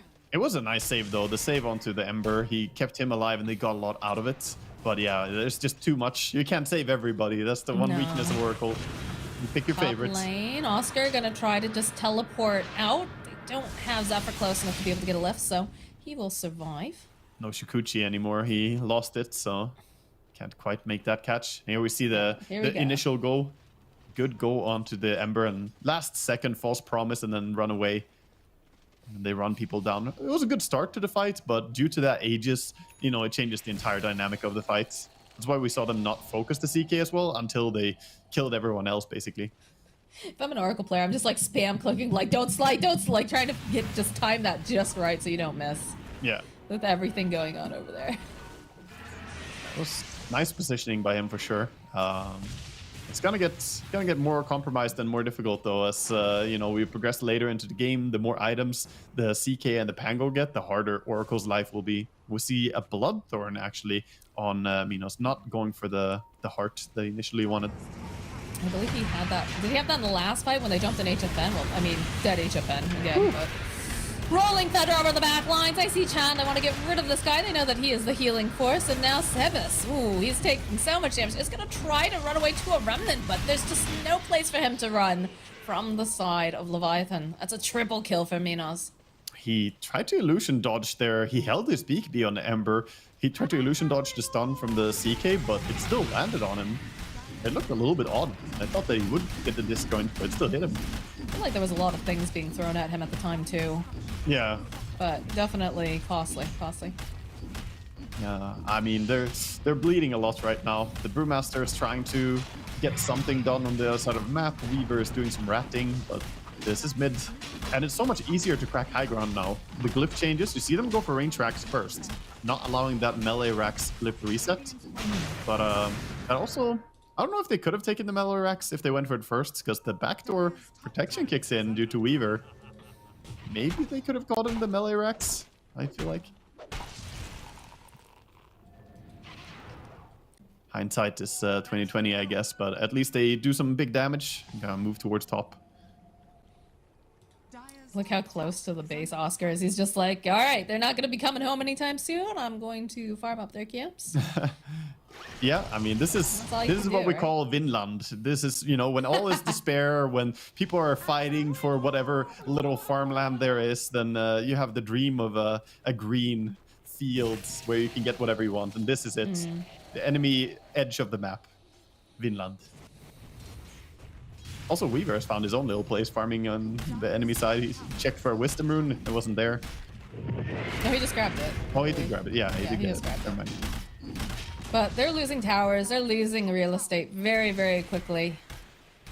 They're being colonized by the side of Leviathan. Oh, no. Service. KP just playing a little bit here. Got the harpoon on him too. Moving for that melee racks. They know there's no glyph available, so they can just kick in here. They don't have Phantasm, but doesn't matter much, I think. Does not matter. Because they've got two cores that are just...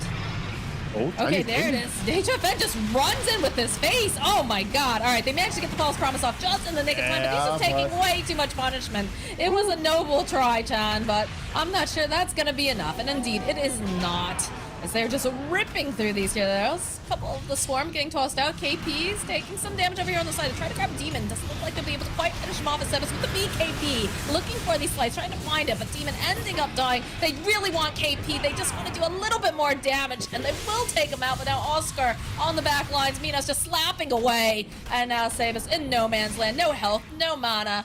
Just gonna play with their food a little bit. And there it is, the rampage for MNZ. Beautiful way to wrap this game up for him, having a very, very clean performance. Got my back. Okay, so this is not gonna give up so easily. Yeah, not over. They are throwing it into the throne still, though. It is very spooky, though, when you have a Bloodthorn on your Chaos Knight. You know, and Minos says, all right, I'll pad my staff a little more. Tiny is up soon. Yeah, they call it. There's no turning this. Effort. Very good effort, but in the end, Leviathan just looking very, very on point. Quick moves in the early game this game. Their wraparounds to top in particular, I think were really decisive, where they shut down the Tiny in the early stage of the game. And their move towards the Brewmaster when they knew that he didn't have a TP again or didn't have his level 6 again. Yeah, we see him get caught right here. This is where, look at his level 5, and... He's so close, too. Yeah, he doesn't get it. Yeah, that was really painful to watch. And I think they just played their heroes in a really beautiful way on the side of Leviathan. Look at their kiting here. The Jakiro barely getting out, getting himself a little healing Lotus as well. Everyone living on like low HP on the supports. Very decisive movements. I think we saw 2 ganks on Oscar in the bot lane before he had gotten his level 5, like really maximizing on the fact that they had this bit of an edge and that they could really kind of shut down the person who was going to create chaos. I'd also like to say, you know, the pressure they put on HFN was just insane. The non-stop, just like slaughter of him.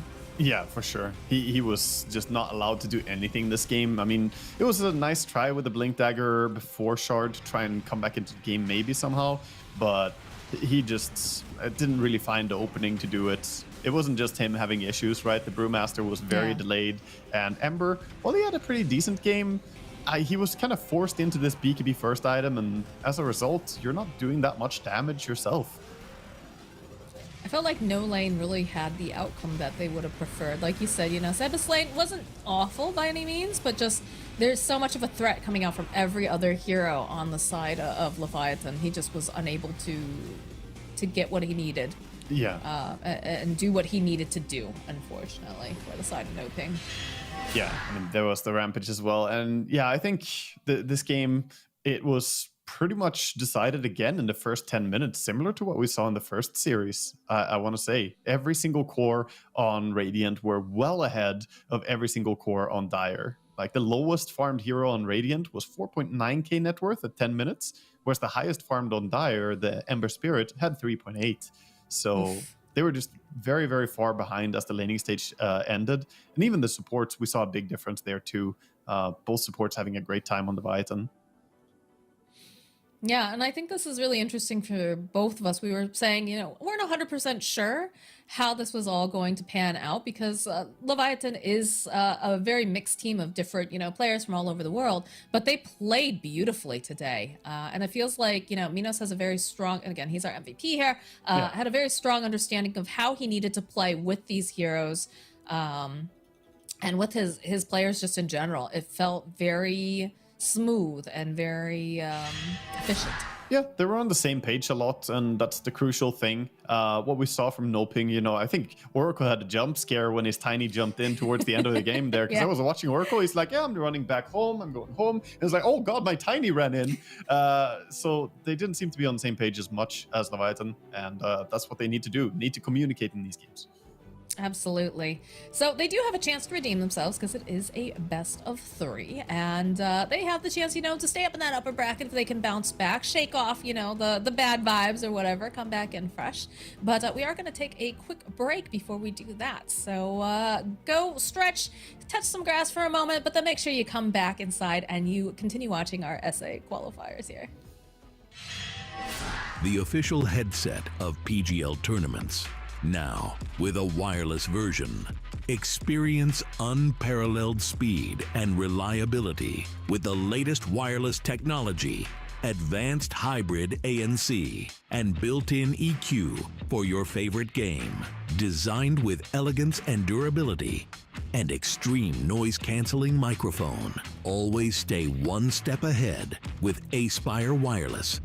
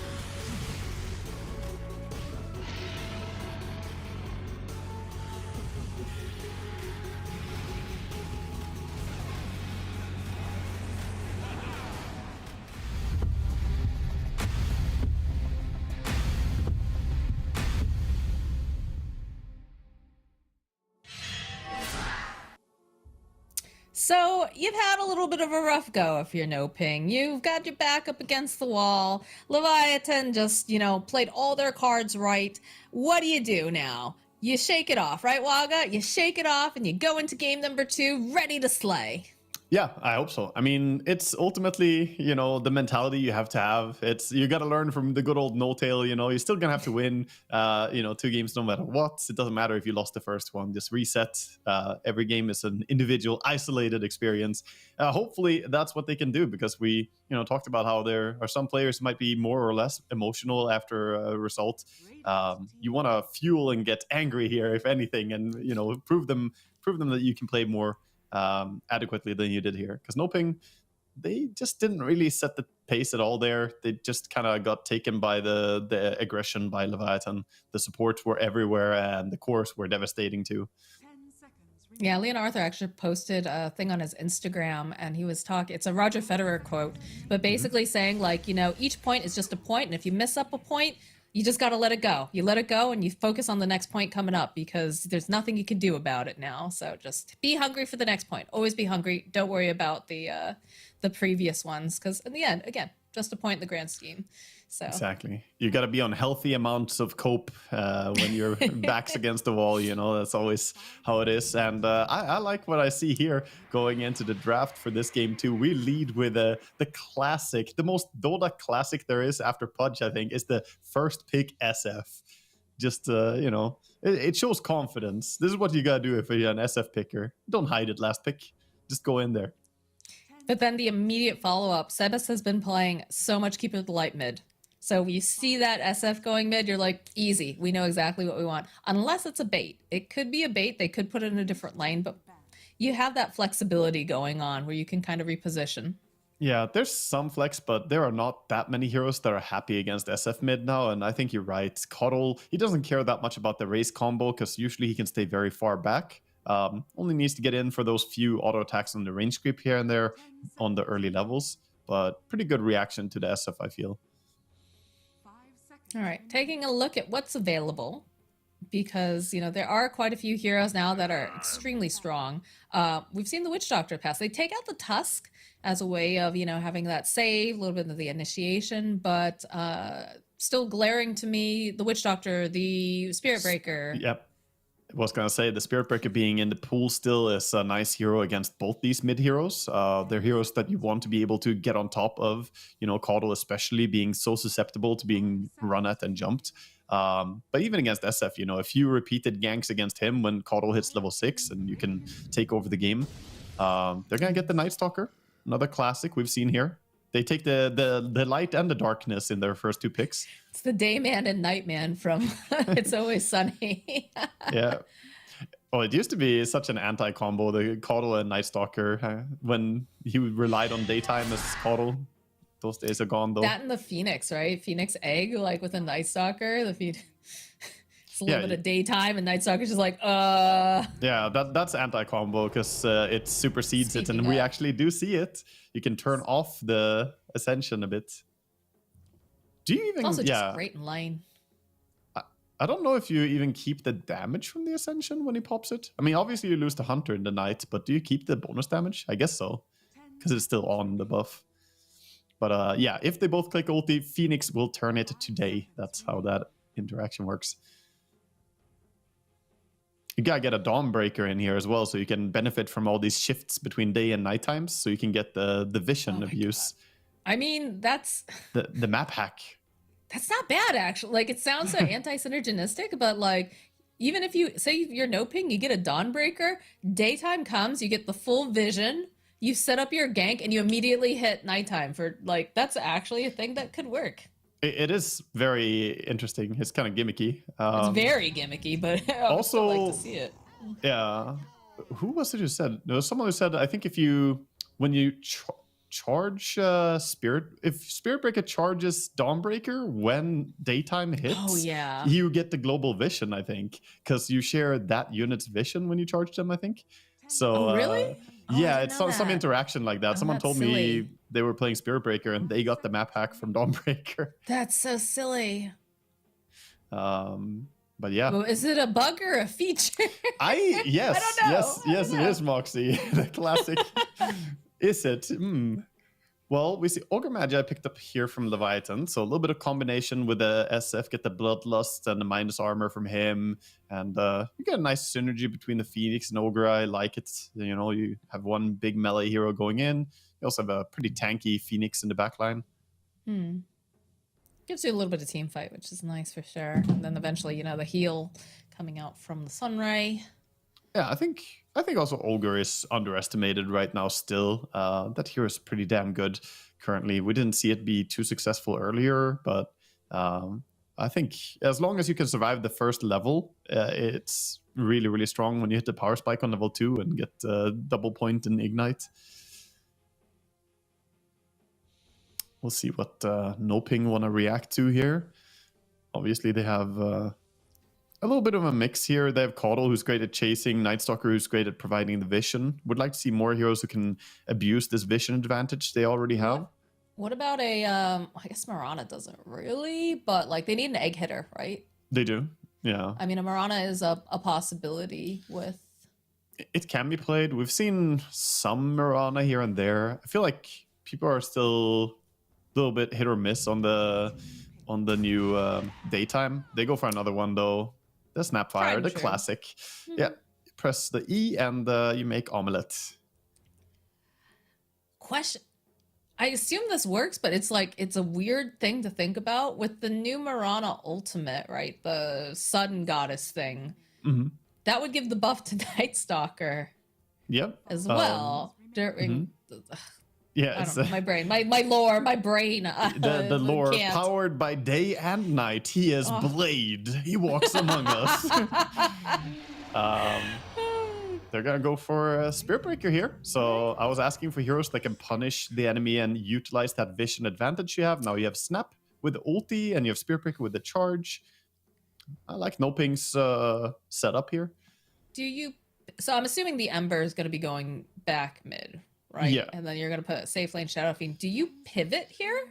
I don't think you can. Well, yeah, you got to think about now how comfortable you are to put a support Caudle, and if you have some other hero you want to put against the Ember mid that can play well against him. Like, do you want to play I don't know, some core Snapfire, core Spirit Breaker, or do you have some other idea? Because you still need to pick a carry for Noping. So it would have to be either Snap or Spirit Breaker going mid, and you know, Spirit Breaker doesn't match up very well. Snap could, but I'm not a big believer in core Snapfire. It takes too long to really get online. What about a Nightstalker? Nightstalker mid with Snap Spirit off. Yeah, I feel like sometimes it's best to cycle being. Sometimes it's best to just accept it. You're gonna be Caudle against Ember. It's not a good matchup, but you know, it's how your draft is meant to function. I think around this Caudle being core. So you're just gonna have to deal with it. But if you do have double melee offlane against an SF Ogre, that can be rough too. Especially now that he has the new way that SF functions. You know, the right click SF is pretty damn strong. They need some sort of catch on the side of Leviathan, right? Like we need some sort of. They took out the. They removed Mars. Well, Mars is already out. You can't take Mars. Yeah, they removed him. Yeah. What about Magnus with RRP coming in? No reverse RP. Then you're just, I mean, actually not bad. If they jump on the egg, then you just push everybody away. Okay, There's the PB. The peanut butter. There we go. Peanut butter. I like it. Yeah, because they call it PB&J in the United States, you know? The peanut butter. Yeah, of course. Well, I like it here. The Primal Beast definitely fits. You get a big hero who can just charge in, lead the way, not be so concerned about the Nightstalker. And also another hero can easily get on top of the Caudle here, should he be provided with, you know, some vision. And as for the lane, you know, Phoenix, Primal Beast, I think they can deal with a lot of different things. It has so much damage built into it. Not sure what carry is the most obvious for them here. Lifestealer already removed. I think that would have been the big one. Trying to think what feels good for HFN. I mean, they could gyro. It works. Yeah, It Jaro works. works. I don't love it, but it could potentially work. Yeah, Jaro is an option. Oh, They go Bear. Ursa. We forgot about Bear. Yeah. Ursa is also pretty fantastic against melee heroes. Oh, you got the Yeti sets or whatever for Primal Beasts. Oh man, he looks like I guess it is a Yeti from Star Wars when it eats the Wampas. Oh, one of those. Yeah. Yeah, it looks Kinda. like that, right? Yeah. Sorry, my nerd showing. I mean, I'm talking about video games. Never mind. But yeah, I like that. I like that. That's cool. It's getting to the point though where like I'm looking at all these heroes, and you guys can't see it right here just yet. But there are times when I'm in the post-game scene, and I just can't tell what the heroes are because there's so many hats and particles. I'm like, what game is this? Also, the size is a little bit messed up sometimes on the screen because Snapfire right now looks like she's bigger than Primal Beasts. You know, it's the perspectives are weird. You've got the snail from Turbo in here now. It's suddenly become a DreamWorks film. Like, what is going on? Snail from Turbo or Never Ending Story going on with the. Oh yeah, God. Oh, it just makes me think of the horse. That makes me sad. Like, we can't talk about that, Waga. All right, so we're going into game number 2. Do you think No Ping has the draft to be able to bounce back here? I think so. I think their draft definitely has a lot of things they can play around. The Night Stalker ulti is going to be really big. Snapfire can provide a lot of damage. Ursa is a great carry for getting aggressive. This looks a lot more prepared for the early brawl. And I think that's what they told themselves after the previous game, that, you know what, give us heroes that we can actually fight them, contest them early. Don't give me Tiny, like it's too slow. And you want to actually take the fight to your opponents. So let's see if they can execute on the idea that they've drafted up. Because I believe both teams are going in aggressively here with a smoke, Moxie. Yeah, yep, they're both smoking up. They're coming out of the gate hot, and they're ready to get going. Rushing down. I feel like when you insta-smoke, though, both of them did it in Fountain. When you insta-smoke, it's usually just to get the ward placement. If you want to kill, you usually smoke on tier 2 tower, because it gives you more time to hunt for the kill. So, yeah, we see, Stoikov getting that nice placement here on the enemy side of the river. Where you want that observer ward. Stinger, are you aware of what's about to happen here? Yeah, drops the ward. It's gonna back off. I feel like I'm a big believer in the aggressive KP. The KPPB. KPPB. That's what we're calling it from now on. Just watching his Pangolier in the first game. Yeah. Really makes me feel like this guy is gonna be nonstop in your face. Yeah, he got in there. It all comes down to how the lane is going to go for him, though. He is against an Ursa, which can be tricky. But early levels, even if you have Fury Swipes, it can be dangerous to commit on a Trample plus Onslaught Primal Beast, just, turning the damage onto you. I like the standoff bottom. This is really funny. They see them with their high ground ward here. There's our SF hiding. Where are the waves and the high fives, guys? Come on now. Yeah, we're missing some of that. The meta high ground check with the high fives, Yeah. Oh, for sure. They're actually trying to block here. They both knew exactly what was going on too. All right, well that was a wash of But it's good for Sebas. He wins on that trade. Losing his sentry is fine as long as he has the camp available.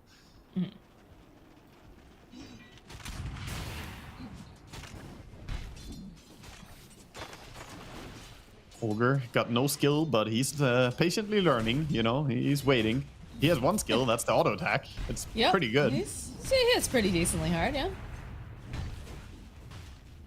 Yeah, out of all heroes to give, no ability on level 1, but then having extra benefits later, Ogre is the perfect one because, the body is just so amazing. He can keep fighting. Plus, it's got that mango on him too for that little bit of extra health regen. God, remember the meta of what was that, 6 mangoes on an ogre? Ugh. Right, the mango stacking. Unlimited mangoes in the store. The good days. The mango tree once upon a time too. Oh god. I miss stealing the enemy mango tree and having 2 of them in my base. That was... and then using the bug to sell the mangoes. Oh yeah, I remember that. Ugh. We've come a long way, Dota 2. We've come a long way. This top lane going pretty nice so far for Levithan, it looks like. Doing a good job trading. Nice damage onto the snap, and Ursa awkwardly having to tank.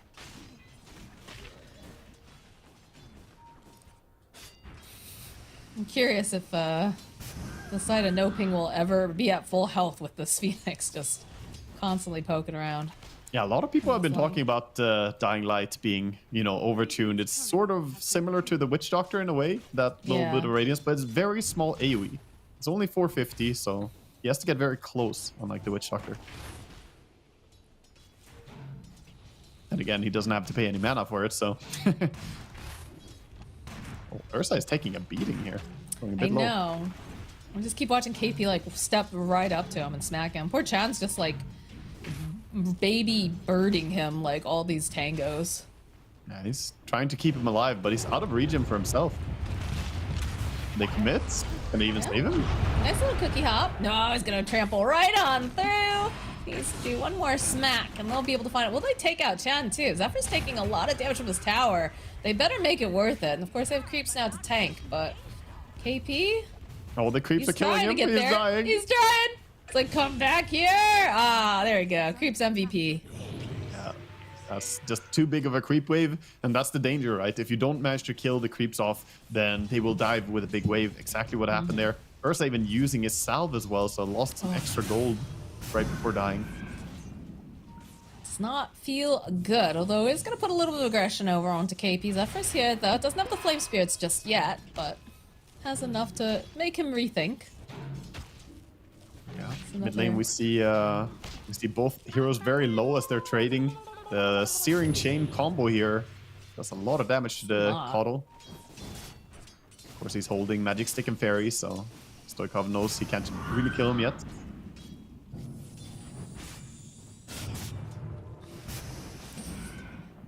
Yeah, nice battle. This is a exciting mid to watch because anyone could die at any moment, but top lane, Primal gets away. I feel like it's a little more telegraphed if Stoikov's going to die to the Keeper of the Light, though. Yeah, definitely. It's a hard lane for Coddle. Coddle doesn't do very well against any of the spirit heroes. Gonna see a charge over towards the mid lane, though, as 4-minute Runes of Water's up. Stoikov will connect. Damon's just gonna say hello, run back, make sure that he can secure this other water rune. Yeah. No bottle on the Coddle though, so it doesn't really matter that much for him, but at least no double fill for the Ember. Bottom lane, the SF is sitting pretty happily at 26 and 5 CS, and of course Ember leading the way in the middle, 28 and 5. Otherwise, the lanes are going pretty decent still. I mean, they're getting their farm on the side of Noping. Going on SF. Yeah, they realize that Minos is alone, so they're gonna take advantage of this, and be the TP coming in. There's It's gonna be a Lotus. little bit too late. Oh, nope, they'll be able to turn it back around. Now Oscar, no mana, low on health on both of these guys on the side of Noping, so we'll be able to protect their Shadow Fiend. Yeah, also has a salve that he brought to the lane, so SF gonna salve himself up. Gonna be happy. And Ember really putting the pressure on here with level 6, going behind the tower, looking for that Coddle, bullying him a bit. And we see a big level disparity. Only 5.5 on the Coddle, so it's a good timing for Radiant to make moves around. Well, I love this, because Zephyr's over here. They know that Sebas is going to want to stack. They literally saw him, you know, going to remove the sentry ward here. And Ember Spirit has a Breaker, remnant though. over there. Yeah, you do see that coming. Stoikov, though, will go, jump over, finds himself Sebas. Gonna be a little bit of that Icarus dive forward. After people finish neutral. off Zephyr. But Stoikov, he wants this. He needs just a little bit more damage. He will chase him all the way back to the tier 3s here. Not gonna be able to get a kill, though. What? That looks so weird. Do you lose vision somehow? Searing Chains looked like they should have had the AoE, but he misses them there. Yeah, that was, you know, all in all, not that much happening as the Phoenix was denied mid-air by the Warpine Raiders. I feel like you're fine with that. You're out of pretty much everything at that point. Yeah, he's happy to reset. And again, Coddle had to run base, didn't stay in farm. Jungle is contested, and again, they're on him. Making the moves, and in comes Zephyr. Throwing out those flame spirits, slowing down just a little bit. Gonna try to dodge. A nice slight will finally finish off the Keeper of the Light. But now Snapfire looking for is gonna snipe. try to run. They'll slow him down a little bit. Sunray coming in, trying to buy a bit more time, get a little bit more damage off. Cookie hop forward. Good zip away though. They turn their attention to Chen. They have a couple Warpine Raiders. No, not gonna be enough They'll end up losing Stoikov, but they'll end up losing Chan too. And it looks like Zephyr will get the bounty rune, but pay for it with his life. Well, Demon is so happy about this. He was 2 levels behind. He was like level 2 when this fight started. Now he's level 4.5. So getting much needed recovery for himself there. As bottom lane has not been that easy. Snapfire will also be happy with the herd mentality. Yep. Getting that little extra experience feels good. Herd mentality from Spirit Breaker. Top lane, stomping around here, KP. Throwing his weight around. Only sitting at level 5 though currently, so not going to go for the absolute kill just yet. That's so good though, putting in the prep work like that, just bringing Ursa down to like 30% HP. Now, if Ursa comes up too aggressively, Trample coming off cooldown soon. He has to be a little bit cautious about it. See the moves down onto the bottom lane, going after this Shadow Fiend. He's trying, but he cannot survive the assault of 4 heroes. As now Stinger realizes he's got to get the heck out of here, because Oscar's gone the hunt, sees himself an ogre. Nice little bit of a slow coming up for Chen. Cookie hop forward. He is not going to be able to escape, and that's a double kill for Sebas. Ursa Top doesn't lane get level 6. though, they're seeing an opening. KP, they've got a charge on him. They could pick him up and pulverize him if he wanted to, but is choosing to play a little bit more safely. He got his 6 there from the range creeps dying. Very, very clutch. If he didn't get it, he would have died to a pulverize, but he got it out in time. Well, the KP hunt had is to on back. though. They have Stoikov has joined them. We'll be able to find Chan. This is not who they necessarily would like. Oh, did he pick him up at the no? Looked like he was gonna pick him up almost, but Yeah, it's bottom lane again, Oscar. A little bit of that slow, the charge, the follow up from Minos. Yeah. Quick and clean. nice triple raise damage there. Gets so much. And again, the Ursa is just brawling with his Primal Beast on top. Probably doesn't want to. He just wants Get level time to 6 yet? recover. Not yet. Finally gonna run back to his creep wave here. Try and farm something under tower at least. HFN is gonna go for the Battle Fury route on the Ursa. How do you feel about that? I think it's probably still better. I mean, it is a bit greedy, but Ursa can fight with just Battle Fury too, but he can't farm very fast if he goes for fighting items. True. So I think it's a compromise. You don't have to full farm. Don't become anti-mage. Bottom. Nice dive. Charge. A lot of teleports coming in here, trying to protect. That little bit of heal coming out too. They end up losing the Shadow Fiend. The Light comes out. Stoikov, though, getting bashed on the back line. Stinger just totally separated. Ember should be able to survive this, but Stinger's taking too much damage, and that's going to be a kill for HFN. A good rotation coming out from the side of Noping. That was beautiful. Noping doing exactly what we've been calling earlier today, like sit behind people, set up baits, set up traps. Sebas, he was there waiting right behind the trees, and they turned that around so hard. I think that's what you have to do sometimes. You know, going for your own ganks is one thing, but counter ganks are usually way stronger if you can get fights close to your tower. Dire's top tower is under attack. TPing in top with the SB, trying to delay this tower falling a little bit. Has to be cautious Be careful. Yeah. It's going to be able to charge away. Dire's top tower This feels like KP's so unbothered by anything going on right now. Just a big Primal tanky Beast boy. life. Yeah. Bottom lane, HFN, though, is going to get hit here by Stinger. Tank the tower happily for Minos. Oof. Mid long lane- race. over to the side here. Looks like they will finally get Demon, but mid lane also making moves. Just dear God. left and right. I mean, this is what keeps happening, I feel, with Leviathan. At some point, every single lane will be just fighting someone. Yeah, this is amazing. I mean, the ability to go for kills 3 different places at once, you know, obviously a solo kill for Primal Beast, he didn't need much help there, but the communication in the team has to be pretty crisp to execute ganks like this. So really good stuff coming out from them. HFN teleporting down to the bottom lane. They do have the egg, and they have the flame spirits applied to HFN, but they're backing off here. Stinger in a nice position. Just gonna toss out the ignite. Yeah, I mean, this is nighttime, so they should be happy to fight on Noping. They don't have PB though. Like they need the primal beast, I think, if they're gonna fight into all 5 of them. No, I meant Noping should be happy to take the fight against Leviathan. They need some strength in numbers to take the fights now and stop the bleeding a bit. Oh no, But Ursa. they don't have the Night Stalker with them. Ursa's so low. Oh gosh. Yeah. It's not easy to be HFN right now. It wasn't easy last game either. No. He's such a doofy looking hero, Primal Beast. We'll see the charge come out from Demon, followed up with the Snapfire Mortimer Kisses. It'll take a bit to take down the big beast, but they manage it. Yeah. I mean, recognizing their kill potential, and this is twice now that KP died repeatedly, and getting him before he gets that blade mail is really nice. Obviously, after that, you have to pay a price to even try and kill him. We have an Ogre Magic Stick coming out. It's got the mana boots. Nothing significant yet. Looks like the SF is going for Yasha into Manta style here. Dragonlance already acquired. And this Ember is not going for a BKB first. He's going for a Mage Slayer build. Getting ganked top though. Good reactions. Still have the charge on him. I'm curious, yeah, the cancel it. I was like, you don't want to go all the way down there.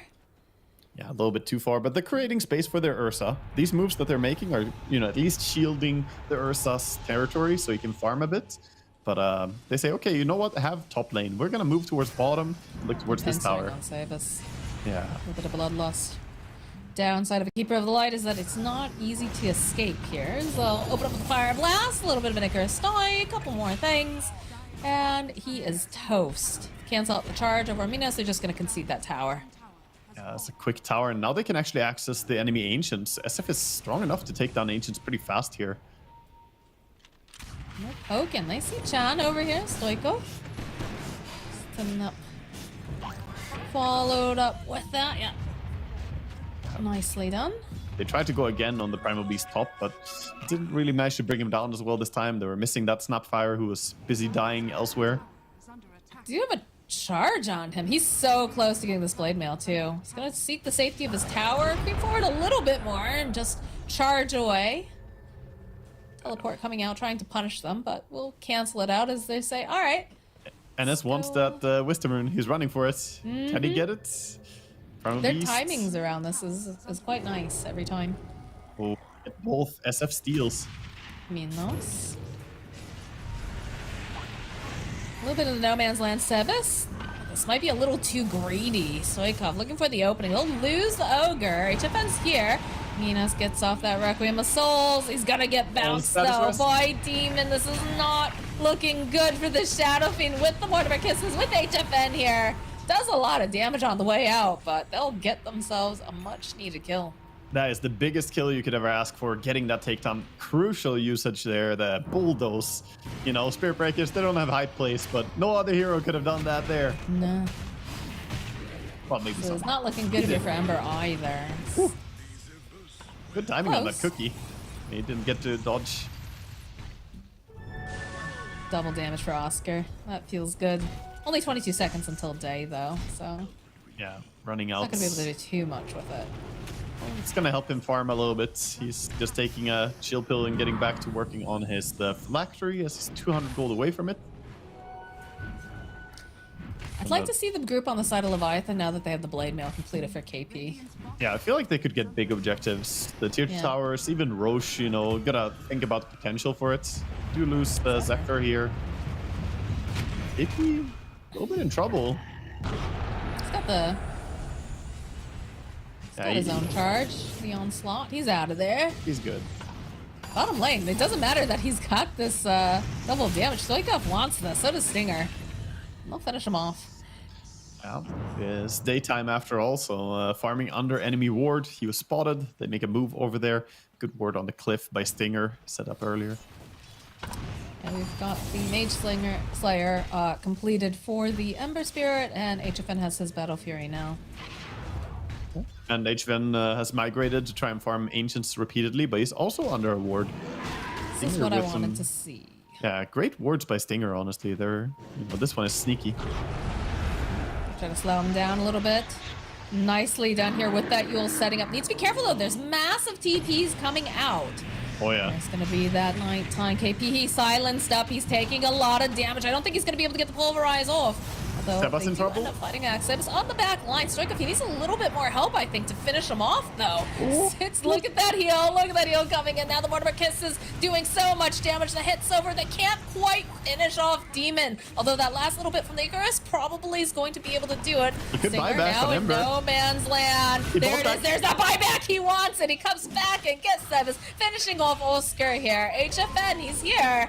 Stoikov, he needs assistance. They're still holding on to the egg, I believe. No, they've already used it. Never mind. They have the Sunray, though. They have the Flame Spirits. Will be able to go and just throw the harass back out.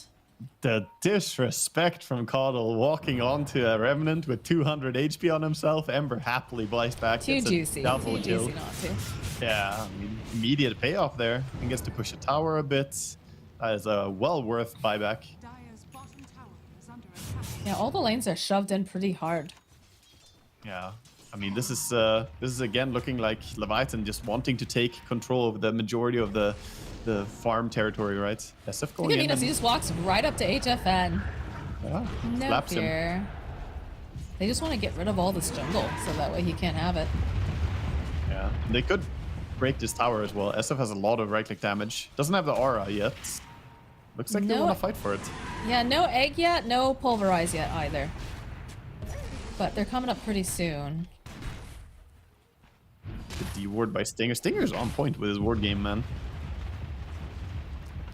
Finding all these little crucial spots. 16 seconds until egg, and pulverize is back up. So they could potentially take another fight, although it is, of course, nighttime, which makes it a little spooky, and we're seeing the rotation down to the bot lane. Oh, it's still daytime, but yeah, the Night Oh Stalkers. yeah, no, I meant sorry, until night. Oh yeah, My bad. exactly. He has good radar though. He backs out when they TP down to bottom. He could sense that if they're not showing anywhere else, they're probably going for me again. Night Stalker not really having a great game here. 1, 4, and 8 hasn't really been allowed to take over the game the way we sometimes see it. Still very far away from that Blink Dagger, which is going to be his big power spike. Looking towards HFN, he has 2.5k gold, and looks like BKB is going to be his item of choice. Roche is being taken by Radiant. Love to Yeah, see they this scan by it. SFs, the race stacking when you take Roche. He does fail it there, but still a lot of damage. I'm gonna throw Stinger's body up front. They know that they're on the way. Sitting so low though, can they finish it off in time? They egg very prematurely just to ensure that they can get this. Offensive. And now they're get it. saying, we don't know him, we don't know him. I've never seen that man in my life. Ogre, who? And they're running, but the chase is on. I don't know if they can catch here, though. They have great chase, but it's pretty far. Yeah, it is quite a hike. They've already got themselves the Aegis, I think. The two of them could connect there, but NS ulti running out soon, and the rest of the team is just not there. Well, SP and Night Stalker are like, yeah, we got him, boys. But meanwhile, Snapfire is like, wait for me. Do you think the egg was also for like the Night Stalker, like making his way over there, like trying to counteract? It turns off the vision, so yeah. Yeah. Maybe it's the double play. It protects the Roche, but also makes sure they don't have vision to go in and snatch it away from SF That's what I or was stun him. wondering. That's probably a good egg. Maybe, we have the bird's perspective, right? We can see everything, Right. but from their point of view, I think that was a very good play. Yeah. It just looks odd from a spectator, I guess. It's better to ulti and get the Roche for free than to hold your ulti. No, and no, then... absolutely. I just wasn't sure if that was like a double whammy sort of thing. Like, okay, ensure that we get the Roche, put down that just in case, because you don't want to get that silence if the next Definitely. one jumps on you, but also the daylight. Yeah. Yeah, it's double value for Zephyr? sure. Ooh, he's getting a little close He's here. still... Okay, he's fine. It's fine. That is He's not going to be a chicken dinner tonight. a painful tormentor to take. Well, they don't call them friendinators. Yeah. That's for sure. All right, so Aegis over on MNZ. HFN's continuing to farm up. Almost. Oh, he does have the BKB completed now. It's flying out to him currently. Yeah, some Looks big like power Blink will be his spike. next item. Yeah, he still needs Blink so he can really get it on his targets, but he can just lock onto, perhaps the SF, but SF wisely went for Hurricane Pike. So he knows he needs to have mobility. Ember is pretty hard to jump. Primal Beast, you know, might be the best target for the Ursa out of the remaining targets. I like how Sebas like walks over, boops the Tormentor, and then it's just like, guys, I can't do much here. He hits it once, like, I'm a coddle. Not really my thing, guys. They I'm do here have for nice- moral support. Nice power He's had spike some with good heals. the double BKB right now. Coddle having his and Ursa yeah. having his. Also nighttime. I feel like they should look for action on the map. It feels like it's the other way around, though. Leviathan's really, you know, pushing them out of these corners and just being like, stay to your side of the map, guys. Even less than your side of the map. Stay in your base. Yeah, that's what's happening, but you know, there's potential for no ping to take a fight as well. Maybe they're waiting for the blink dagger timing on Night Stalker, so he can actually get in there and silence targets. Because then Ember could be focused. They also have the Aegis there too, which I wondered is. Oh, nice! The pick up, the shake, the smackdown. We become WWE here, guys, and the instant smoke as they go for a little bit more hunting. That should be a new cosmetics. You can buy like cosmetic for Primal Beast. He gets a chair instead, you know, out of nowhere, pulls out a chair. Can you imagine that animation? Would be so good. That'd be great. That would absolutely be great. HFN gonna have to use it defensively. Not how you want to use it first charge of your BKB, but there we are. At least Primal Beast still had cooldown on that Yeah. WWE move, so he could TP out safely. Yeah, when he comes out of Invis, it just starts playing the John Cena music or whatever. Not looking good for Chan here. Was trying, but the pulverize, the shake up, that is some smashed snail. Right now they're conceding like full control here, and that's, you know, when the enemy has Aegis, that's usually what you need to do. But since the advantage was only like 3k gold and they did have power spike of double BKB, I wonder if there wasn't a timing to play for, because now they end Just up too giving cautious? Radiant's top tower. Bottom lane, they found Oscar, and they should be able to kill an Oscar. up Stinger with the 3x multicast. He's gonna buy himself a Midas as a reward for that. Ogre is gonna be happy to learn some gold. Dire's middle tower is under attack. Study alchemy in the learning curve. Radiant's top tower is under attack. I'm surprised that MNZ's been allowed to just siege these towers like this easily. Yeah, that's why I was saying, like, if you're gonna wait out the Aegis, it comes at a big price. They took a lot of kills and they got a lot of towers, so the advantage is growing a lot. But you gotta make your timing count. The Night Stalker didn't go blink; he's going BKB as Oh, well. Sebas. Good spots. Oh, he goes the wrong way. He does not find him in time. Oh, unlucky. Ooh, you think he knows? Do you think his spidey sense is tingling? Like, oh my god, I was almost Nah, pulverized. he's just completely unaware. He's like, yeah, that was easy, and no danger. Types easy in chat afterwards. Just No problem. Again, Ember and Ogre just invading here. there's just an HFN here, like while they're taking the outpost. Yeah. Okay. Going for a basher. Really nice here in this game. They're setting up though. Demon's here. They see Stoikov. They need to silence him or just lock him down for long enough. Force staff away though from Stinger. Nicely played. And then we don't know this guy again, right? Yeah, He's we're gonna try leaving TP him. out. The cookie hop forward though. Stinger's not gonna be able to survive this. We'll get an egg off though, plus the nice killed him. damage coming out. They'll end up getting the Phoenix, but they get so much more. So they'll give chase, and now Sebas has been left behind. A little bit of the stomp coming out from KP. They use the BKB. There's gonna be the hit air coming out from Demon onto the back lines, onto Stoikov. He's got that solar bind on him, but they have the dust for Demon. Should be able to walk him down. Yeah, get him here. A He's little bit too more low. damage. There it is. 3 dead on the side of No Ping. And they lose the supports on the side of Leviathan, but I think generally they're happy with that trade. That was a huge SF ulti as well. Almost want to see that again if we get a chance to later, but they're right now looking at the Night Stalker during daytime. Could maybe get onto him. There's a blink. Yeah, they got pulverized back They up. saw him. Here they go. He silences. A little bit of daytime Okay. silence, but the He's Yules. waiting. Doesn't have the mana for that pulverize, but it's not needed, it looks like. Although, needs to get there a little bit quicker. One more hit. There it is. There it is. Almost got away. Gossamer Cape insanely value against Ember Spirit. It almost, you know, surprised them there with the dodge. SF looking for something here. He has the silver edge, but Caudal TP's out. That's gonna get caught by him. Oh, we see it here again, the combo. Right. That was some huge damage they got out.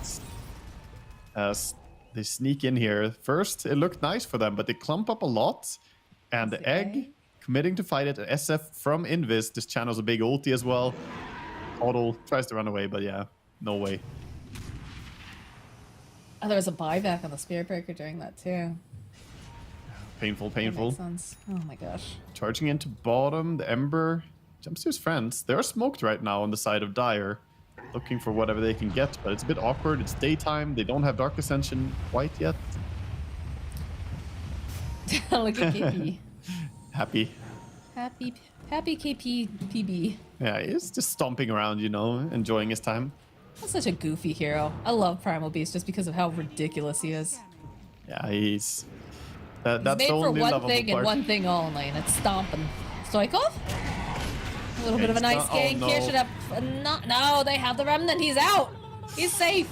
The TP Snapfire comes from messed up. Stinger.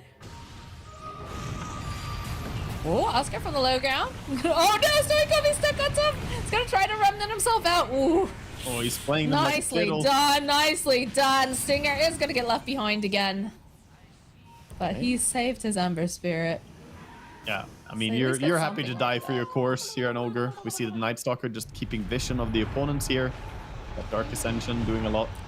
It's running out soon, and it's gonna be daytime, so don't think he's too eager to keep fighting. No, they retreat. Yeah, that Ember Spirit should have died bottom, but the Snapfire just didn't really align her cookie correctly. Her angle was a little bit off. Fortunately, could have been a massive takedown for them. I will say that No Ping's doing a good job of pushing their way out onto the map because... Oh, hold that thought. KP finds himself a cookie grandma. He's got the Yules in place. They're even gonna use the Sunray to make sure. He's on Ursa. Oh, on the back lines here. Oh, can they finish off HFN? They have it. They've got the Yules. The double Yules play BKB. The Nullifier's out, though. They want to finish him off. Can they give up enough clicks? There it is. There it is. No miss. He even has the Elven Tunic and High Ground there, but no miss. The SF, he just lands his auto attack. I think he would probably have died anyway. The poor Ursa couldn't get away. Nice ulti by MNC. He positioned himself a little bit ahead. This Phoenix has a Nullifier. Oh, yeah. Jeez. Oh, my God. All right, well, that's a dead demon. I don't think they're going to be able to finish off Sebas, but without this Ursa alive, it is so hard to... I've seen this build before from Phoenix. It's actually one of those luxury items normally you can't buy, but think about it. You get so much armor, 10 armor, and Phoenix is one of the biggest HP pool supports. So it's insanely good for keeping yourself alive. And, you know, why not? You just click this on Ursa. He doesn't have any overpower. You can turn off the bulldoze. It's actually a genius purchase in this game. No, it's great. I just was not expecting it. We're only 29 minutes into this game, and he's already got a Yules, a Nullifier. Yeah, he's overtaken the Night Stalker by 2k net worth right now. He is enormous. Good God. It's largely part of that, the Dying Lights. Like, he actually has 112 CS on the Phoenix. That's true, yeah. It kind of happens. You just walk around, you end up killing some creeps here and there. Double damage rune bottled up here for Ember. And it feels like Noping, they want to get something done here. They'll smoke up, stand behind HFN, baiting him. They're saying, let's go try to get this tower. This mid tower's been up for way too long. We should not allow this. But the smoke is also coming out from the side of Leviathan, believing that, you know, they've got to be making moves. No one's showing. Snapfire dropping a deep ward over here on the side, but still the smoke not revealing. Stoikov, you'll see that. There's going to be the jump immediately, looking for an opening, but it's a bit clunky. Oscar perhaps going a bit too far here as he chases after the Ember. Demon left behind. A couple of big stomps here over onto the Spirit Breaker. He will be the first to fall. They're still hunting for Oscar. Not gonna be able to quite land the chain, so that smoke just ultimately not being what they need it to be. In trouble still. Snapfire still on the run, but in comes a big primal beast. He's a big boy with that BKB. He's charging after him, picks her up, starts shaking around poor grandma. Can she get up to the high ground? The Yules, though, coming into play. Beautifully done. That is such a dead Snapfire, and that will open up the gates here into this base. Yeah, good presence of mind there, but KP as well, good chase. There was a ward on the mid lane, so got vision for a bit on Snapfire and just runs her down. And that initiation was clunky, as you said. That's a great way to describe it, because Night Stalker doesn't have a blink still. It's one of the most key components for playing Night Stalker, I feel, is having that blink, getting on top of your opponents, forcing out stuff. But he had to like walk up onto the Ember, and it just did not have the snappy initiation that you kind of expect from your offlaner. And I guess that's kind of like the issue with much of their draft, actually. Looking at No King now, is that they don't have the best way of necessarily initiating, right? Because like you've got a Spirit Breaker, but it's kind of just him. Yeah. So if he runs in, then how does everybody else get over there? You know, yeah, you can kind of hop forward on a couple of these heroes, but it's just not instant. You have that millisecond to like prepare. Honestly, I feel like it's they've fallen into this pit in itemization where we all need BKBs to stay alive, but you give up your entire aggressive capabilities. Right? Like you said, the Spirit Breaker is alone. You don't have Blink on Ursa, you don't have Blink on the Night Stalker, so you can't threaten the opponents. Yeah, you stay safe, but who cares about staying safe if SF just stands uncontested and you can never jump the Ember? I don't know. I don't see how they can take down the course when they go for this safe of an itemization. Also, SF is looking monstrous now. He has Butterfly, level 22, and his damage. He's hitting for 500 a pop now. The towers are just melting around him. Finds Oscar over here on the side. There it is. The follow-up from KP. He's not allowed to farm their jungle. Absolutely not. And they smoked up over on the side of Noping, but you don't have your Night Stalker now. Potentially, maybe you could get a grab on the Ember if you do this fast enough. They do have the Sheep Stick, so that will buy them a bit more time, but he's itemized a little defensively. Having that Yules buys him that extra little bit. Does have the gem on him, and he's gonna have to go use that. Here it goes. Demon's gonna get taken down. BKBs. Now here comes MNZ. He's trying to gear up. He's waiting for that opportune moment. We'll be able to get the Requiem of Souls as HFN is just completely separated from the rest of his team. He gets sliced into pieces. They call GG. They've had enough. They want to just get out of this game and reset for the next time. Yeah, it's unfortunate for them, but it was a very dominant performance here by Leviathan. And you know, we saw the Ursa there. He can't fight at all. The Nullifier from Phoenix actually turns off your damage output entirely when you're Ursa. Your overpower is like you need it so desperately. But yeah, ultimately, feels like Noping, they got a pretty good start in the game. They had a lot of things going for them. The laning stage wasn't that terrible, at least not as bad as game one. But ultimately, they just didn't really get to take over the control, whereas Leviathan, they just made moves everywhere. Every single hero looked for, you know, kill potentials and rotations. They're playing like a team, really coordinated team. No, you definitely felt that, especially coming out from these supports. Like we were talking earlier, how I'm a huge Zephyr fan. He used to be paired up with Whitemon for everything, but him and Stinger, the way that they move is just fantastic. Coupled up with KP, with very aggressive, like offline. The name of the game was aggression for the side of Leviathan, and it totally, I don't want to say it caught Noping off guard, but like you said, a lot of their itemization choices just ended up being super defensive because they felt like they had no choice, when in reality, perhaps, and again, not a pro player by any means, perhaps it would have gone better if they had gone for something more aggressive, if they tried to get pickoffs, but I don't know if those possibilities would have manifested themselves, honestly. Yeah, I mean, it's always hard to say and always easy to think about it after the fact, but I feel like this both the series that we had today have been extremely aggressive in nature. So I'm excited for what we're going to see in the South American qualifiers, because this is the type of Dota that I love to watch. Very active, no real safe moment for anyone on the map. You always got to be cautious and on your toes. And I think overall, Leviathan, they have a good mix between like late game security, team fight draft, and still having the capability to play aggressive. Like looking at the heroes they had in this second game, it makes so much sense for the style they play. I really like the itemization too that they chose on the side of Leviathan, because they weren't afraid to mix it up with doing some damage and also some that were like more defensive. So like you had a Yule's on 3 heroes, Yeah. right? You had it on the Ember, you had it on the Primal Beast and the Phoenix, and it actually had such a huge impact. I mean, for it's such a amazing. small thing. It's amazing in this game. This is one of the best games ever to go Yule Scepter. You're against both Spiritbreaker and Ursa, and even against like a Night Stalker, it ain't bad to just click that on him before he has BKB if he jumps you or chases you. Yeah. So yeah, it was smart itemization, but you know, it's primarily their coordination that really solidified this game. They had good wraparounds. I want to even go back to mid lane, like the first few minutes of the game. Think back to how Seba's start of the game was. He was being bullied between his tier 1 and tier 2 tower by Stoikov and Phoenix coming in. I almost feel like he's played so much Keeper of the Light in the qualifiers specifically, where you know that he's going to be going over to that camp repeatedly. Like they had a sentry prepared. He put his own sentry down to counter, but then that also just very clearly telegraphs this is where he's going to be if you don't see him in those early stages. And they really punished him for it. KP, of course, a standout player. Definitely very, very active. You look at that experience per minute. He's just running at everybody nonstop. 63.64% kill participation. I love it. I love seeing these aggressive offlaners. Give me all of that. Yeah, I mean, he played it really well. Even in the lane against Ursa, it's easy to mess up that lane, but he got all those little auto attacks in here and there to whittle down the Ursa, get him low enough HP. They played it beautifully, you know, the combination. And again, we saw the impact of Phoenix in lane. He did do a lot of damage early on, and it's sort of akin to the Witch Doctor. I think we'll see a lot of focus on Phoenix going forward. I'll be surprised if we see a lot of Witch Doctor and it doesn't get banned out, honestly, after the first game. But they're looking just very, very dominant here.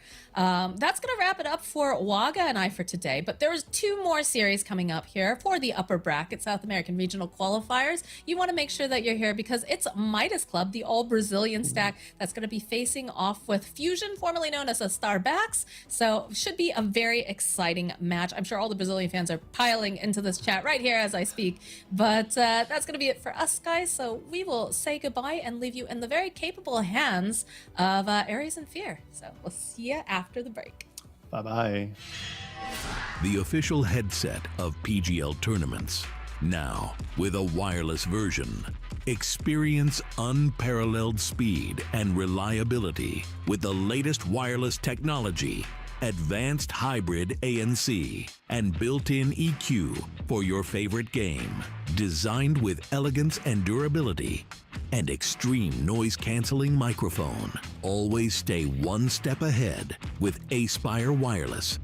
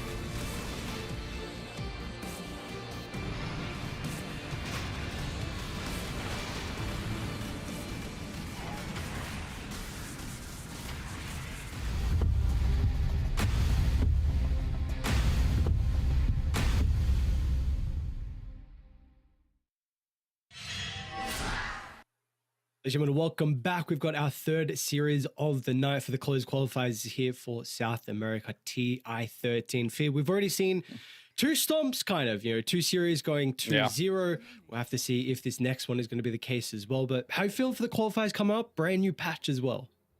Yeah, I mean, I'm definitely super excited for that, especially the latter part of the new patch. A lot of new experimentation, a lot of tweaking still being done with just the drafting and what heroes want to be picked. I'm very curious to see what this region has to bring as far as ideas into the table as well when it comes to this patch too.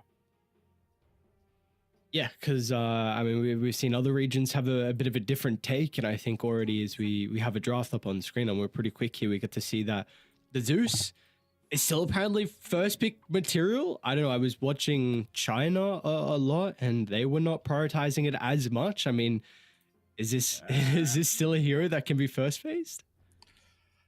You might be able to. Like, he's still good, right? Like, there's a lot of things that were changed. The big one is you can't buy Manta anymore, so people are going for more of like that traditional Zeus build, or you go for just a full magic damage type of build, and it can be played in a support position too. So this hero still has some value. It's just not the same type of hero where you just first pick it and you can throw it mid every type of game. So I'm not entirely sure if it's like you can first pick it overall. We'll have to see. It is definitely exploitable by some heroes.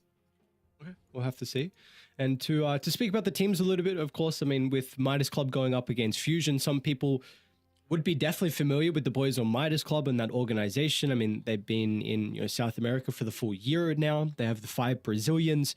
3 of them played in the Keyed Stars roster as well at the most recent TI. Of course, we've seen a lot of these names throughout South America for multiple years in the past as well.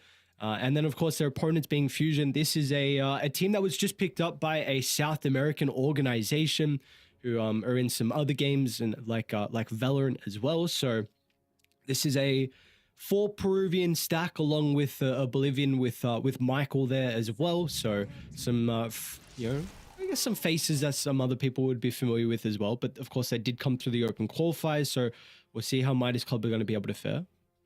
Yeah, good old Brazil versus Peru matchup here. We'll definitely have a lot of different takes and ideas here, and the Brewmaster is going to come out too. So there's a couple heroes I actually just want to preface of this patch. This Witch Doctor hero, I don't know if this is ever going to get picked by anyone ever, because it is just so incredibly busted right now. And the D patch, they just changed the Voodoo Festeration to heal you too now, so it just does like an insane amount of damage on top of like healing yourself. So don't think we'll see that hero anymore. So that one's going to be almost permabanned in Storm. This is a hero that I wanted to mention as well. A lot of changes. It has like this built-in Bloodstone now. Like, it goes ham in almost every single game that I see, but it is going to get banned out here. I'm surprised the Zeus got picked up over the Storm and like the overall first pick, if that is what they're looking for. But I do know that some players, especially from South America, they really do like to support Zeus. So I wouldn't be surprised if this is just, a hero that they really enjoy on the support position. And what about this Alchemist though? Like, we're speaking about, the Zeus being prioritized over the Storm Spirit, some of the other real meta heroes at the moment. Disrupt is someone where we're getting a decent amount in other regions, but I don't know if I've seen an Alchemist game in at least the qualifiers that I've caught. Yeah, I mean, Alk is pretty average right now as a carry. It's definitely strong against Brew and Lane in some aspects, where you can just drop the acid spray down. You might not get harassed too much. I don't even know if that's entirely true. So it is very interesting to see Alk this early, because the big problem Alchemist has on this particular patch is his laning stage isn't really the strongest. It's not a hero. Like, I've been spamming a lot of carry, and of course, whenever it's an Alk patch, I'll play Alk, but I have not been playing much Alk this patch, which means I don't think it's an Alk patch, but we'll have to see how well he does in this particular game. An Alchemist is still an Alchemist. If he does get a good game, gets good free farm, he is going to be able to run around the map and get lots of kills. But that is a big if. You do need to have a good lane on this hero. Otherwise, your game is going to feel very difficult to play. You always want to be at least one item ahead of your opponent. Well, we're going to see the Ember and the Crystal Maiden as a response from Midas Club. I think one thing with these Ember is even, pre-patch, we saw a team like Liquid. I think it was at Dream League. They were actually even picking the Ember into the Zeus before this hero was got buffed a little bit. So Midas Club now, this Ember being in a different position, new patch, people are starting to pick it more. The rate's going up, the win rate's going up. So should have a pretty confident time versus Zeus. Yeah, if that is their mid, we'll have to see if that's the case. And we see an instant Doom pickup right after. Pretty decent this game overall. Doom has got a lot of nerfs, but no one wanted to touch him for a long time. But I'm saying even in like high level pubs, people are starting to experiment with the Doom again. This hero might be back, which is definitely very frustrating to play against when you're just getting doomed all the time.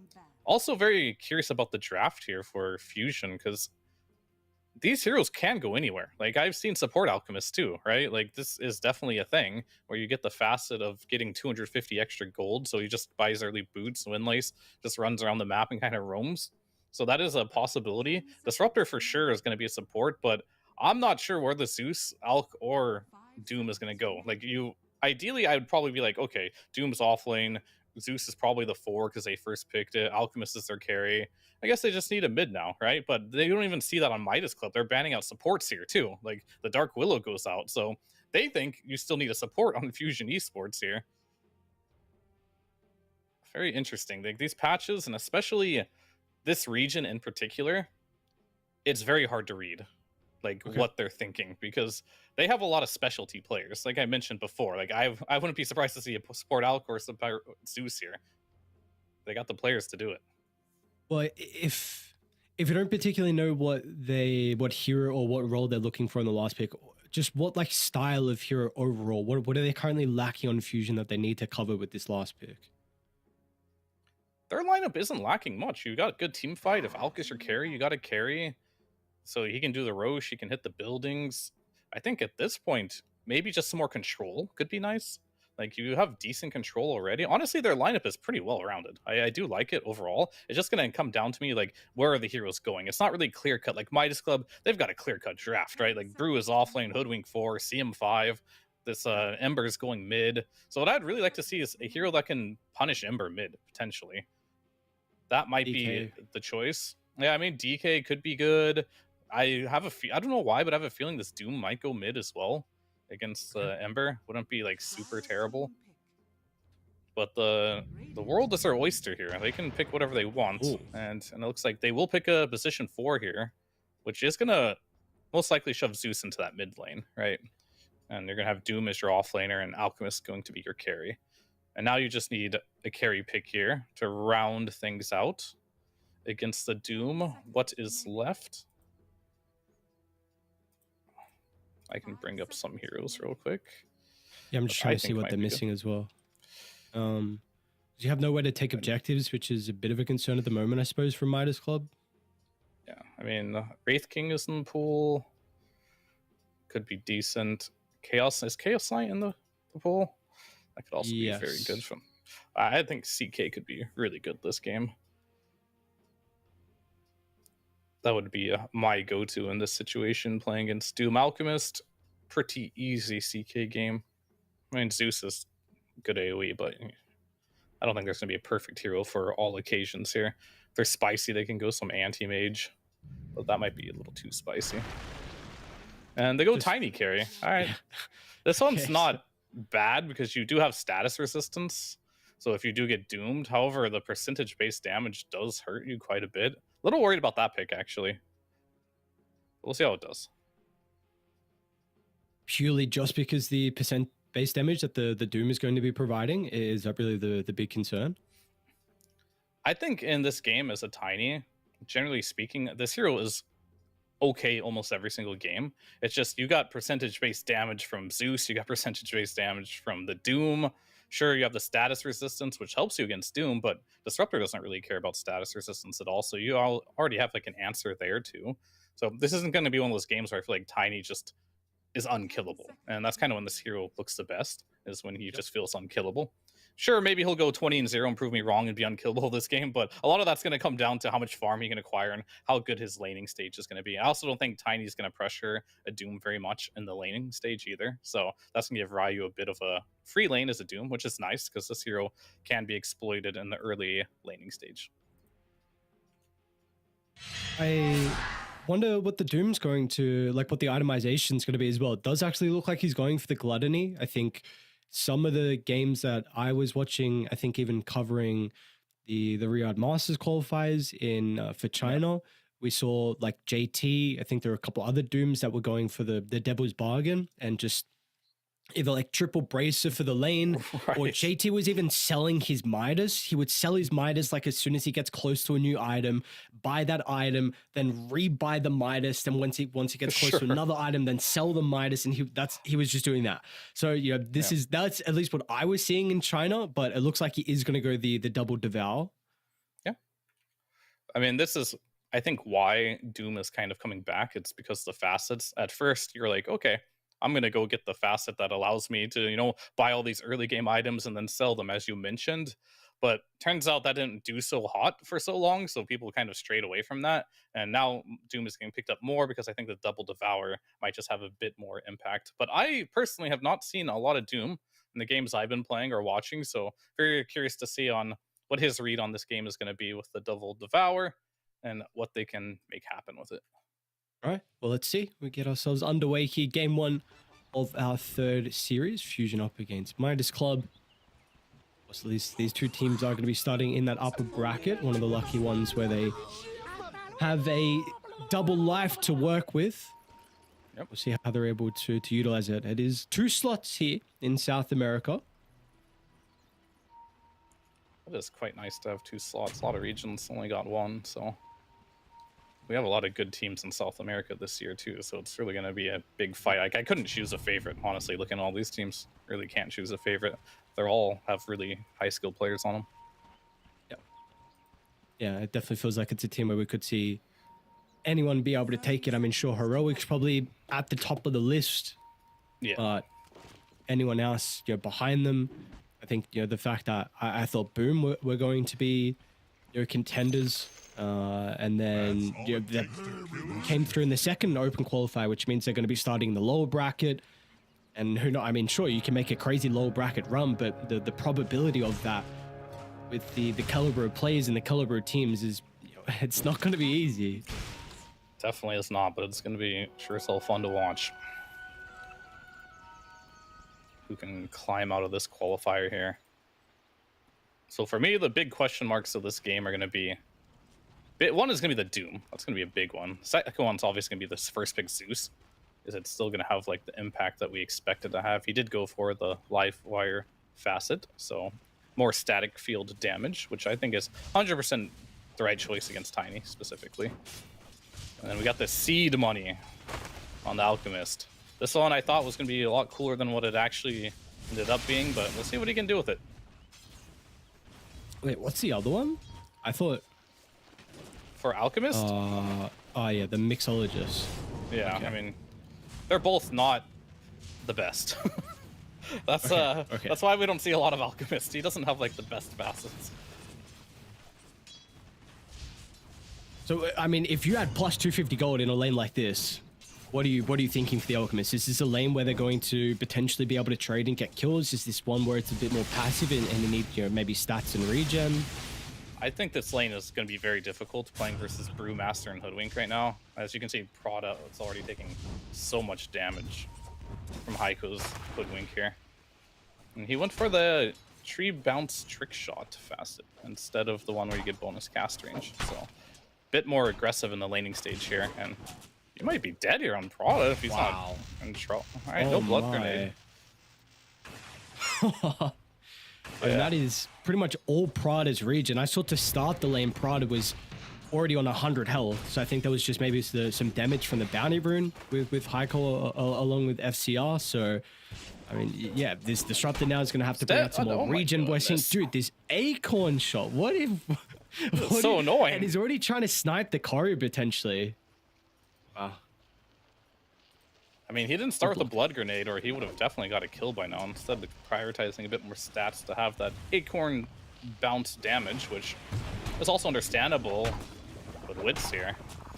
Have to channel that stun up, but I don't think they want to commit to this. There's too many creeps on their tower. You don't want to miss out on that farm for FCR. And the lane equilibrium at the moment heavily favoring Midas Club.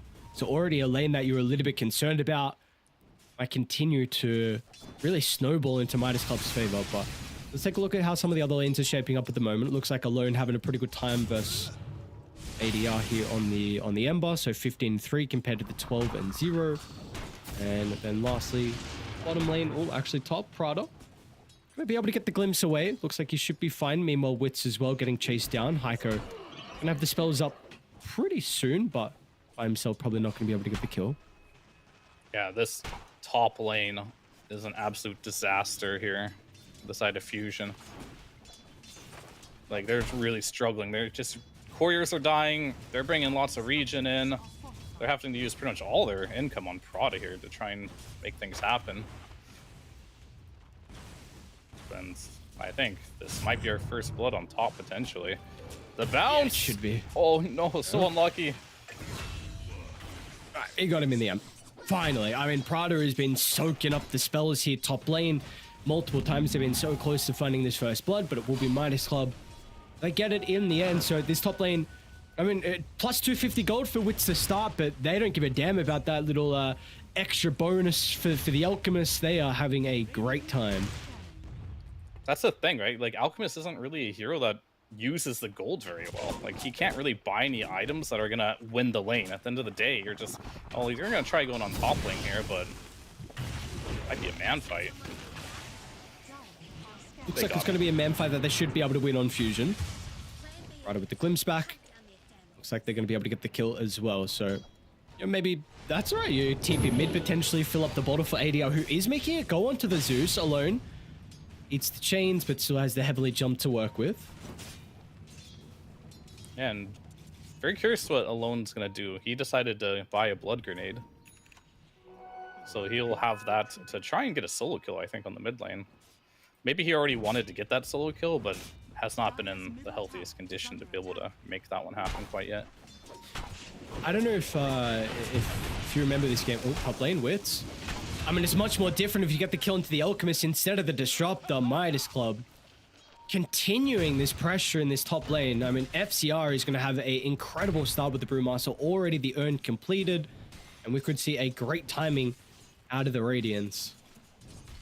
And I mentioned to you how Alchemist kind of needs to have a good laning stage. Of course, you can always go back to the jungle and find your farm there, but that's not really what matters for Alchemist. What really truly matters for this hero is that you play the snowball game. You're always ahead.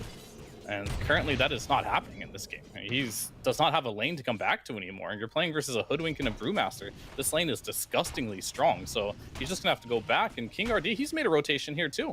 He's gonna contest the stack. They're gonna snowball top. It's not going to be allowed to get it for free. Pretty good position from Prada, though. We'll scout out Heiko moving over here with the Hoodwink. Maybe they'll get the kill into Prada, which is still... They're going to be happy with that nonetheless. And you are still slowing down the Alchemist as well. So, yeah, you don't get the kill into Wits, but you shove him away. It doesn't get that really nice camp with the Mud Golems. And so what do you do if you're Fusion? Like, you already must be discussing on how to give Wits a game. Because Heiko is still continuing to pressure him, but, like... Who actually creates a space for the Alchemist now that he's had a bad game? It's gonna have to come from the mid lane because Doom isn't gonna do anything either. These supports are gonna have to get a bit active here too, but I think this might be what they need. Potentially rotation from Michael. Should be able to get the kill to Heiko. FCR still gonna be able to chase down the Alchemist with the bounce back from the Acorn shot and one more right click. Alchemist will go down for a second time this game, and they had the assistance with the Thunder Gods, which did secure a return kill. But of course, I mean, this is everything you would dream of for Midas Club with their start.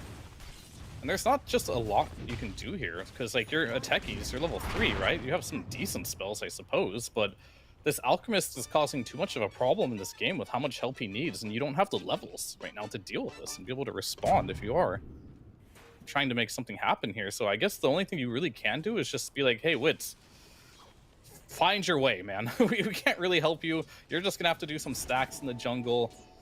They need to make rotations happen elsewhere on the map to get pressure off of them, because 40R, guess what, he's gonna join the fray now too. Nice slide.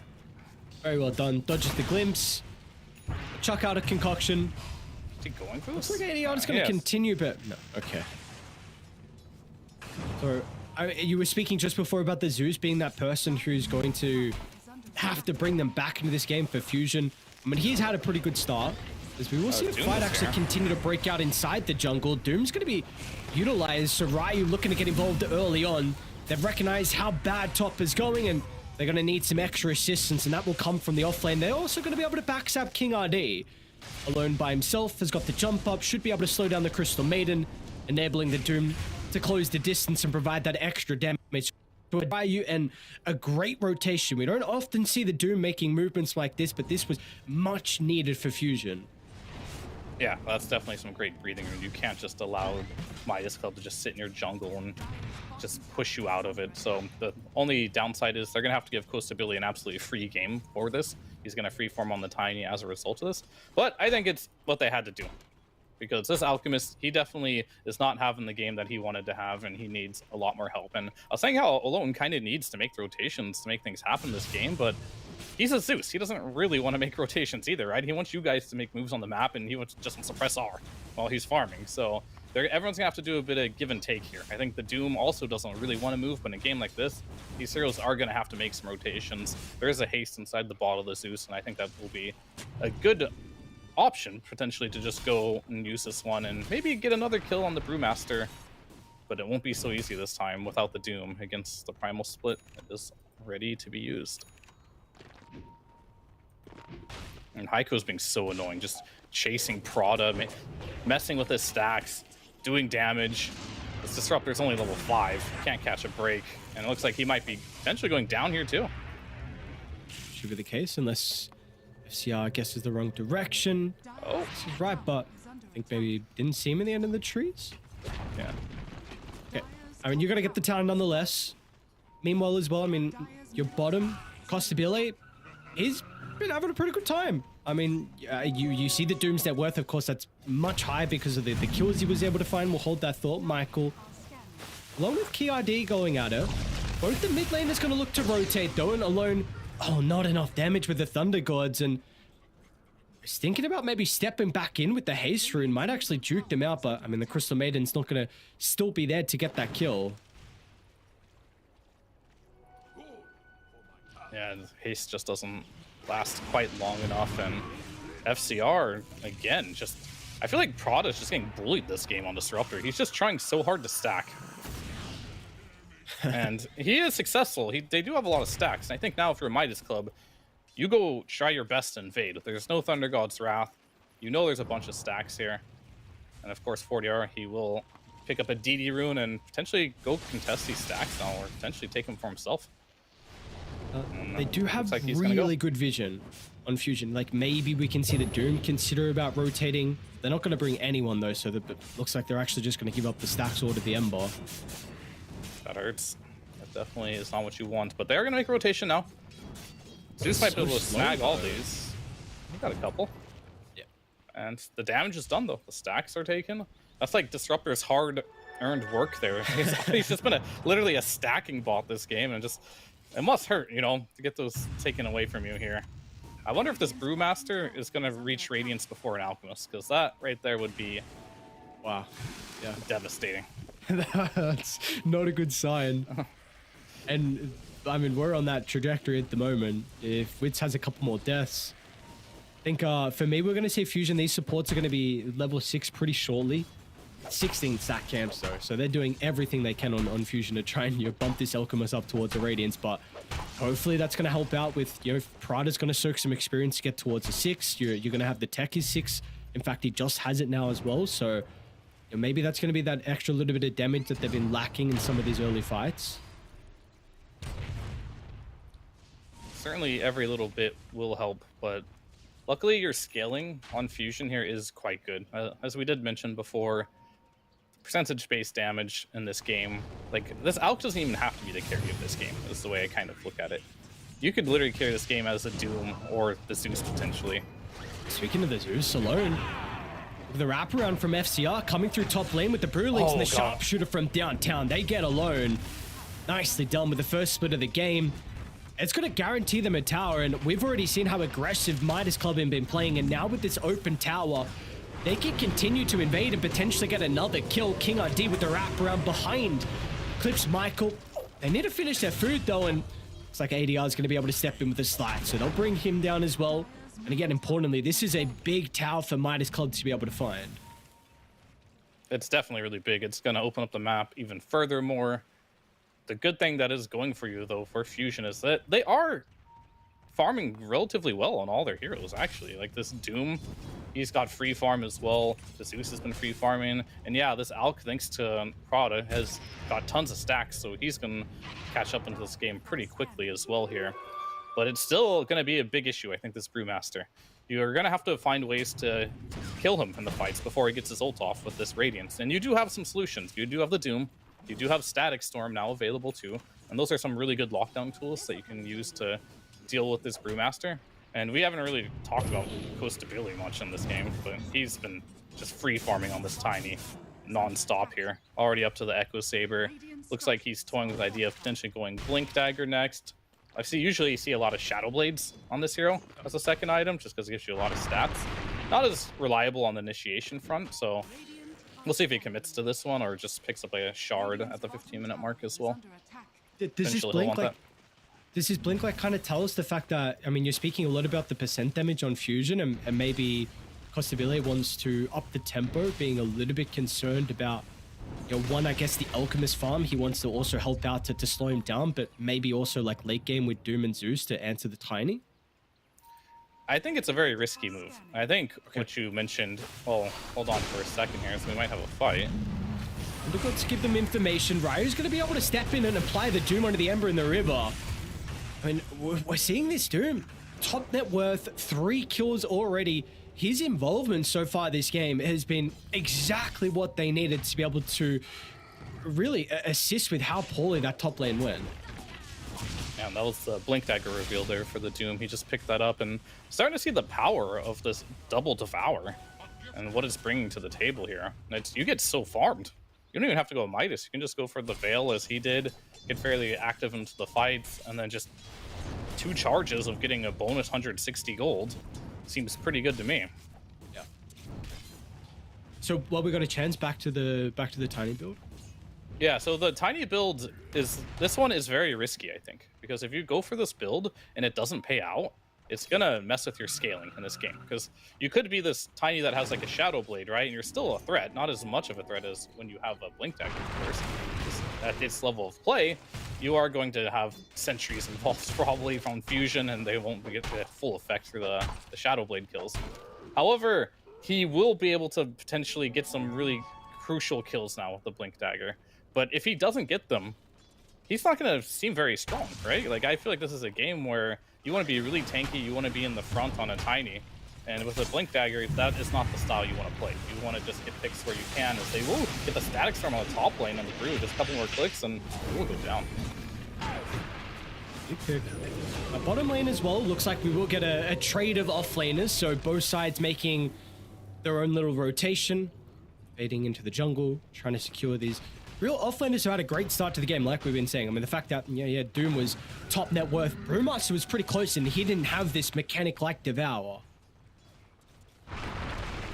Yeah, it's just he had the advantage of a really good laning stage.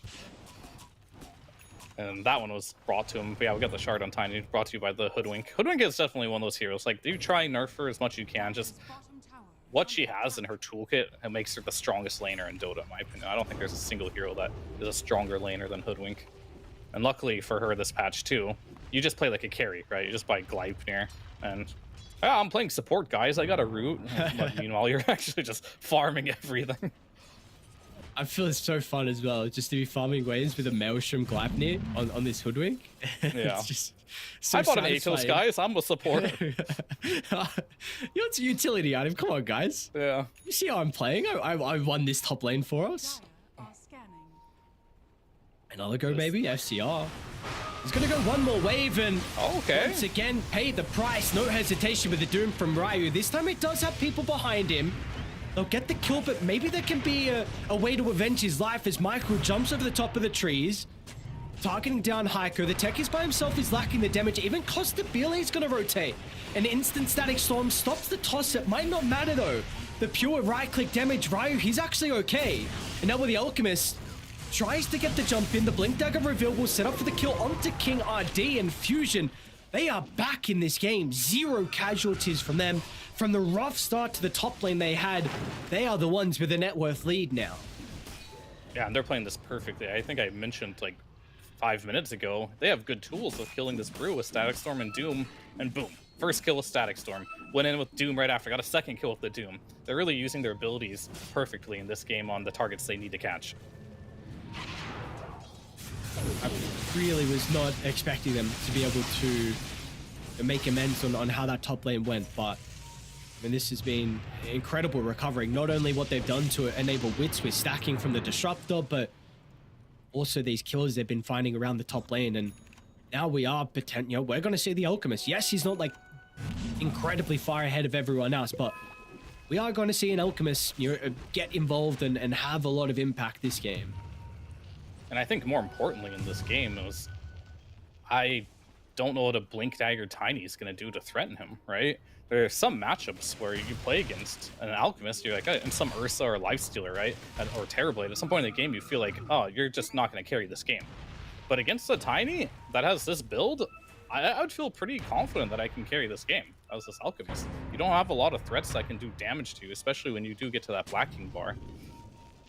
But maybe he doesn't even have to go for it. Gonna go for more of a Manta build here is, I guess, Chains. They don't have the greatest stun lockdown. Maybe he'll need it at some point, but Manta gets the job done for now, I think. Nice Thunders. They had a pretty good idea that smoke was going on regardless, and for Midas Club, at least they'll be able to get some value out of it. Some Deep Observer is going to be dropped at the Triangle of Fusion. And with the Tiny now, is there any way you can pivot with this build? Or like you said, it's just an all-in committal. There's really nothing you can do. It's just you have to continue to maybe run and play with the team and look for kills. No, I don't think that is 100% committal. Like, you can still farm with a Blink. It does get you camp to camp a bit faster. It's just not the best scaling item. It's not ideal to buy a Blink early on Tiny if you're not getting kills, so I will say that. So I think he's just wants to play aggro, but I think just given how that last couple fights went, he doesn't really know how. And I completely agree with that. I don't think there is a way that he can just play this game very aggressively if you're going to stay turtled up on the side of Fusion here. But this will help. Without a doubt, Possibility gets an injection of gold. And they're going to get the power rune as well, which is really important here for 40R, considering we haven't spoken a lot about the Ember, but his game's been okay. 1-1-3. Net worth is a little bit down, though. I'm going to see Fusion look to make their own play. Wits with the jump in, targeting the Crystal Maiden. Ryu still hasn't revealed himself on the Doom. They're ready to go. A split from the other side, but Doom will be committed. They found the Ember, and the haste is not going to be enough. Unable to charge himself away. Costabile Blink is up, though. I mean, they're going to have the damage. It doesn't look like it at all. He's in trouble. Costabile jumped in the middle, and I tell you what, there's no way he's going to be able to escape as well. Once you are committed, they will chase you down. Or will they? No, wait, he lives? What? Costabile steps in the trees and our Wits as well. Trying to man fight with the damage from Michael along with the lone. Wits is able to... He killed him. What is going on? Okay. Michael. King RG now with the freezing field. Looks like they should be able to hold him out on the edge. I mean, Alone might pop his head back in. Thundergords is back up, but not enough damage onto Heiko. This has been an interesting team fight, to say the least. Oh, man. I mean, I think he thought on Wits that he could get one stun off and continue the fight. Then he realized that he was a little bit too low, so... I don't know, that was pretty funny. If I have a replay of that one, I definitely want to... You know, he's probably not going to put that play on his refrigerator, but it happens. Life of an alchemist. You have this moment sometimes, like tormented deaths or dying in neutrals. I think this one might be a little bit funnier, but... He really sold it, you know, just by like blinking into them to die. Like, he's going to go out with style. Alright, well, dude, what are the takeaways from that fight? I can't tell who actually came out on top, because the net worth actually shrunk, and I thought Fusion got more kills, but it shrunk for them. Yeah, I mean, I think in general, like, you just had a lot extra time to farm it up there, but in general, I think time is going to be your friend on Midas for now. Not saying, like, just if you're going to get out-farmed entirely, that you should keep doing that, because that would not be particularly great for them, because you do have monster scaling heroes on the side of Fusion.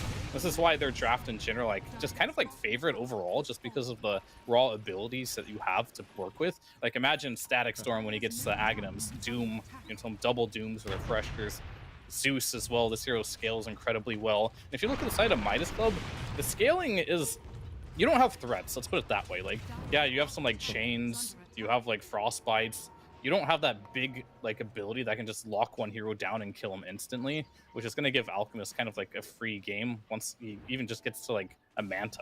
I think one Manta style is going to give him lots of survivability. He can either get rid of chains, he can get rid of frostbite, and I think those are his two biggest issues right now in the team fights, so he can actually get attacks off.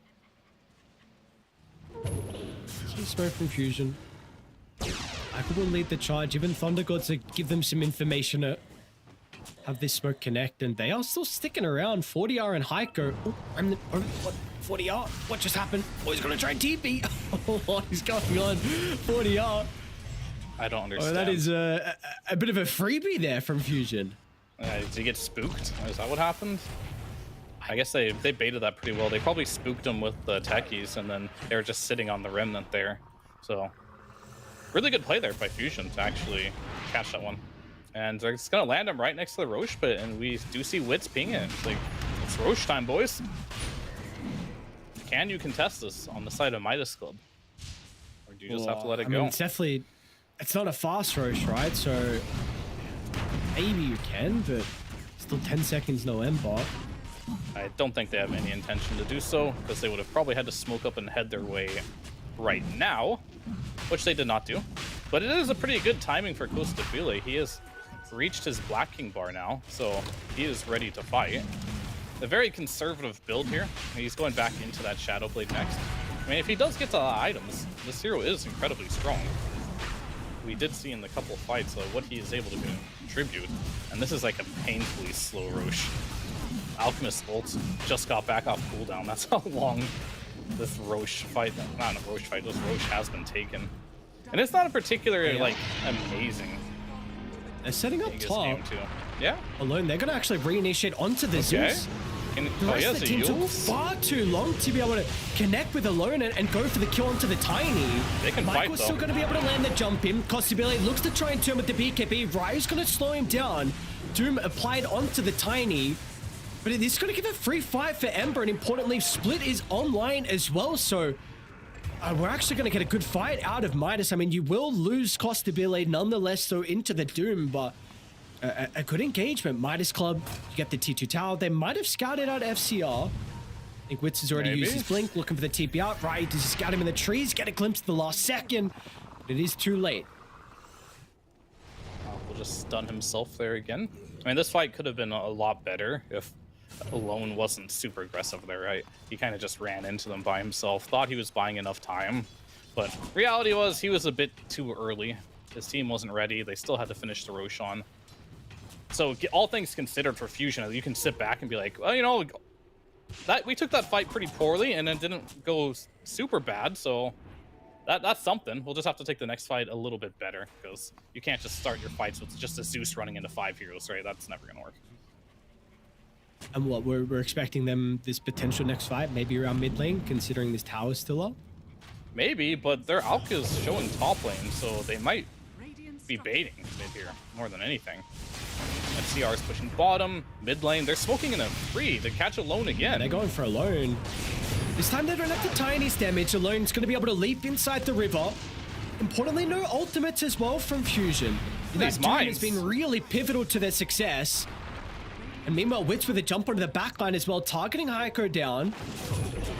Heiko is actually going to be able to get some separation. Needs some spells casted from the boys. Looks like Gleipnir will give him the space required to cover the retreat. And honestly, a bit of an opening I felt like you had from Midas with Doom on cooldown. We've seen this ultimate be really pivotal to their success so far. And Wits is kind of noticing that he needs a BKB. You're playing versus the Chain Gang with the Gleipnir, and Hoodwink as well has a Rod of Atos. So they're going to have like the double Gleipnir with chains, with Frostbite. There's going to be roots for days on the side of Midas Club. And I think that's kind of how they need to play the fights too. If you look at the side of Fusion, it's going to be very much so a committal, right? You doom them, you use your Static Storm, you get a kill right away. But on Midas Club, you're going to poke. The Ember is going to do damage from afar. Brewmaster is going to split. He also doesn't do a lot of burst damage. And over time, the longer these fights go, the better it's going to be for Midas Club. Costabile showed in the lane, and a couple fusion heroes standing nearby. He can always BKB TP out, I suppose, but Unless he gets doomed. there might be an opportunity. No. Like her mid lane. Hoodwing's gonna show himself for a second so they'll get the kill into her. DD inside the river. And King RD also is gonna get hunted down. Gonna try and find the D ward, but He's going down too. pay the iron price in regards to his life, so both supports gonna take a bit of a spill. Free gold for Fusion. They don't have the greatest position to create wave though. Yeah, I mean, their lanes are being toyed with by Midas Club. Like, of course you're killing these supports, though, but look how deep you're going for these kills. They're like bypassing waves to do so. So even though you do get 2 kills there, you actually lost net worth because you're just constantly farming these side lanes. Midas doing an incredibly good job at split pushing the map here. And this is a lineup where you have a Doom and an Alchemist. You would imagine that they would be further ahead in the gold department, but I think Fusion's putting a lot of emphasis on trying to get kills and not really connecting with the heroes that they want to, or they need to kill rather, to get a lead. And they're just kind of slowing their farm down as a result of it. It's a classic example of like the first Aegis sometimes can be a bait. You can get it and be like, oh, we're so strong, but like, what's the first thing that the enemy team does when you get an Aegis? They want to avoid you, right? They want to split the map, and when you have an Aegis, you want to go fight them. So if you get caught into like this trap of like just running at heroes and the other team's doing a good job, you can actually lose net worth. As you can see, it's still going down. You can lose net worth by having an Aegis if you don't play your hands right. And they will. This will help. But the jump in wasn't able to respond in time. No slide to potentially dodge the cast from Ryu. And, well, that is a much bigger kill. I mean, you're saying, you know, the attempts they've been going for, unfortunately, just connecting onto supports. This time, they'll be able to deal with the Ember. Top lane is shoved in as well, so see if they're actually going to be able to convert. In fact, they're still looking for kills. Wits and Pride is going to smoke through the rift down bottom because they do see FCR inside the jungle with their Observer Ward. Yeah, they're going for more as Radiant's top tower is under Midas will just continue to split push the map here. When do they want to fight is going to be like the big question. I think they're just waiting for that one big pick. And maybe they can get it here, potentially. So no Ember for 10. Keeping the Hoodwink.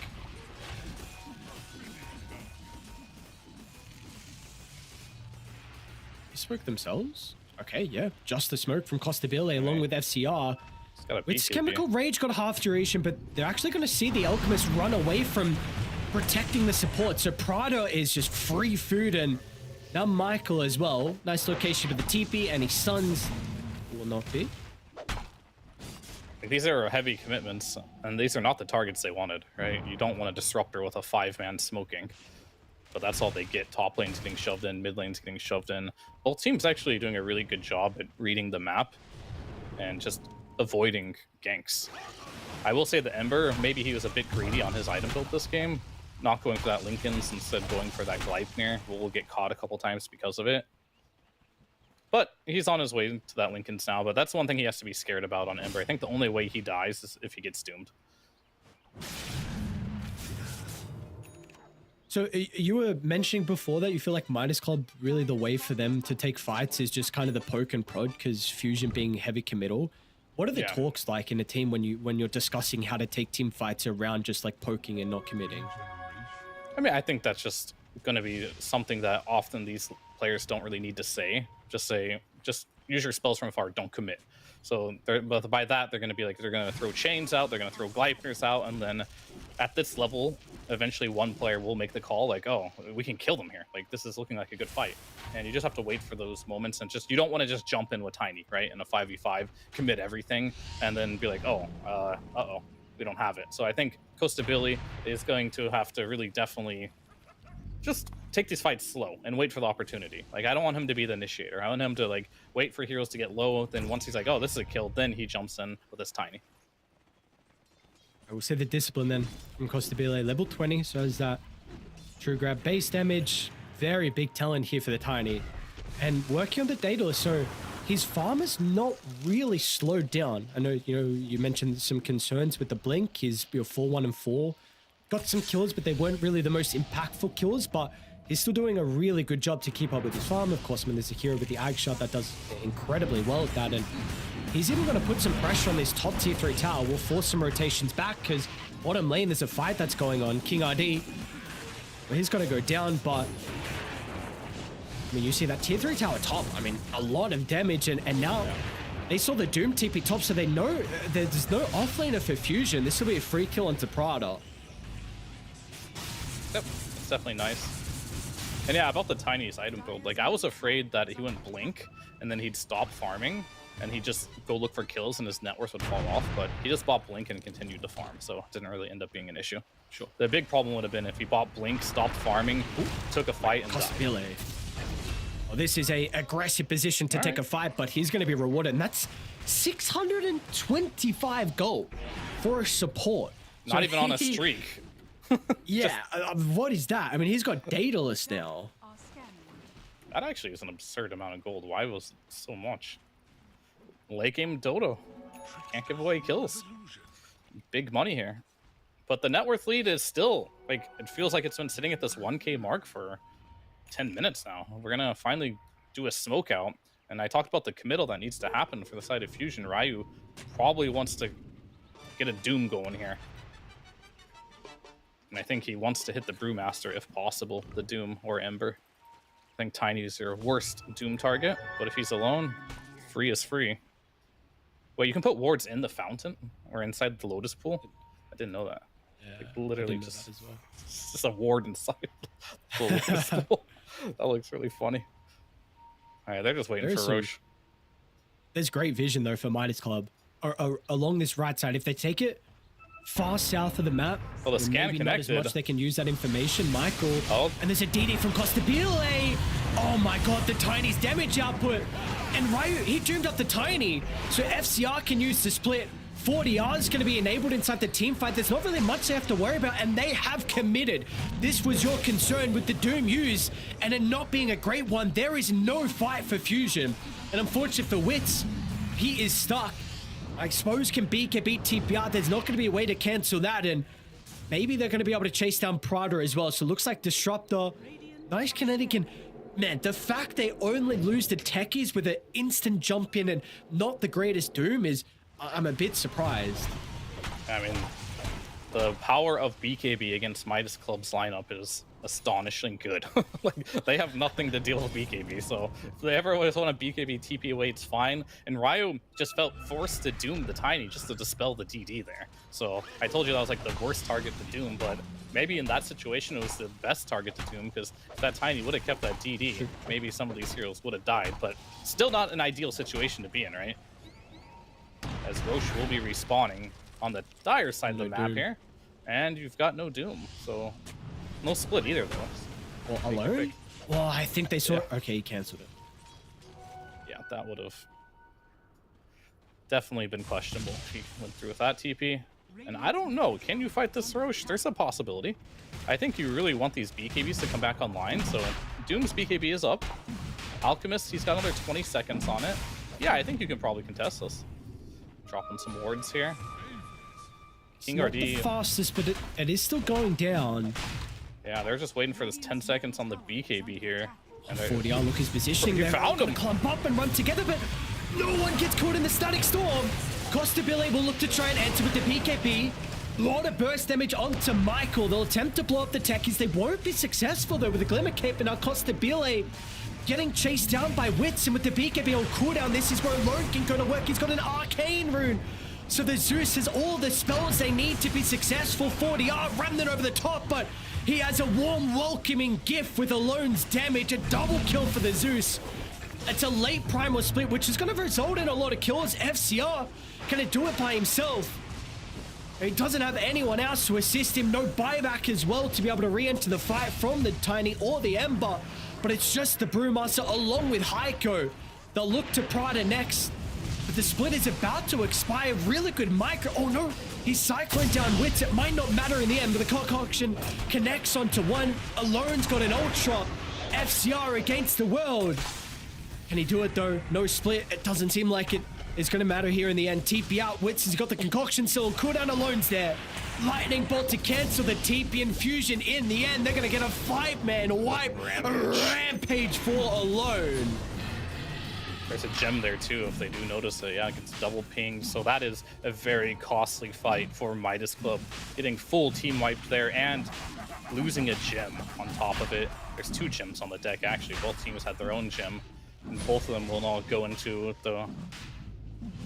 Well, the couriers, they're going. Can the CM get it? Not quite, not quite. They wanted it though. The supports instantly sending those couriers out trying to retrieve the gems, but they will not be getting them. So Roshan also going to go the way of Fusion here. So that was Roshan and a gem and a team wipe.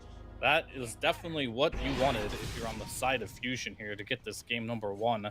Finally feeling like you're in an advantageous position. Are there any like key takeaways from that fight? Because I mean, it seemed quite messy from either side. Techie's still giving 700 gold away for getting solo killed by Tiny. All right, that's the takeaway. Kill Techies. Yeah, I mean, I think this fight was incredibly messy, but I think the big issue was like Costa Billy committed, right? Like when you commit with this Tiny and you can't get a kill, which is exactly what we're seeing in this replay here, is you're in, right? And with this new corrosive weaponry, if you start getting attacked by this alchemist, at some point it reduces your base attack damage now, right? So you don't do damage anymore on Tiny if this alch can just like chonk on you through a full BKB duration. And that's exactly what ended up happening there. So I really just think the commitment there from the Tiny was the biggest issue from this particular fight, because once the Tiny goes down, you lose most all your damage there. Of course, the Brew still is doing some pretty good damage there, but you need your Tiny to be able to get multiple rounds of spells off and continue to go in and out of the fight. Okay. I think at least another takeaway for me is the fact how much FCR was able to do in that team fight. He got doomed too. I mean, yeah, I mean, that's... I was just going to mention, like, I feel like you need to continue dooming FCR, but the fact that he was able to somehow live through it and still get his ultimate off, so, yeah, this is something we need to see. You mentioned Costa Billy with being able to be more disciplined inside the fights, and how they're going to be able to address the Brewmaster, because FCR was...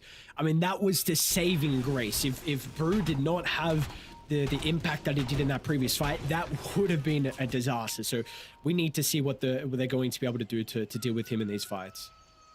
Yeah. I think they might get... This is a big pick off, as we did notice. These heroes do take a lot of damage down. We have the Bloodthorn online, and we're on a monster kill streak for this Alchemist. He's hit pretty much critical mass at this point. Maybe he can upgrade his Blink Dagger, and that's just about it for his item progression. Oh, could you go Scepter for Prada now? I mean, Prada's got it queued up, and that could be... not just a fight winning, but a game winning item as well, if this is something you want to go for. Like, really, how much value is a Swift Blink got over something like a Scepter on the Disruptor? I'd go the Swift Blink too, it's all about you. Yeah, I mean, that's, yeah, okay. That's such a carry mentality. King ID, can I do more damage, or am I going to make my support more useful? Do you want to win the game? I mean, I feel like you winning's pretty fun. Plus the Billy? What? Nah, he'll get the axe. Be able to BKB TPR potentially after the Swift Blink. I mean, I think the Swift Blink is actually kind of important in this game, because you don't really need the Static Storm too much. You just need to get these right clicks on Tiny. As I mentioned before, the new corrosive weaponry, incredibly good versus Tiny. He got his farming ancients in it. I thought they were gonna kill him. Okay, never mind. I just saw him spend like 20 seconds trying to farm an ancients, and then thought he was gonna get glimpsed back. But... yeah. No, but for real though, that's probably the best play. I think the Disruptor should just go Blink Dagger right now and get Golden Axe, and then now you have this additional threat in the game, right? You're already worrying about these Dooms, and eventually there's gonna be another set of Dooms too, just because he is going for that refresher, and just about has it actually. And if you add Disruptor Axe on top of it, these are just team fight spells that are very difficult to play around. Radiant's There we top go. tower is under attack. Pressure all delivered. I'm still so amazed at how this net worth, even with the Aegis, continues to shoot back in a Midas. Mid lane. Possibility with the jump in. This is a big target. Briar's going to be able to turn with the BKB. Now, it did pop Refresher already, so it doesn't have a second Doom for the team fight. It might not matter. They're going to glimpse back to Tiny. We've seen what FCR can do previously with the Brewmaster. Is it going to be enough? The Sharpshooter clips onto the Zeus as 40R. They're going to be able to catch up to Alone as well. And Tiny over ball on the back, and he's side, dying. Fights breaking out simultaneously. Wits onto Costabile. No detection. Costabile is going to be okay. Inside the river, they're going to be able to hunt down the techies, and now Wits. He's also being stalked. Costabile jumps in. BKB still going to be there for the Alchemist, but that is a really big committal. Costabile with the buyback. We're not done just yet. Heiko's been able to run into Prado, who doesn't have a TP. So this should be another support that ends up going down as well. Maybe. Juke's out to the left. Never mind. We'll have to see. And that was just a very strange series of events there for Costabile. He went in with like no BKB. It was on cooldown. So he just got doomed and died after. Now he does have BKB up now, so that's great. But you got 50 seconds here, and you're playing versus a Tiny. You might want to consider buying back here. But if you don't have any offlane or no techies as well for 20 seconds, I think you're just losing a set of racks there.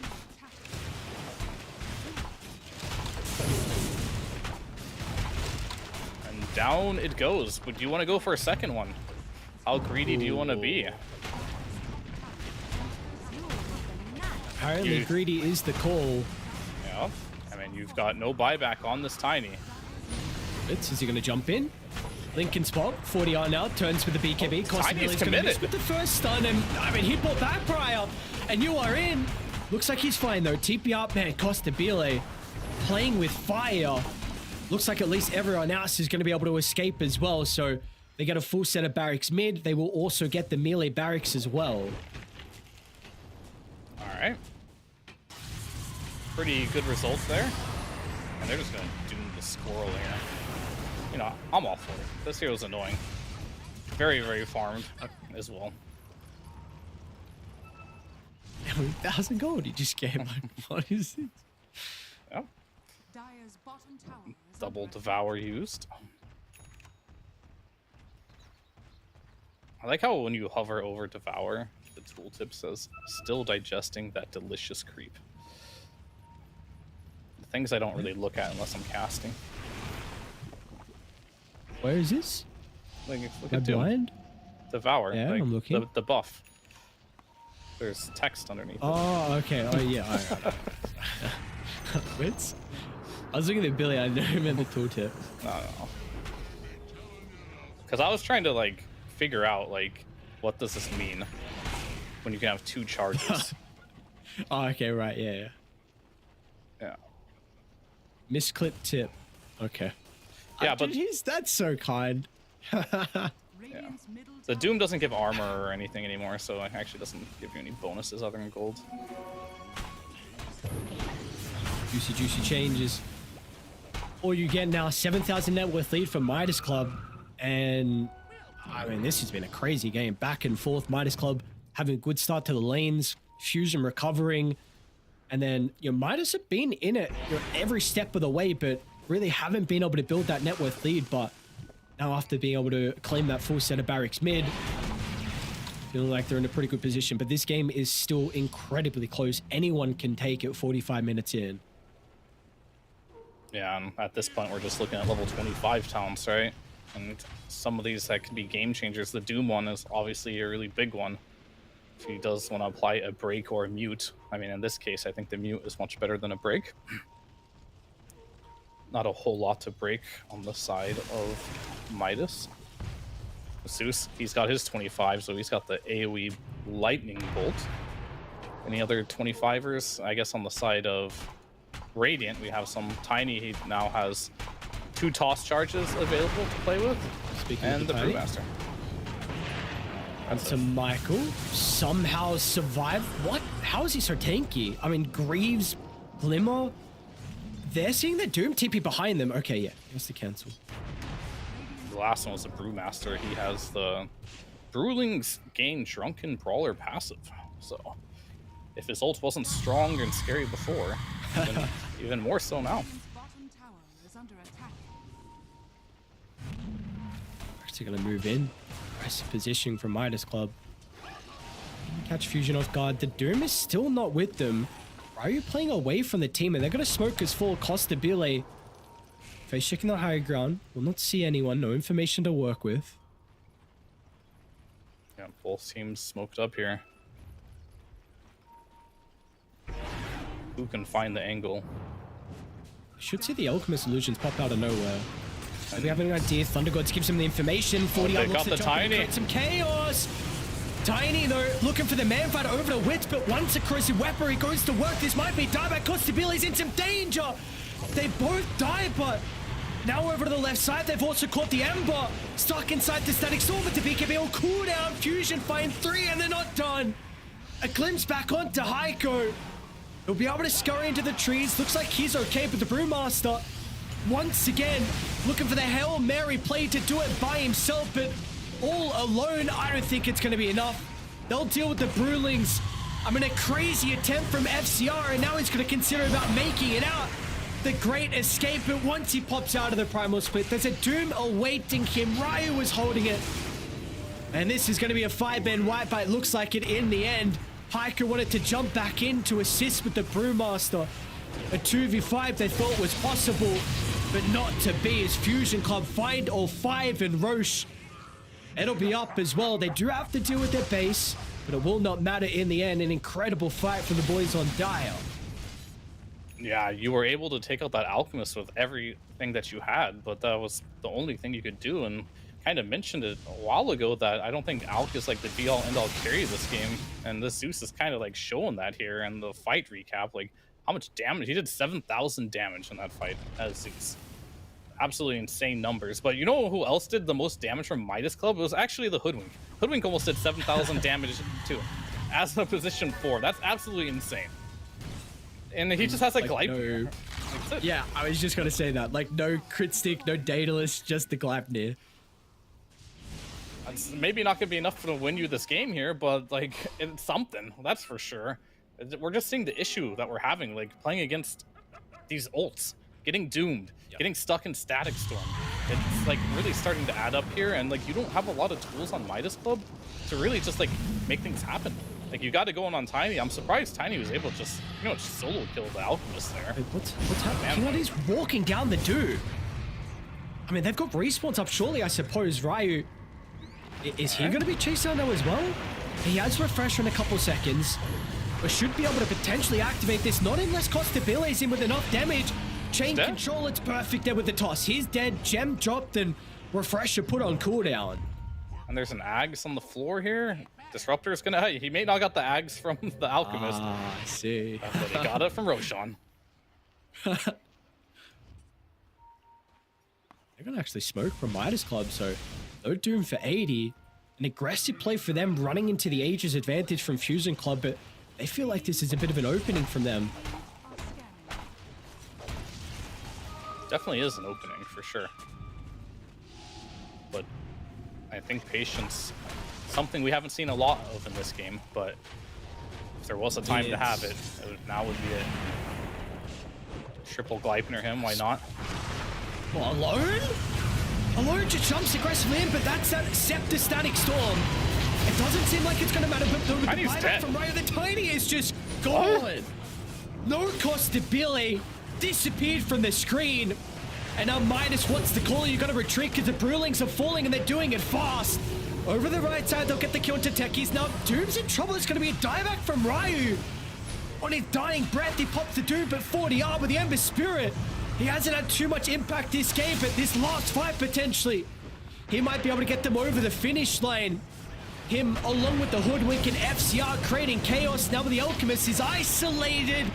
No one is there to protect him onto the first life, and once he respawns, Chemical Rage is still on cooldown. Somehow he's able to get the blink away. So Wits will blow up Haiku and also get himself back to the safety of the base, but Costabile, he is back. They want to go for the all-out finishing blow, and they should be able to kill Wits. He's got the cheese given over. He's going to be okay momentarily. It's a Chemical Rage enough to sustain through the damage output. Wits wants to turn. It's a nice stun onto 2 once he's locked onto the Brewmaster. FCR gets it destroyed, but once again, there's the Static Storm. Onto 2. Michael with a jump in. Alone's damage needs to be big. Isn't enough from the Zeus, it is. That's a dieback onto the Tiny, but 40R once again is going uncontested with the buybacks from Midas Club. That will be the thing that wins them the Oh, game. man. In the end. There is no way they're going to be able to do it alone against the world. But Fusion Club, they had no buybacks. And that will be all she wrote. What a crazy way for us to end our game one. But Midas Club will take it. Yeah, these fights were just long and drawn out, just the way Midas Club wanted them. And I think at the end there, we saw a little bit of impatience, right? The Alchemist, he didn't have his ultimate. He didn't have his BKB. He jumps in that second time. Maybe if they play a little bit slower and the Zeus can do some more damage, they can hold the throne there. But in the end, this is a TI qualification match. Sometimes the nerves get to the best of you, and that's exactly what happened in this game for me. I think a little too impatient on some of these jumps, both sides. It wasn't a clean game from either side, but it was definitely entertaining. And I think more than anything, Midas Club really showed discipline in this game on how to split push the map when things aren't going well. Like, they were so far behind in my mind, right? Like, they were just so far behind this entire game, but somehow the net worth wasn't showing that because they were doing such a good job just split pushing the map over and over again. And whoever made that call at the end to just go for the W, big Chad move right there. What was his game fit? What happened? 37 kills apiece. I mean, like, if we start from the start, right, where, I mean, you just saying the praises of Midas Club to be able to stall this game out. I feel like Fusion as well, right? Because that Alchemist lane went poorly. I mean, this Brewmaster free farm, we were actually at a stage where we were speaking like Brew might have the ratings timing before the Alchemist. That's how bad it went. But the fact that Fusion, you were able to stabilize some... Yeah, I mean, which is crazy. And then you could stabilize on Fusion because some of the Doom rotations, the stacks they made. But then we saw sometimes like the Roche, the Aegis for Fusion didn't work in their favor because then you mentioned, the split pushing, the stalling, the game. I just felt like multiple stages of this game was like really heavily sided to one team and then back to the other and back to the other. And I don't know, this was a crazy game one. It was definitely a barn burner on this one. Like, it really came down to just team fights, right? Like, everything else in this game that led to where it got, it all was decided and settled on how these team fights went. So you see in these fights here, pivotal moments where Doom, he's just too deep in, right? And that was the name of the game here. The Zeus, he's just sitting there doing damage from the back, and you gotta just support him, allow him to do his thing here. And then I think we might be able to see it in the next clip potentially if it shows you here. It's just like this Alchemist is doing everything in his power to like survive. And you'll see he pops his chemical rage there, he uses the cheese, he dies, and then he instantly buys back. Then he goes in again and just dies because he doesn't have chemical rage up, and it's gonna happen here. You see Alki just bought back. He's like, I'm helping guys, we can win, and he gets just stuck in chain roots. He can't move now. He has no ultimate, he has no manta, he has no BKB. 20 seconds for all these items, and potentially if they can stall out a bit longer, maybe you can hold it. But at the end of the day, Midas Club, they made the call that we're gonna go end this game right now. We're gonna use our buybacks. You're going to use your Dooms. We're going to have a buyback ready for it, and we're going to go for the win, and it actually won them this game. So good shot calling by Midas Club here. I mean, of course, their mid game was a little bit shaky, but their laning stage was immaculate, looked really good. The mid game, yeah, they had a little bit of a whoopsie there and kind of gave the Ryu Doom and Wits Alchemist a bit of a free farm type of situation, but they brought it back, and they kind of showed a team that can do this, in my eyes, is going to be a very formidable opponent for teams. Winning games that are not easy to win is like what makes a championship team. I also want to sing some praises. I feel like 40R in that last team fight, I mean, we were speaking a lot about like the Brewmaster this game and what Costa Bile could do, and and the other team, like the Doom and Alone. I think 40R didn't die once in that last team fight. That went for like 2 minutes long, using full resources, and really we didn't feel his impact that much this game. But that last team fight for him was really on point. And dude, this just makes me so excited for the upcoming game. Like, I hope we get games just like that, because that was a incredible way to start our third series. Oh yeah, for sure. And I think you're going to go into this next game with a lot of questions on the side of Fusion here. It's like, do we need to ban out certain heroes we lost against, or we just need to tighten up our play a little bit? Maybe after that laning stage, you really got to look at the laning stage a little bit, because you don't want to be able to be in a situation where you're that far behind in one single lane. All right, well, we'll see what we have in store for us. A crazy game one in our third series, back and forth, but in the end, it's going to be Midas Club that are able to get the W. Let's see if they can have a repeat performance, or if we'll go to a game three first. So a break. We'll see you guys shortly. The official headset of PGL tournaments. Now with a wireless version. Experience unparalleled speed and reliability with the latest wireless technology, advanced hybrid ANC, and built-in EQ for your favorite game. Designed with elegance and durability, and extreme noise-canceling microphone. Always stay one step ahead with Aspire Wireless.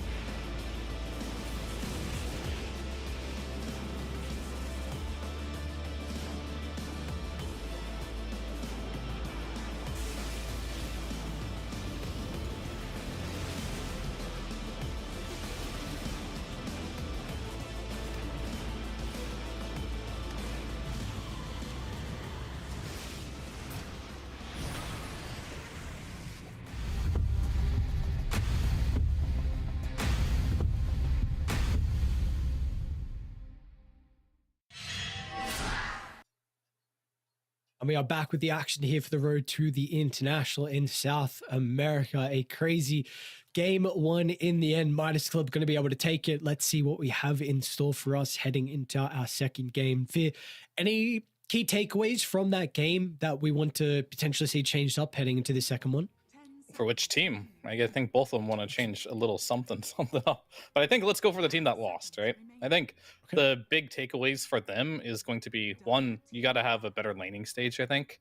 You don't want to be in a situation where one of your lane is just bleeding so profusely that it's very difficult to get back. They did manage to stem the bleeding, which was very impressive in its own right, but you don't want to be in that situation again.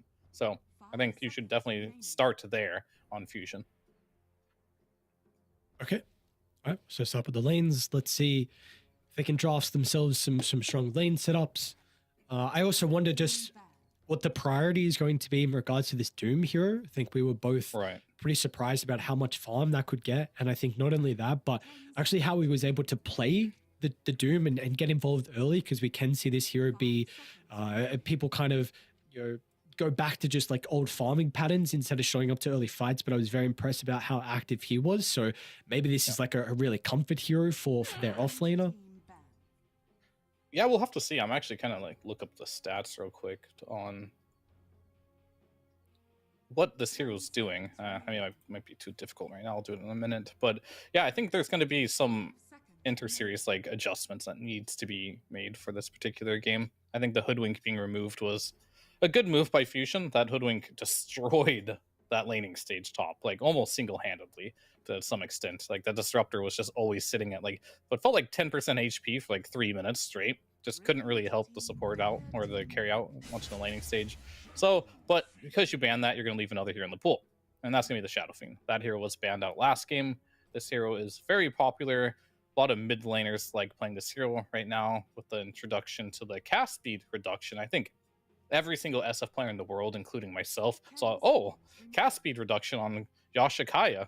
Well, who can use that? Then you look back to like the old Arcane Blink SF. You kind of get little vibes from that. It's not as ridiculous as it was back then, but it still helps a lot. And with all the little buffs he has received on top of that, this hero is very strong in the current patch right now. Same with the Vengeful Spirit. This hero is oftentimes being played as an offlaner right now, taking that melee facet and going for that Aghanim's can be quite annoying. Just with the Doom, I looked up at least the win rate in China. 7 games, 71% win rate. So that's good, yeah. Pretty good there with the TI qualifiers. But have you tried to play Venge carry? Because I've seen there have been some people China. You've given it a go? Yeah, I mean, I only did it like an unranked game, but just because I wanted to go Battle Fury, which I confirmed is not the build. Don't do that. Okay. But it was fun. Very good. But no, the hero is really pretty strong, right? It's not gonna like hard carry a game for you. He's more of like that supplemental carry, right? He's just strong in the laning stage, has some really good timings, but he's not going to be like your ultra hard carry like Terrorblade or anything, right? With 6 slots. So if then that helps a lot if you have a mid laner that can contribute. Like SF is pretty popular this patch, so it can definitely be playable. I definitely think there are some situations where Venge carry is definitely a thing. It's quite good against heroes like Legion and Axe, these type of heroes where, you know, if they duel you, whatever, you know, you got a second life anyway. It's kind of like I was going to say a budget Wraith King, but it's kind of like a Wraith King in a way where you just have that second life you can play with.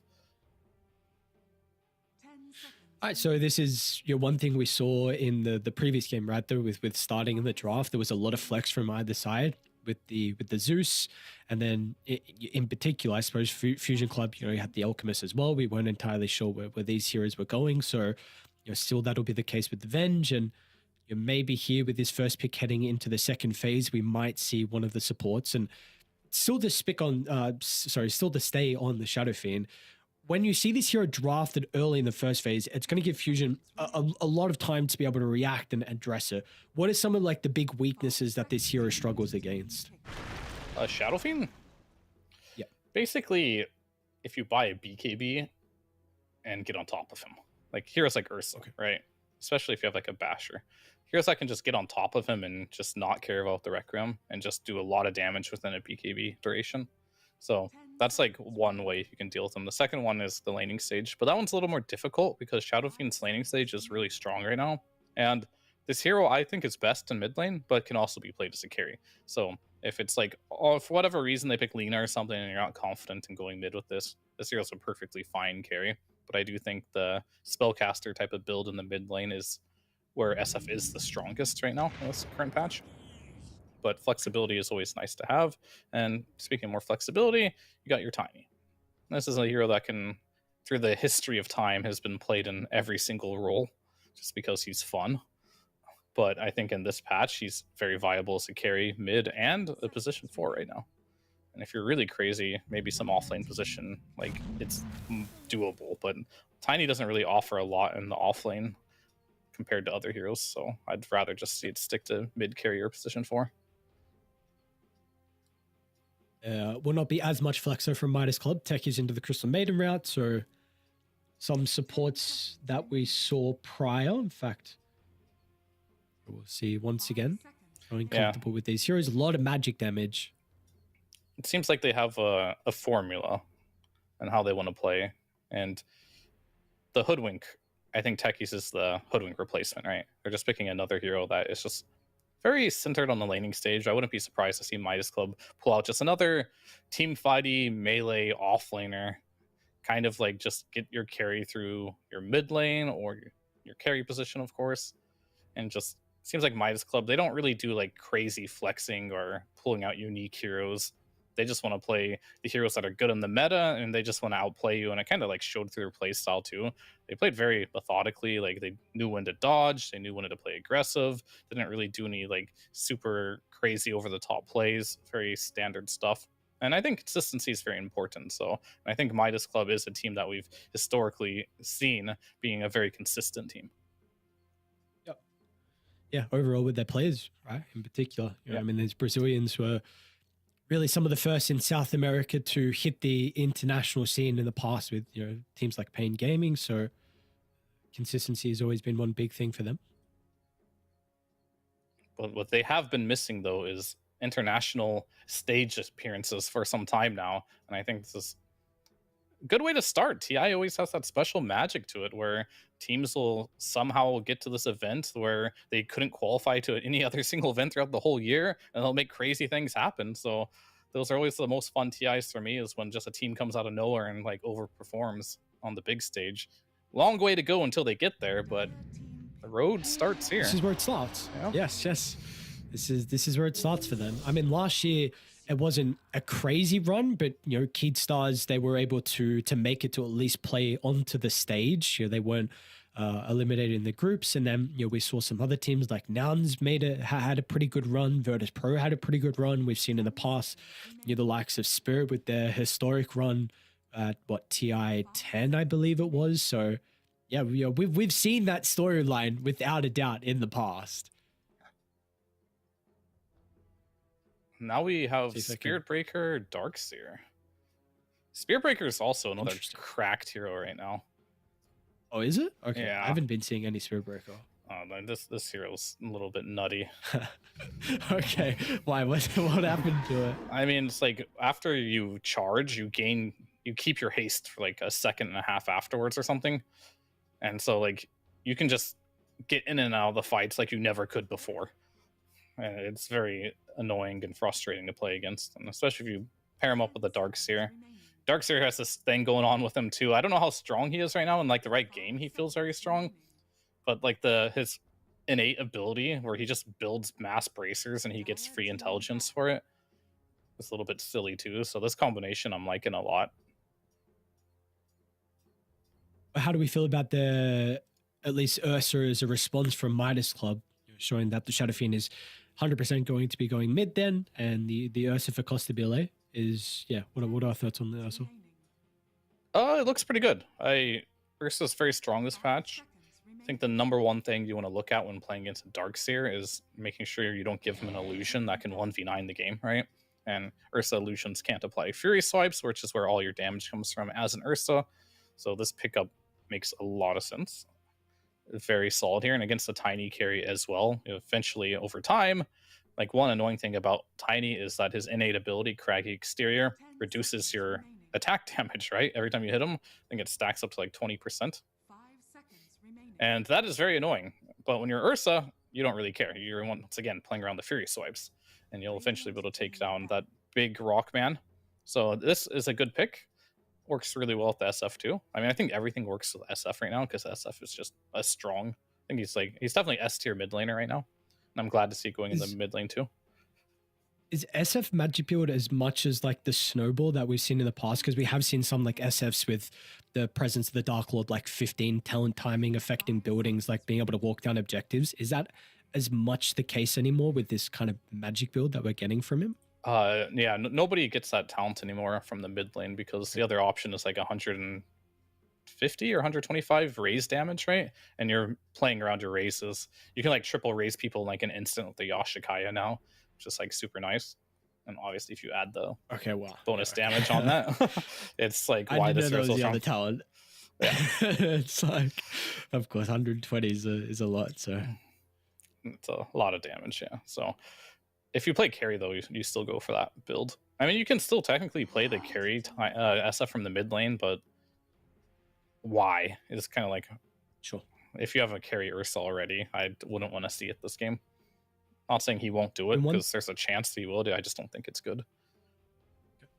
And one thing you are heavily lacking from Midas Club is that off-lane melee team fighting initiating hero. Like you, how are you starting fights at the moment? It is going to be your potentially Blink Bash for an Ursa. It's going to be that Ewer Scepter from the Shadow Fiend, and that's not really a hero to do it. I mean, it's an aura builder, sure, and I mean, Pit can be a bit frustrating for like Darkseid Spirit Breaker, but I'm a bit surprised. Yeah, it's good against the Tiny though, and I think that's why they're doing it. Okay, sure. Because Tiny has really high base damage. You just saw it on top of it, percentage base damage we saw in the last game. Yeah, Tiny won the game, but that one fight he just died in half a second, right? Like if you have enough percentage base damage, this hero is very killable. So it works in that regard. Now, the question is, do you want to pivot and like pick a Slark or something to like counter this and punish it and throw a Tiny mid? That is like always an option. And I don't even dislike that option too much, but yeah, Slark into Shadow Fiend is, yeah, I wouldn't do that either. So they're just going to pick the Wind Ranger mid. I think this is like the question you have this patch, and this is why they first picked the Shadow Fiend too. There is no clear answer to beat SF mid. You kind of have to pick these defensive heroes, right? Like these Linas, these Wind Rangers. You don't really want to be this hero necessarily, but you kind of have to be to have a laning stage. And it's probably just going to be one of those mid lanes where both teams farm, it draws out. I mean, I think the Wind Ranger versus Ursa, it's very good until it's not. Because there's a point where you can just really destroy the Ursa, but once he gets like Blink Abyssal MKB, you're just dead every single fight on the Wind Ranger. That's what I mean by it's good until it's not. In the late game, it's not good, but in like the mid game, it's very frustrating. So a bit of a interesting pick from Malone here. This does not scream out to me like this Wind Ranger is going to destroy this game. It's kind of annoying to run into Pit too, right? A lot of ways to kind of like deal with this hero. He really just doesn't want to lose mid to SF. And I think there's going to be a lot of emphasis on this mid lane and what these supports can do to like make rotations to kind of allow these heroes to make things happen on the map. What would you say there is a side that has an easy time, I suppose, to rotate to the mid lane and secure those power runes, water runes for the Shadow Fiend or the Wind Ranger? Well, you have a Spear Breaker, so that's good. So I think Fusion Esports should have. I mean, it really depends on like the timings of all this, right? Because like Techie Seam is really strong in these rune fights, but Venge and Spear Breaker can be good too. Spear Breaker is going to be more annoying because he can be there more frequently, just how charge works. So I'm going to expect a lot from Michael this game, and Shadow Fiend does not like playing versus Spear Breaker. This is a very difficult matchup, just because you do have that BKB Pierce as well, which SF does not like. Luckily, nowadays, I don't think the animation for your Requiem with the Yashikaya can be stopped within like the long animation of the SP ult. So that's definitely helps in that regard a little bit. So we'll have to see. Okay. A lot of eyes are going to just be on Michael for me and like what he's going to be able to do in the mid lane. All right, well, we'll have to see as we get underway here in our second game. I'm intrigued on what the build is going to be from Fusion, what the build's going to be from Darkseid. I feel like there is a lot of magic damage at the moment for Midas Club with the Techies, Crystal Maiden. Just look at his and items. that It's so Shadow Fiend as stupid. well. Oh, we're not in the game Wait, yet. who am I looking? When we get there, the Dark Series. Who am I looking at? This is Though? so The Dark Seer? stupid. Okay. All right, full gauntlets. This is just dumb enough. He's got, like, it's his innate ability, right? Darkseer's intelligence cannot be lower than either his strength or agility. So people just like mass strength items and you get free agility, pretty much. So he has 34 strength, 34 intelligence. I don't know why I said agility. I meant intelligence. You get like a bunch of intelligence. You go double bracer with Soul Ring, right? With the full gauntlets? I mean, some of those can just be casual. Probably get at least 1 or 2 bracers from there. And after that, Soul Ring if you want. I usually see like mana boots to get picked up because you do need mana on this hero. Okay. Just the starting item build is funny because like you're this 868 HP hero just walking around with 5 armor. Is there a single hero that has more HP than him? No, he has more HP than Underlord. Alright. I guess Tiny's the only hero that has more HP than him. And there's a reason why like, some of these heroes are in the meta right now. Like tanky heroes have been the meta for a couple years now, ever since like the Wraith Pact kind of era. Hasn't really changed since then. And these just so happen to be the tankiest boys of them all. See a fight? No, looks like we're not going to see it fight. So, all right, let's see how we get ourselves underway here. I'm slightly favoring Fusion. I mean, I really like the potential of Pipe on Darkseer and their avenue to be able to dive aggressively onto the Shadow Fiend. I know this is one thing you mentioned, is that his big weakness is like heroes collapsing on him in the mid lane. Yeah. So we're going to have to see how you can do that if you have the Venge rotating, the Spirit Breaker as well with an Iron Shell, maybe like level 6 from alone. So I think just that, being able to slow down 4DR and the potential lack of damage from the pipe until the Ursa comes online. I feel like late game could be a very different story because how Ursa looks this game, but I feel like the mid game, I do feel like I like Fusion's draft a little bit more. Where are you currently sitting though? I mean, they both have some strengths to it, but I would prefer to have Midas Club's draft, if you were to ask me, just because I think this Darkseer doesn't have like a ton of illusions he can really make, and even if he does make illusions, like the AoE damage on Midas Club to kill illusions is really good. You got Freezing Field, Firestorm, you got Requiem, Raises. I feel like the team fighting this Darkseer, he might struggle finding impact in the team fights, as I'm getting. So you're going to be playing for most likely a pipe on the Underlord as well with like some auras, and I feel like damage, it's really just a loans pick. I feel like it's really volatile. I don't see what this Wind Ranger is really bringing to the table if you don't snowball super hard, because you can die. It could be a very difficult game for a Wind Ranger, and you have a very single target focused lineup here. But we'll have to see here. Both drafts, they do have like merit in how they can win. And how's Darkseer doing? I always love to see how this hero does at level 1. Oh, he's getting bullied really hard. Might be dead. And yet, I think so. Let's check up on how he's doing, and he's just getting bodied. Oh, is he? Is he dead? One more right click. Yeah. Constantly. He got on it with the forces fall. Mike was checking his Darkseer and she's getting chased and I see. He crashed. That's what happened. Dude, he was so close to level 2. I mean, that's so on what I did kind of 7 experience away from level 2. Yeah, it's a sad death there. Like that was a CM who didn't even have Frostbite, just put the point in Aura instead. So he just got Blood Grenade and walk down. So yeah, the reason why I wanted to check on Darkseer is this typically happens with this hero, where if you can have a good laning stage, the hero looks good. But if your laning stage goes really poorly on the first wave, it feels like Darkseer's a first wave type of hero. Like if he doesn't get away with the first wave, he struggles really hard. And he did not get away with the first wave this game. So it's not going to be an easy laning stage for him, especially because he's laning with a Spirit Breaker too, right? This hero doesn't do a lot in the laning stage. It does a lot for the game, but it doesn't really help you. And that's why you see Michael's trying to drag waves, because he realizes this hero is not really good at the laning. They just want to survive, get levels, and kind of like deal with it that way. But alas, he will go punished here. A little bit of a concern already I have for Fusion and their drafting being kind of like really single target heavy into like mass auras and mass team fight. It doesn't help when the lanes go poorly. And we've seen in the past, like Darkseer, if you have a bad lane, the way you kind of catch up is this ancient camp right next to your tower. Yeah. Maybe King RD, if he has some time, could actually even put a sentry down to stop the stacks, because this has been one thing that often you are doing to try and keep up. We'll see if he's going to be able to have the time to do that though. Top lane, Wits and Heiko. Looks like Prada's going to be killed off, and now with the pit, holds Wits down into place, and this Tiny's not going to get a return kill, and in fact will also take a lot of damage as well. Yeah, and already this Underlord doing what they wanted to do. And Tiny is a hero you typically don't out CS. This hero just has a lot of damage just based on how tree grab functions and your overall base damage. But you are playing versus an Underlord. This is one of the few heroes, if not only hero, that can contest a Tiny in the CS department. It's already side lane's going incredibly well for Midas Club. Feels like we're going to continue to see that be the case.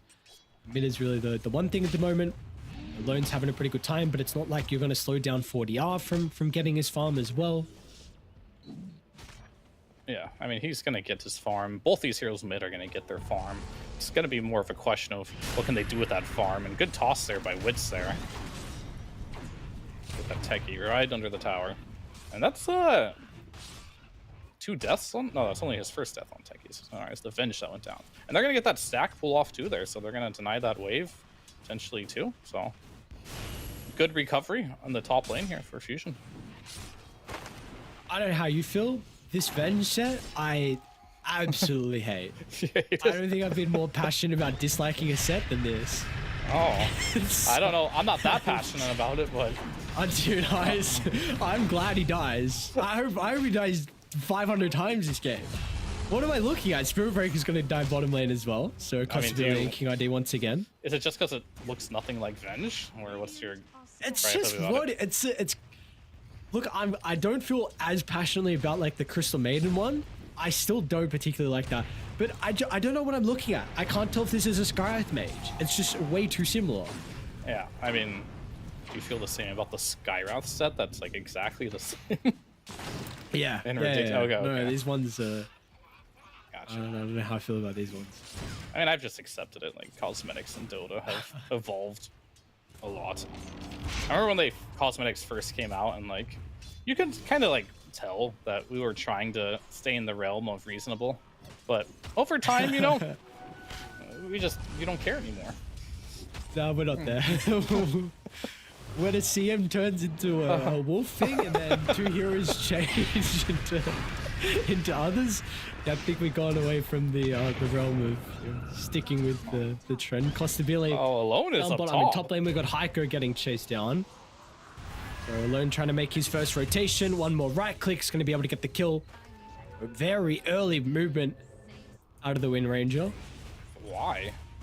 Like, this was very costly. He lost half his tower's HP to just kill a support. Like, that wasn't even for a rune. I think maybe he was just picking up... Did he even pick up the bounty? Interesting rotation. Very, very, very interesting. I mean, he's down, like, half a level on this SF now, which... Oh, not the best. Gotta be Again, careful. top lane, they're gonna go. Tiny. Oh, what? Okay. Did you see that? He tossed him during blast off. Is that what happened? Yeah, but that looked... I thought it landed. I don't know. Those pretty goddamn quick fingers. Yeah. Well, Dota 2 says it did not land. Mid lane now. Rotations coming up for the power runes. Let's see. Looks like it will be an arcane rune for Prada. Meanwhile, King ID is a bit separated from the tower. 40R's actually got a charge. What? He got fear to the left. What? Okay, I mean, Alone... That makes no sense. What just happened?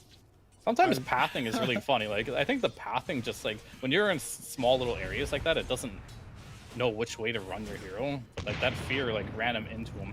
Honestly, Alone is very fortunate that he was, like, 0.3 seconds away or less from dying himself. Because Frostbite was almost off cooldown. If he would have got that Frostbite off, then Alone would have for sure died. Windrun was down, you would have got double raised to the face, he would have been slow. So, Very, very, very close kill, and I think the only reason he got that kill is because they had that ward on the high ground there too. That's all the Crystal Maiden. And he's playing that one on a knife's edge. That's all I'm saying. Yeah, very close. Working or not working for Alone. Oh. He's maybe gonna. Welcome to Shadow Fiends right there. Yeah. 2 nukes and Pump it that's, out. you're dead. We've seen with some of the rotations that bottom lane has been left alone, so Costabile will continue to farm. This is going to be an incredible Battle Fury timing. We know this Ursa late game versus Tiny is a very big threat, like you were mentioning, and importantly means Ryu's not going to have a good time on the darks here, and it doesn't seem like he's got a double stack at the far right Ancients, but it's going to take a lot of time for him to be able to catch up. Maybe they can manipulate mid with some rotation from Michael. An aggressive charge, but King RD be okay under the tower. The Shadow Fiend is just... I mean, that's last pick Wind Ranger versus first pick SF here, and still losing the lane. From a drafting perspective, not good. Not good at all here.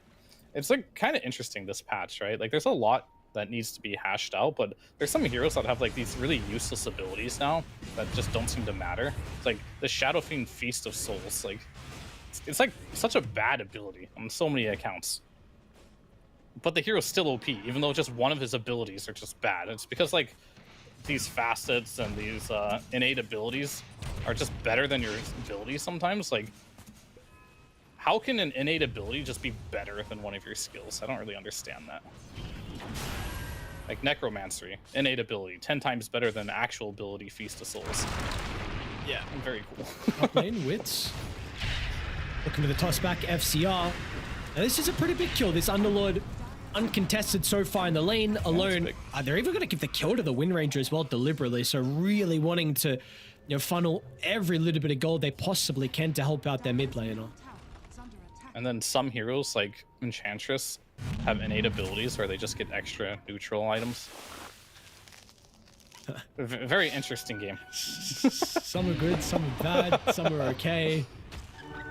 I mean, the Dodo's going to be really fun though, for sure, for like at least the next 2 years, because it's going to take them about that long to like balance out all these changes. Michael? Yeah, I mean, it's definitely an interesting position we're in. You've got some very fun builds you can go for. I think we'll hold that actually thought, because top lane once again they are smoking. I don't know if they smoked under the Radiant Observer Ward though, and this scan's gonna turn red regardless. So nice read from Midas Club. Now let's see what they want to do, if they want to potentially smoke to top, or if they're just going to rely on their TPs to protect the Underlord. They will not continue in that attempt though on Fusion.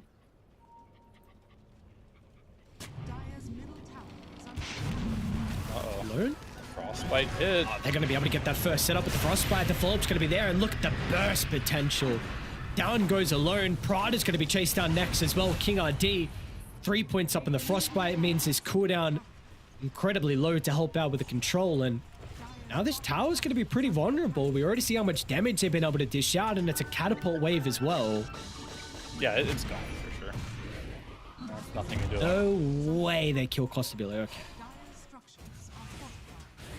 He's got his ult up. He should be fine. All right, my last rant here. Do you know what the worst ability in Dota is right now? I don't know. There's a lot. What is it? It's Phantom Assassin's third skill. Like by far the worst. The worst ability in Dota right now. You can rant off the Costabile. He's getting dived here, and Raid's going to be activated. Heavy commitment. Oh, yeah, with the blink dagger. 40R with the blink as well. It's already online. 11 minutes in, and now with the combination, Wits down to half, but the ultimates weren't enough to get kills. At least they did keep Costabile alive. That is the most important thing. And now there's 5 heroes from Fusion down bottom. All right. I mean, all things considering, and blink reveal, like that wasn't so bad. Like they were able to get out scot-free there. Not too bad at all, but the supports are a little bit struggling here. On the side of Fusion, level 5 Spear Breaker, level 5 Vengeful Spirit. They really want to get their I know you hopes don't want up. to speak about the supports. I know you want to rant about Blur. It's okay. You can you can do it. All right, I'll just finish it. Like this spell, right? Let me read it out. Like, why does she have Blur? Like, if you take the Facet Methodical, which requires 6 hits to crit, what Blur does for you is if you hit a creep while you're blurred, it takes you out. So, and if you get near a hero, it takes you out. All it does is make you vanish for 30 seconds, and that's it. That's the spell. And then before last patch, they gave it, like, this spell's so bad, we have to give it some move speed, at least so you can run around. Like, this is the worst spell in Dota by far. It just makes you go off the map, and you can't do anything. You can't farm, you can't do Ancients anymore. It's like 100% the worst spell in Dota. I thought Invis was good though. Yeah, maybe it's going to be good in this scenario. Lone has an Invis rune and scouting out King RD and Costa Billy. They do have their teleports back up, but again, they're staying bottom for such a long time. This net worth lead is continuing to grow. You take a look at mid. I mean, Heiko's shoving it out. Shadowfiend along with Underlord were farming the North Jungle, and finally they're going to leave the area, but this is a lot of time wasted. And it's reflecting in the net worth too. Like, look how much farm is accumulating, and we're starting to see why the Shadowfiend was banned in game number 1 here. This is the first overall pick hero, so this is not what you want to happen. Is this the build as well, like the first item Blink? Because I haven't been seeing many Shadowfiends. I know it's been very popular, but in China it was banned out a lot. Is this what they've been going for, like first item Blink straight into the... Yeah, a lot of people do. Yasha Kyle? Yeah, I've seen different variations. I've seen Yules some games, which honestly, this wouldn't be a bad Yules game either. But yeah. Very good Yules game, honestly. Wind Ranger, Darkseer, Spirit Breaker, a lot of value, but I feel like the Blink first is what he wanted. Might go down that route later. There's a massive Ancient stack sort of farm here for 40R, and you're also... Ursa Battle Fury is a great timing for Costa Billy. 102. Fusion have to get something out of the map, and meanwhile it's actually FCR that's going to run into Prada. And Alone's nearby. They're going to have to charge from Michael as well, but still it's going to be 4 heroes from Midas Club to take the fight. They're going to Rift in the Ursa as well, so surely they're going to have their carry if this fight continues to break out. Costa Billy pops out and looking to hunt some heroes down. Prada protected with the Avalanche, tossed away, but I mean, this Underlord's taking, maybe not if he's under a tier 2 tower. FCR will go down, but the rebuttal is going to be there. Atos holds the Tiny into place. Yeah, with the amplified damage rune on that Shadowfiend too. Getting a bit scary territory. But yeah, I think this is what most of them are doing, just because you do want to go for that Yashikaya, and like most heroes can't really react to a Blink Requiem. Like I mentioned before, Spear Breaker, just he doesn't have the animation. He'll get it off first almost every single time. And then of course, once you do get it, it's not just about the ultimate as well. You have to keep in mind your raises come out like instantly. You can like triple raise people very quickly.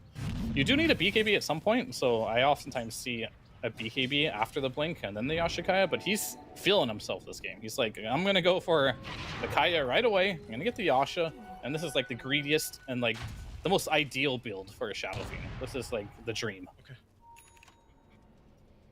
See if you can continue to live the dream. And I mean, this Blink Dagger is already completed for the Ursa. So one thing I was maybe a little bit concerned about was how they were actually going to start fights from Midas Club, but I brought up the potential way was the Blink and Shadowfiend jump in Requiem, but really importantly, it was the Ursa. I mean, early Blink with an eventual Basher, and he's on his way to find that at a good timing. But for Fusion, like, what do we need to see out of them? Because this game is really getting out of hand. They were able to stabilize last game. How do they stabilize this game, though? Oh, it's gonna be hard because like you are playing versus Ursa, and like I really haven't touched up on it, but this is worst case scenario, playing versus an Ursa who's free farming, especially in a game like this. So I think you have to make some moves on the map at some point here. Or, I mean, is that even true? I think either you make a move on the map or you bait them into moving into you. But right now, they're just kind of like every man for themselves, and they're just going to lose another hero here. And the bear gets even stronger now. And it feels like you're falling apart a little bit if you're on the side of Fusion here. And sure, your Darkseer is farming, your Tiny's farming, but none of these heroes right now are really that scary with farm. It feels like they're just kind of like recovery mode farming. But you only have 1 point and 2 points in vacuum rather, so maybe they just need some more levels so they can hit a combo off. But by that point, Roche is going to be dead. Half of your map is already taken away from you. You only have a little bit to deal with right now. And it's going to be even scarier as the Shadow Fiend, who I already mentioned, is going a very greedy build, and he's getting away with it. Like, you could just take a fight into them, and this SF is paper. Like, look at his HP pool. He has 1300 HP. He will die if you sneeze on him. But you need to put yourself in a position to be able to do that. Is it the Wind Ranger Spirit Breaker that need to be playing together? I mean, they need to bring the timing too. now. Tower is under Okay. attack. Like, you have to, like, when you're this far behind, you got to bring everyone. It's really getting to a scary position now for Fusion. Neck and neck in that game one. Incredibly close battle between the two sides, but now with this Aegis on Midas Club, 7,000 net worth lead, and you don't have open map to play with as well. This T1 Tower still hasn't gone down bottom as well, so it's very difficult for you to be able to invade, and they're actually looking at potentially setting up bottom here from Midas Club. King ID is already starting to walk down. They've got the Fiend's Gate in as well, along with 40R. So this will be a quick and easy kill onto Prada. Easy, potentially, or make him work for, in fact, with the swap. Is under attack. Radiant are scanning. Nice scan. They rate Wits is down here as well. I thought they were going to actually continue to run and maybe hunt him, but looks like they'll leave him. Are scanning. Is that really Shadow Fiend's only kill? Yeah, it was. Oh, wow. Interesting. Wits. So they will finally scout out if the Tiny's still sticking around, and they're going to be rewarded. I mean, that scan about 10 seconds ago going red, and King ID will not even die. Go.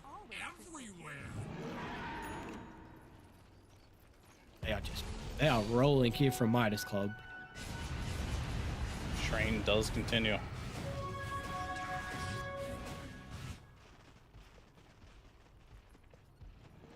It is not slowing down anytime soon. BKB almost completed here for the Ursa. Are ready to go. Shadowfiend got an item? He could just... Yeah, he got the pick up one of Yashikaya. his- That up. Has fallen. I mean, the big thing that's been like a factor in Dota is like infinite scaling, right? Figure out like why that axe when it came out was so OP, because he just had a million armor for no reason. Legion was also pretty OP at the beginning because she had infinite scaling, and Shadowfiend has a little bit of that now too. As you might see this Wind Ranger go down here. Lane alone. 40R is going to be able to get the damage. Last raise. And speaking of the infinite scaling, we have Shadowfiend. Every time he gets a hero kill, he gets a bonus Necromastery charge. So the ult starts doing more damage, his right clicks do more damage, and he doesn't lose them until you kill him. He's like the ultimate snowball hero, and he's not snowballing super hard this game. Net worth wise, he is. Meanwhile, another Very deep. They got the Atos as well. FCR onto Michael. I mean, it is just a night and day difference here in this game too. It truly is. Dire's middle tower is under attack. Mid lane You will make a nice is build. getting harassed pretty hard here, and this game is looking very, very difficult Radiant's top tower is under attack. for Fusion to do just about anything, but they'll try to get out of their base and do something now.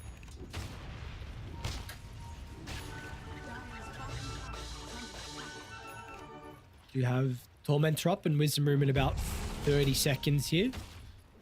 Midas Club to be able to snipe. Maybe they're going to look for a fight on Fusion. They are starting to set up. See what they can do with a team fight combo. Vacuum, Avalanche, it needs to be perfect. You're going to blink from Wits. It's all or nothing now. Dire's middle tower. Scan connects, so they know this potential fight is about to occur. Midas Club, they won't walk unaware into the trap. Dire's bottom tower. Yeah, the vision is good here. They're going to bait. Oh, they blinked in. Kosabile. An aggressive jump. Maybe they're going to be able to get he's on the other side of the Does he get gate. inside the base. He might. I mean, it pops the BKB, and that's on the first life. Is this an opportunity? What are they going to be able to do from Midas Club to be able to keep Kostabile dead. alive? It looks like nothing. He is gone. King ID. He will not be able to TP out as well. So, all right. Really big opportunity. They capitalize on that. They're going to be able to get the Tormentor. They don't get the Wisdom Room, but they're not out of it just yet. I don't know who was the genius there.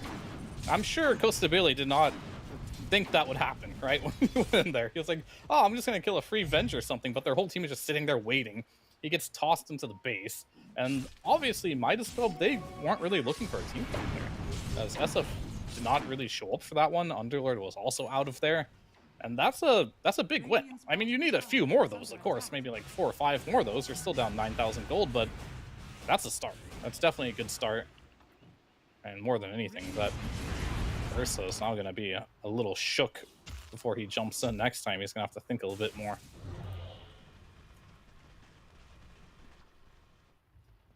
Fortunately, when Shard went to the Spirit Breaker, what even is his Shard now? Okay, it's just move the charge speed. Yeah. Lane? Fall back on the FCR. Okay, I mean, it's a lot of damage, in fact, alone. Still, he's got a Daedalus queued up, but even with that, that was a lot of damage from the Wind Ranger, and now they get a second big kill in a row. It's a big one. Using these swaps and charge spells are going to get them these necessary pickoffs so that they can get. And I think you got to keep going for this. I was like critiquing them about not really doing anything on the map for some time. Maybe that Ursa one was gifted to them, but that one on Underlord, they definitely did go for. And Wind Ranger, she's probably going to have to pop BKB. No. Oh, far out. The trigger discipline, that is victory close. You can tell Midas Club feels a little shook right now if they don't even want to commit to that. To not even force the BKB. Also, a lot of patience there from Alone's Wind Ranger to not press that BKB. Like, it would have been a pretty big win if they could have forced that.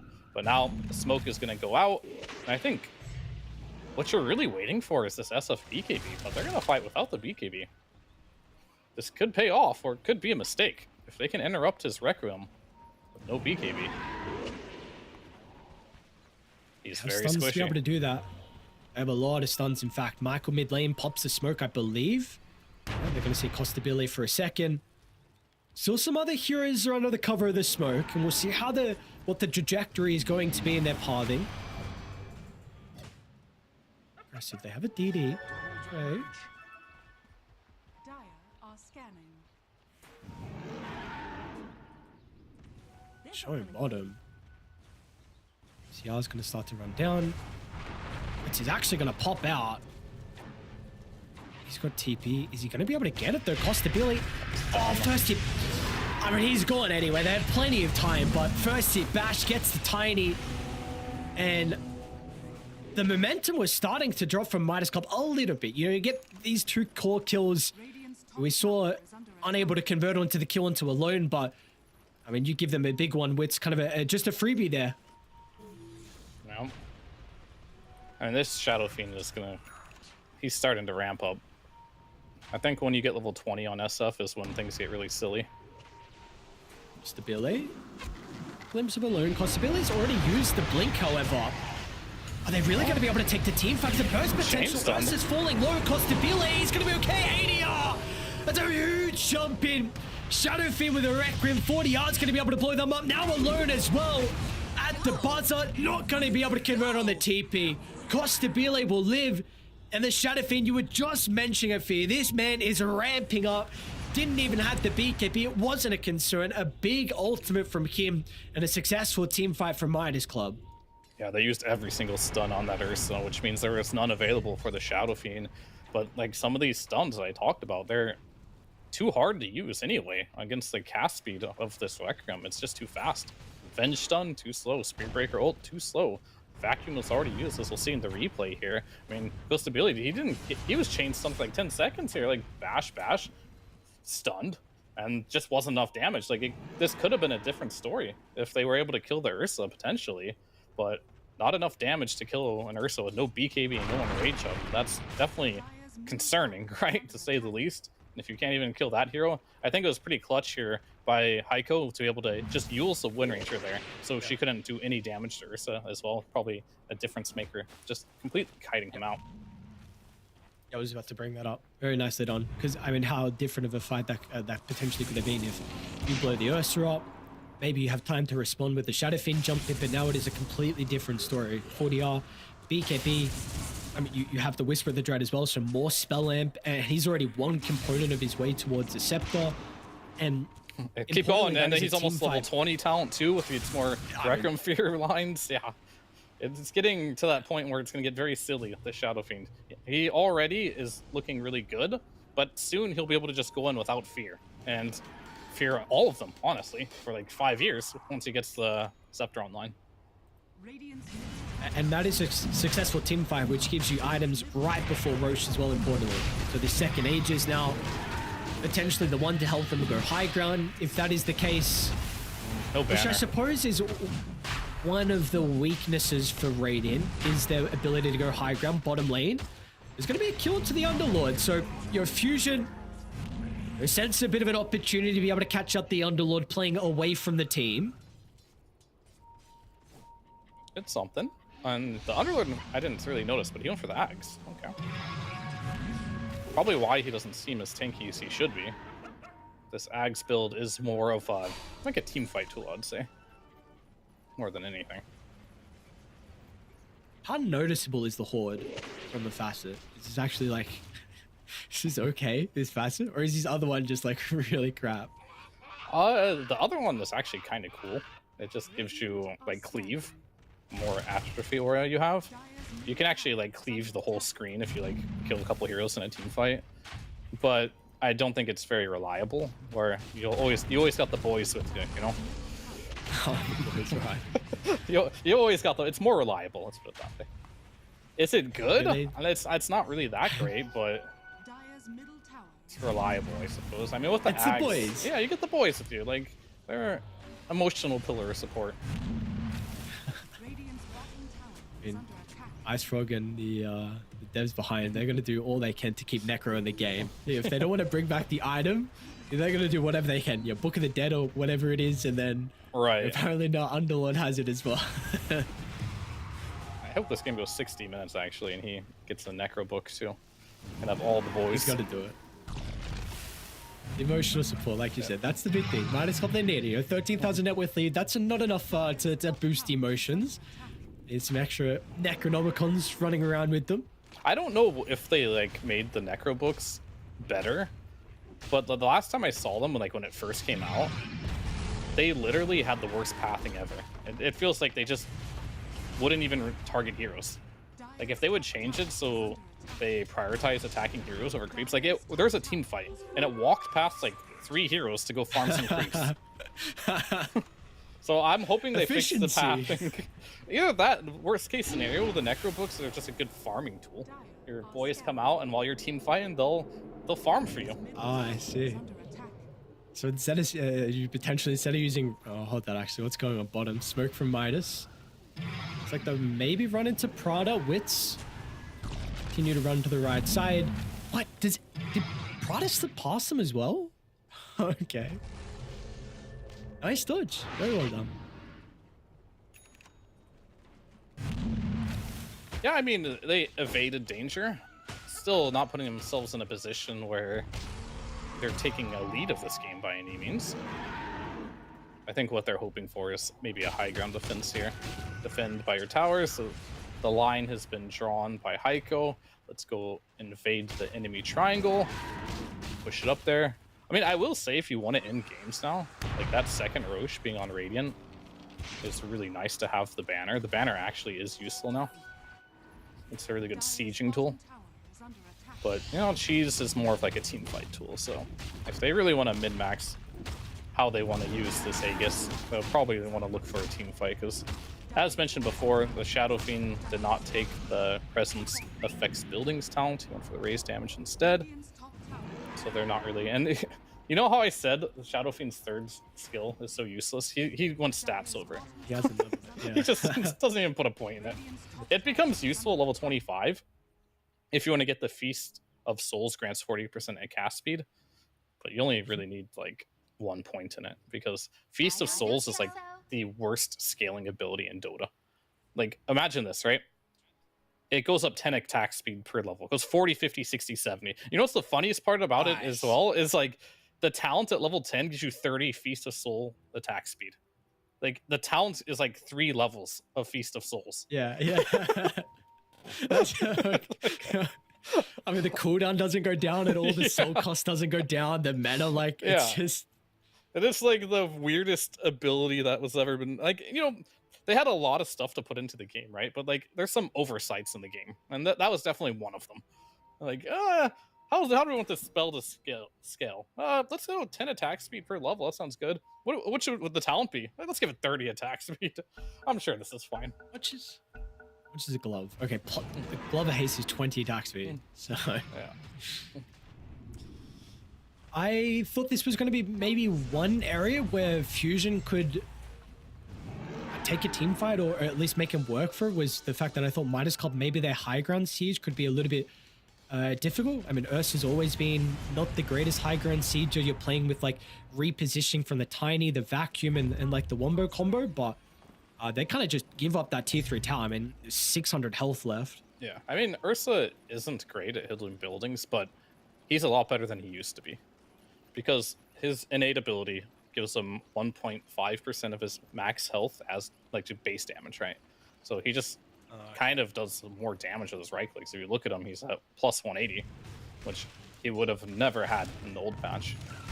And this is why Ursa is good again. It's not only just because you can hit buildings, it's like the laning stage, you just get a bonus like 12 damage. And that was like the biggest issue with Ursa before, it's like you could never farm in the lane. Smoke up from Midas Club. Remnants of this Aegis. Yeah. Trying to use it the last second. Maybe they'll run into Michael. Too late on, however. So, okay, he's able to get out. Aegis, I mean, lead is growing slightly, but haven't really been able to take any big fights from Midas Club.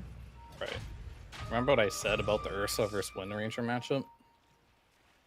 Yeah, not good late game with MKB. Yeah, he's got both. Positioning has to be really on point for Alone. Level 20 himself, so extra damage with the Daedalus, but he's going to be perfect not to get caught from the Ursa. A couple other heroes as well. Yeah, he's dead in 1 Abyssal Blade. I mean, I like the itemization of going for the Agnums next. Maybe you can use invisibility to help him. That's another good thing. Pretty obvious top lane. I was just saying you can solo. So yeah, this smoke isn't going to work. Oh, not happen. Oh, or is it? No, really? Okay. I mean, they'll get the kill into the tech, because this is right next to the base, though. Possibility with the jump in the turnaround. Look at the damage cost to BLA. Are they going to be able to bring him down? Alone trying to commit. Can he get the last right click? Chasing with a Rin run. Not enough. Now they swap away. Prada keeps his mid laner alive. And they are out. Wits was thinking about finding an angle to jump in, so close to blowing up Costa BLA, but in the end, not enough, just lacking a little bit of damage. I mean, they just didn't have detection for that Glimmer Cape. Whoever glimmered him just saved him, and he didn't have his ultimate available either because he used it to solo the Tormentor. And I was going to mention another good thing about Ursa is he's one of the few heroes that can solo Tormentors. But it does cost you your ultimate. But he goes unpunished for that one. Ultimate greed, getting the Tormentor, taking the team fight after, no detection. Like, you have to be very frustrated if you're on Dire right now with just how things went.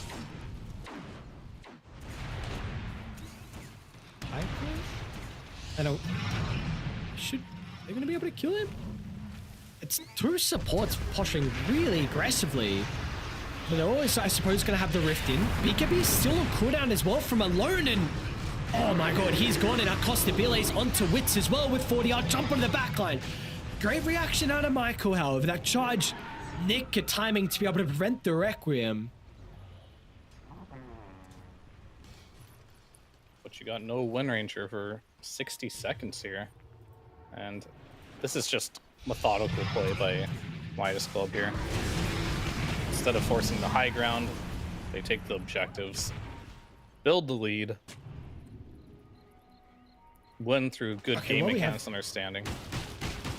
Sorry, while we have time, I really want to speak about, do you like this build from Wits? Is going phylactery on a core tiny, on the 1 tiny? I prefer the Daedalus personally, but it's like the other option. It's decent burst damage, it still gives you a crit. And there's some things good about it, but As mentioned, I prefer the other item. Oh, they're gonna Making a fight blink in one.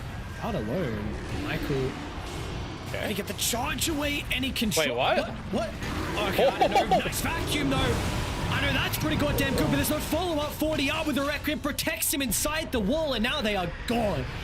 Turning to run away, Wits blink up in 3 seconds, and they're gonna be able to find him inside the tree's vision. They got a glimpse of him last second, but not before the blink TP out, and he stuns. There is Costabile. Steps in with the Abyssal. He's going to be able to get a kill on his dying breath, but will not matter. Look in at the top end. lane. Wits Look is at the. gone. Oh, you missed it. The Necro books were farming the wave while that fight was going on. Okay, very important. Thank you, Finn. I mean, he places. This happens every time. Like, you take a team fight, you're running after heroes, and the books just farm. Which is some value, though, to be honest with you. It's pushing the lane out. It's also getting you harm you otherwise wouldn't have. It's easy to meme on it, but Prada. What is his play here? I'm very curious on. Oh, well. No, he went early. That was a little early, but he'll go unpunished.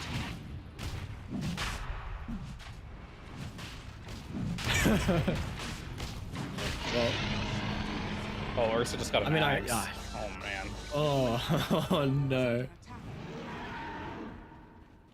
Ages as well. Very close to Swift Blink.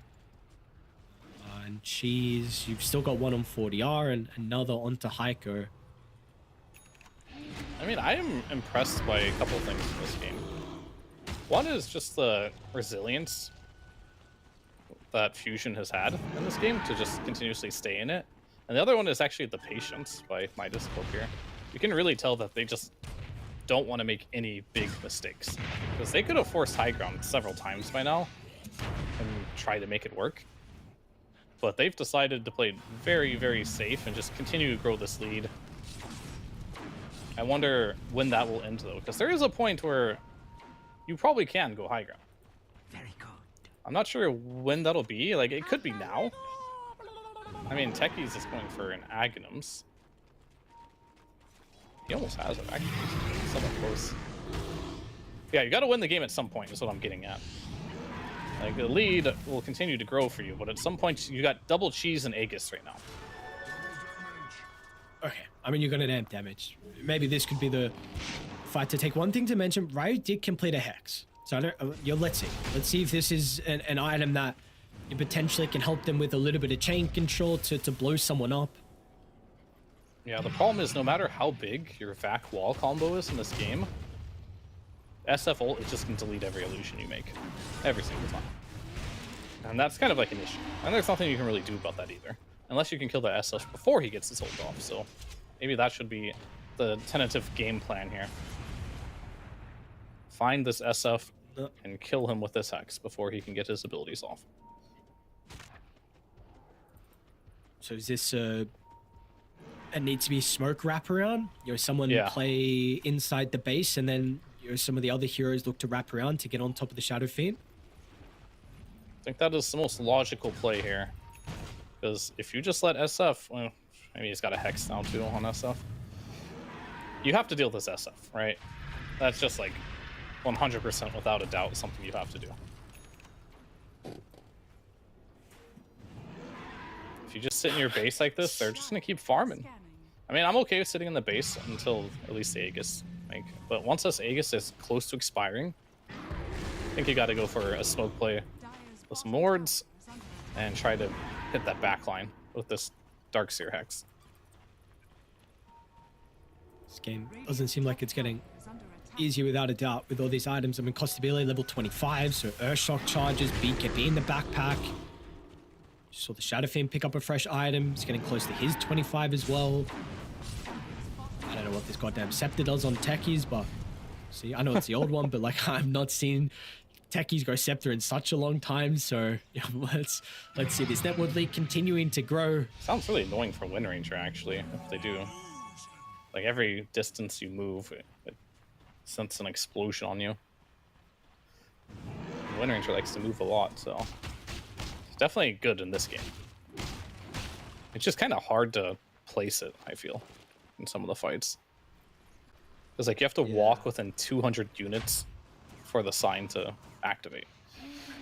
I mean, maybe it can use it to protect the backline. I mean, this is what we're speaking about, right? Like with the Shadow Fiend, you're being concerned because 40R is going to be playing. He can easily blink into the middle with BKB. It's not going to take him long to get the Requiem, and maybe that minefield can just stop them from trying to wrap around and find an angle. Yeah, I mean, it could. We'll have to see how he uses it, but it's definitely interesting. They are under a ward by the Lotus, and now 40R is going to be able to remove the Hex, and my God. I've no buyback there for Alone, and they can go back through the rift and look to beat the river and now close to the base. And the Necro Books will push the wave out. Look at that. Nice. It's a farming tool, I'm convinced. This is just a straight up farming tool. There you go. So no Alone, and now no tier 3. A point blank swap into the toss up, but Costabilla is fine with the rage activated thanks to the scepter. You are not going through this Ursa at the moment. Rich get richer here, almost 40,000 gold lead. And this game is just, it's been all Midas Club for like the entirety of this game. There's been some signs of life here and there from Fusion, but it really just feels like they don't have many play options in these team fights. I already think their lineup is worse at team fighting, but team fighting in a double cheese Aegis, 40k net worth disadvantage, makes it even harder. And Costa Bile is really taking this one slow. And I don't mind it. I think these are the games that you just want to get to TI. You don't have to do things that are forced. You don't have to like put yourself in a position where you can make mistakes. And I think every Dota player at this point, at this level, is traumatized from high ground, from some game that they played probably, or they have thrown. I think every single team has thrown on the high ground at least a couple times this patch. So you got to be very cautious when approaching these high grounds. Well, Fusion, they're actually coming out. Potential last fight. They're going to take outside the base. Smoke's going to pop with an Observe Ward. CSF. Can they be able to jump 40R? Initiation from Wits. Is the burst potential going to be there? It's a pretty goddamn good vacuum as well. SF is going to start the fight. If you were ever going to win a team fight, it is now without having to worry about the mid lane or a Midas Club, but they are scrambling. Delta splitting away from multiple avenues. Costabile trying to post some heroes up. Will finally cleave down Prada. Michael is well over to the left side. 3 heroes from Fusion clumping together, but still they've been able to isolate Ryu. Wits is going to look to enter the fight. They'll try and blow up King DR. It's not enough though. Crystal Maiden's okay, and now Costabile is locked onto his target, Alone in danger. A vacuum Hail Mary to protect the Wind Ranger, but she is gone without a buyback. Wits is still trying to play with the Spirit Breaker, but Hyker's got all the chain control they need. Crystal Maiden will not even die. 20 health. King RD will live through it all. You killed the Shadow Fiend to start, but it was just not enough. The net worth lead is too overwhelming. Yeah, it's just, as you say, too much disadvantage through items alone. It's a perfect fight. You kill the SF before he gets anything off, but you just can't deal with this bear. He's just too strong right now, and you use everything to kill SF, so there's nothing left, right? And just a raw item disadvantage you're at right now is just too much to deal with. And now you're at the very minimum gonna play against mega creeps here. I don't think you back up Costabile. This is a little bold. Toss back. Vacuum as well. Are you killing him though? I mean, he's still got BKB. Octarine lowers all the cooldowns. Costabile, he has spells on spells, damage on damage. Tiny's almost gone. Still no Alone. And they are okay. They Fiends gated in 40R, so Shadow Fiend is back with the artillery. And this will be a serious victory for Midas Club 2-0. That game 1 was close, but second game was not close at all. Midas Club are going to knock Fusion into the lower bracket. They cancel the GG? Oh, okay. That was a long 10 seconds there. But yeah, I mean, Midas Club is looking good. They're looking informed. They're looking really disciplined. I think that's something that I wanted to see a bit more from the other side. I wanted to see a bit more Fusion playing disciplined.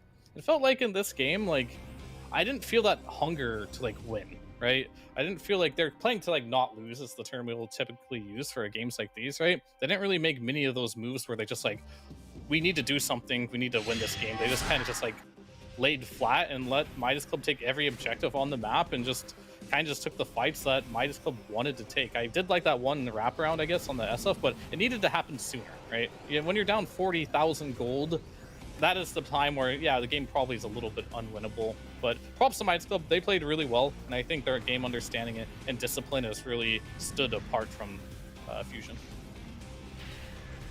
And this is what you need now in a qualifier like this, where South America is still incredibly competitive. Yes, you have 2 slots, but Midas Club, they're going to be, moving over into the upper bracket, and we'll see if these really important characteristics are going to be able to get them over the finish line in the end. They still, of course, have a couple more series to play, but unfortunately, this is going to be a long road now for Fusion, knocking down into the lower bracket. I mean, what have they got to win? 1, 2, 3, 4. They have to win 5 series in a row now to qualify to TI. I mean, it's doable, not easy. It's still it's doable, not easy, but it's like, this is the problem I had with this game. This last team fight kind of like showed it all for me. It's, yeah, you get this great 5-man vacuum wall combination, but it doesn't do anything. You just couldn't. I think it was a pretty big outdraft, I think, overall, in general. And I think the SF is a hero, but look at those Necro books every single fight. They just go push out the wave. They actually just don't hit heroes. I've never seen a Necro book hit a hero before. Oh, got an illusion there. There's one. I got the illusion. Nice job. Yeah, well, anyway, regardless of that, like these teams right now, in particular Midas, they're looking good. But what we'll see when they play against teams that are like a bit on more of a winning streak, right? What they can really do here. But I have high hopes for them. Midas Club looks like a legitimately good team. We know they did pretty well last year. They're carrying it on to this year too. And I have high expectations. Let's put it that way. Well, let's see if they're going to be able to continue with that. Like you said, pretty good results last year, making it to TI with 3 out of the 5 members on Keyed Stars, and now they will get a 2-0 victory. So we're continuing with the trend of these 2-0 victories here in at least day 1 at the moment here of the South American qualifiers. But we'll see 35-4 kill count in the end, and we'll see how they're going to be able to continue, what results to get from Midas Club. Yep, we'll definitely have to see here. Look at the score graphs here. Like, I'm surprised 40R only had 6, 1, and 9 as a kill score. I felt like he was everywhere doing everything, but at the end of the day, it goes to Billy with the 15, 1, and 9. Actually really showing up this particular game, looking really good on the Ursa here. I really like the support duo from Midas Club too. Like, supports are often unsung heroes, we like to say, but this game in particular, the double Glimmer Cape, all of the items to try and just like help their teammates survive, really helped out a lot here. I remember that one fight in the top lane where it looked like, maybe Fusion was going to get something rolling by killing that Ursa. Then the Glimmer Cape comes in and saves them there. A lot of great support work there. But at the end of the day, goes to Billy as the carry with the 6 slots and the free Ags and all the Roshans. Ended up doing what he needed to do this game and clean it up. Yeah, no, it's going to be interesting to see like if they continue with the heroes that we've gotten out of Midas Club, because so far this is something I think you mentioned in the draft, that they really like these strong laning supports. We saw the Hoodwink and now the Techies in this game, and I really wonder whether Shadow Fiend is going to be prioritized for the remainder of the qualifiers and the other team as well, because if you can first phase that hero, I think, or even first overall pick, if I remember correctly, and the response from the Wind Ranger wasn't enough, and they just weren't able to play into the Shadow Fiend. So there's a lot of mid laners that need to be banned out. They still banned out Zeus, which I was a bit surprised by, but Storm Spirit needs to go, Templar Assassin needs to go. There are a lot of very strong heroes, which mean something needs to slip through, but then you need to find a way to be able to address them. Yeah, I will have to see how the meta develops. I think through these teams, it's always going to be regional as well, how the meta prefers things. So we'll just have to keep an eye on how that shapes out. Yeah, we'll have to see indeed. So 3rd series done here for the South American closed qualifiers, but of course we do have one more. That's going to be coming up after a quick break with the boys on Beastcoast taking on Infinity. So we'll see you guys shortly. The official headset of PGL tournaments. Now with a wireless version. Experience unparalleled speed and reliability with the latest wireless technology, advanced hybrid ANC, and built-in EQ for your favorite game. Designed with elegance and durability, and extreme noise-canceling microphone. Always stay one step ahead with Aspire Wireless.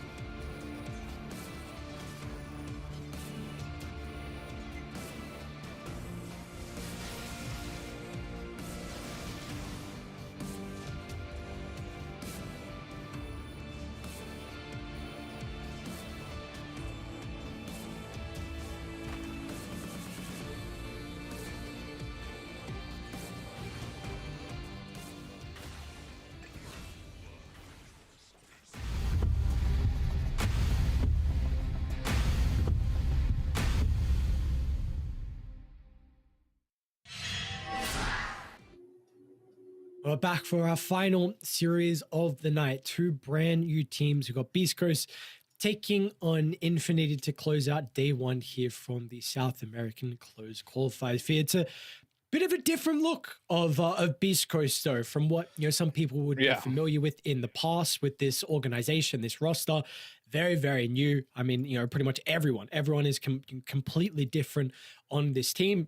So we'll see how they're going to be able to perform, because previously this has been a staple in South America. Yeah, I mean, it definitely has been, especially like 2 years ago. We saw a lot of like EG, Beastcoast, like just rolling control of the whole region. Right now, we've got like Heroics and Boom that are doing the best for now in the region. That could all get shaken up in a moment here. We'll see what Beastcoast can do. My boy Moose is on this team. I played on teams with him in the past. He's a really smart player, playing position 5 for them on this particular team. Very interested in what ideas he has to bring to the table.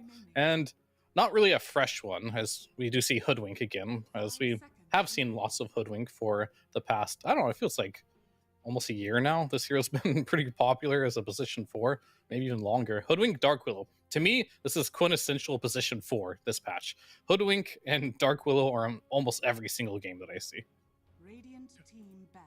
Moose was a position 4, right? For a lot of his career? Am I mistaken? No, he's mainly a 4 player. If you look at like what heroes he practiced and what he played in majority of his career, but he has moved positions to position 5. I think he is one of those players from the region that is really trying to aspire to be like a leader and a captain, because he has lots of ideas and how he wants to play about the game. And I think he probably has made the decision that as a POS 5, it might be easier for him to do that, and he'll let maybe some of the younger young guns play the more flashy position 4 role, and he'll stick more to like the strategy aspect of the game. Even though I see that he's not drafting here, but I'm not entirely sure if they have a coach or something that does the drafting. Kind of hard to really know those details. Hard to tell.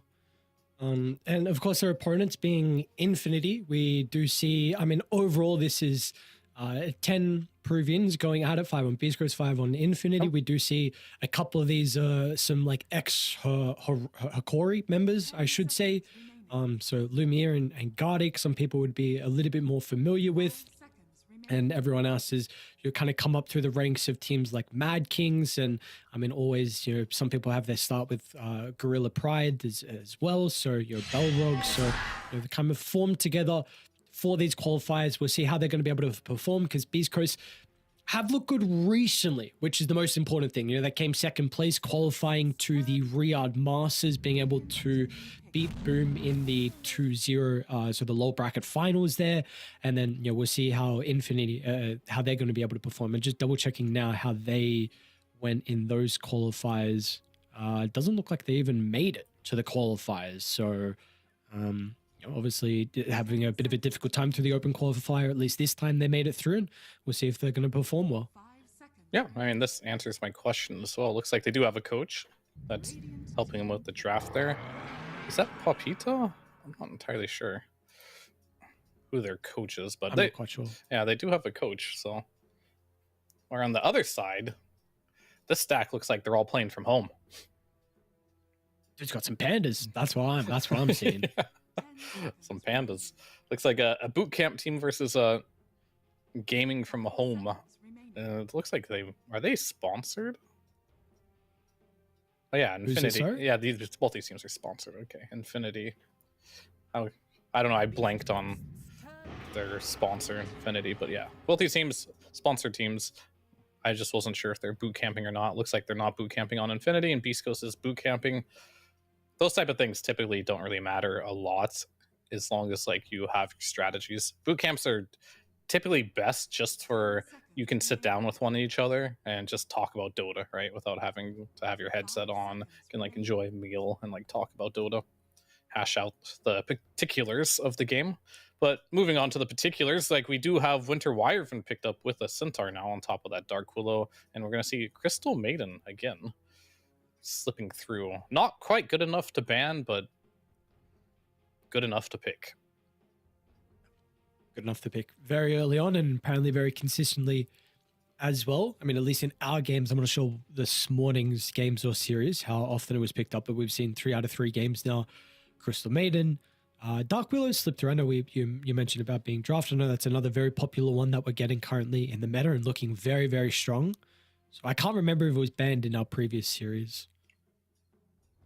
I don't recall it, but some people like playing the hero and some people don't, but there's definitely, it's not a hero that you need to see a lot to pick, right? You can just kind of pick it and it's good in most games. It does have some like bad matchups, of course. Heroes that have like built-in magic community are really good for Dark Willow, like Lifesteal and Jug, stuff like that.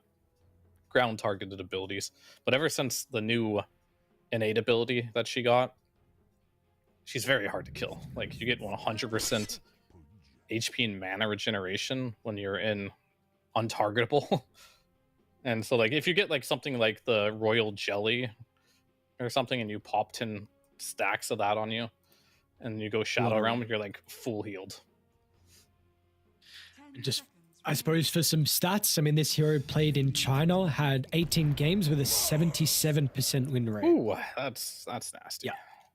It's quite nice. So we'll see how, if Infinity are going to have some success with it. Beastcoast so go for the Pudge and the Mars. So both supports already picked. This is looking like a core Pudge, whether it be the mid lane or the carry, because of course Mars is now the fall from Beastcoast. So a very, very strong off lane from them with the Mars Hoodwink. Pudge is like unironically, I think the best carry in Dota right now. This hero, this hero is absolutely insane. I mean, versus Dark Willow, it also makes a lot of sense because you just turn on Rot, right? What does your Shadow Realm do for you there? And you have enhanced regen when you get the Ags. Well, that reduces your regen, oftentimes by Shivas too. So Dark Willow just dies being next to that hero. Doesn't really have any defensive tools to like kind of help you there. And yeah, like all the heroes that are like kind of good in Dota right now, Pudge is just good against them. And you just do a lot of damage. You're a strong laner, and CM Pudge is like such a good lane. It's easy Frostbite, easy hook, easy kill, right? It's a very straightforward combo. It's one of the strongest lanes in the game. Now, we spoke about in the last draft with the Ursa being one of the better carries to deal with your other position ones that are very difficult to kill, like that Tiny in particular. Yeah. Is it pretty similar versus the Pudge as well? Yeah, I mean, I think it's definitely good, but Lifestealer is like the one hero that is just unplayable for Pudge, I think. Just because you can go the unfettered facet, so you can just always cancel this member at all times on you. But Ursa is tricky against Pudge. Like, it is good, but it's also bad at the same time. Because you can buy Ghost Scepter on Pudge, it doesn't really hurt you very much. Ethereal Blade's already just a good item on Pudge, which is very annoying. And yeah, sure, if you get your rage off and you can burst the Pudge, it's good. But if you don't actually kill him in one burst, it becomes very annoying. He dismembers you. He is actually way tankier than you think. But it is an answer. I don't think Ursa's bad versus Pudge by any means. It's probably like a positive win rate matchup. But Pudge still has plays, is what I'm getting at. So it's not like game's over. They have Ursa versus Pudge type of situation. 10 seconds remaining. Let's see what the last phase is going to look like here. Infinity trying to find their mid laner currently, offering for a little bit more spell damage. What do you feel like they need to? Okay. Storm has been untouched. Like, if you can get Storm on Beastcoast, that would make their lineup look really nice. That's like just the hero they're looking for. Some high magic damage scaling mid is what I want to see on the side of Beastcoast. For both sides, honestly. They both need like the same type of mid laner. And the puck's getting banned. That has to trigger like your storm senses have to be tingling a little bit when you see that puck ban. Like, you do have some stuns, I guess, for Storm, but they're not the stuns you want to have against a Storm. You want to have like a Hex or something like that, or a Dream Coil. Something that it's just really easy to execute. Right now, like, the Brambles are not easy. You have to like go Yules or something like that to set that one up. That takes a lot of farm. Centaur, Hoof Stomp. It's not bad against Storm, but there's still a bit of a wind up there, and Wyvern is like pretty defenseless against that hero. And so I would not be surprised to see it get banned out here or picked by Beastcoast.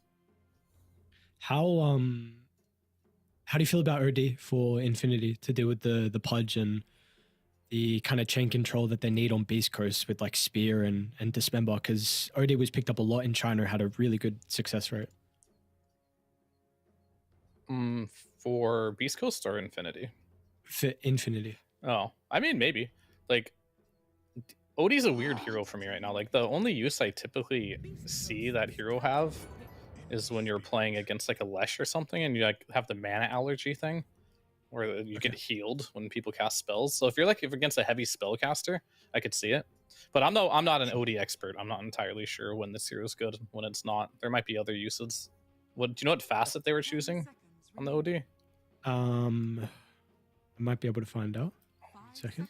Yeah. The reason why I was bringing it up again is just like the save, and if you felt like the Pudge tankiness was a bit of an issue, because OD in the past has always been able to rip through those heroes. Yeah.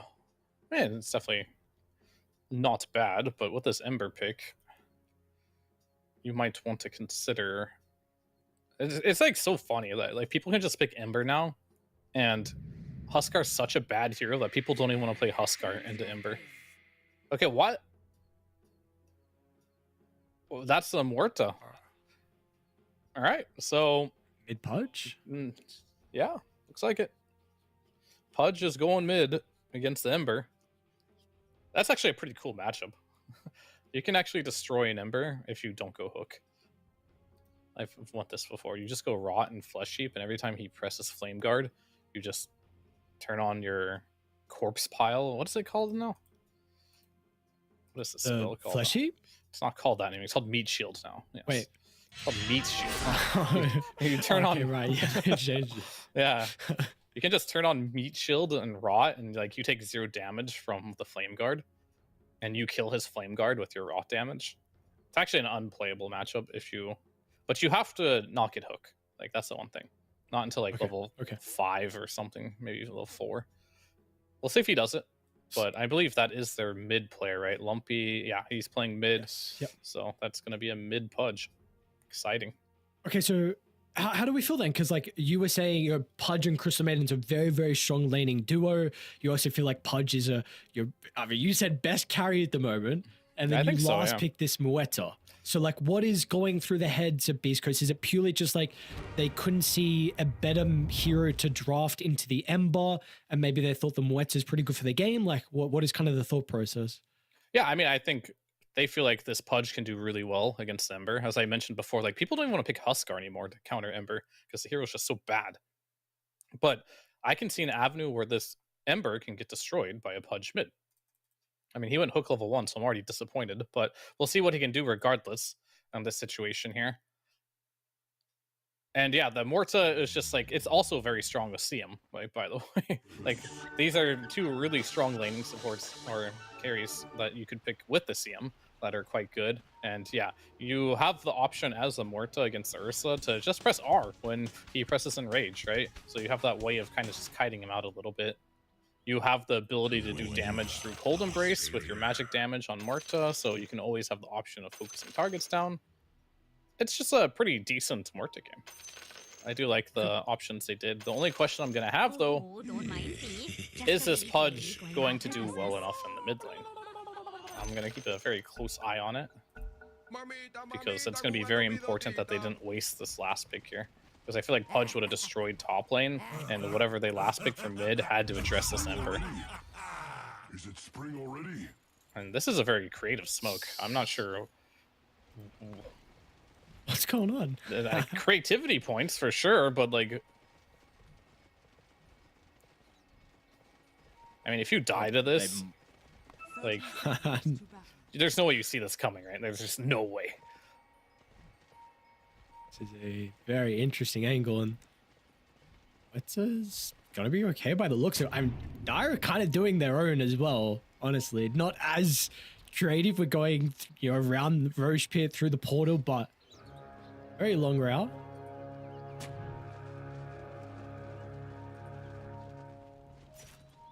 The battle begins. All right. Okay, so Uh-oh. Morta may have got greedy. Ah, the brambles. Not enough.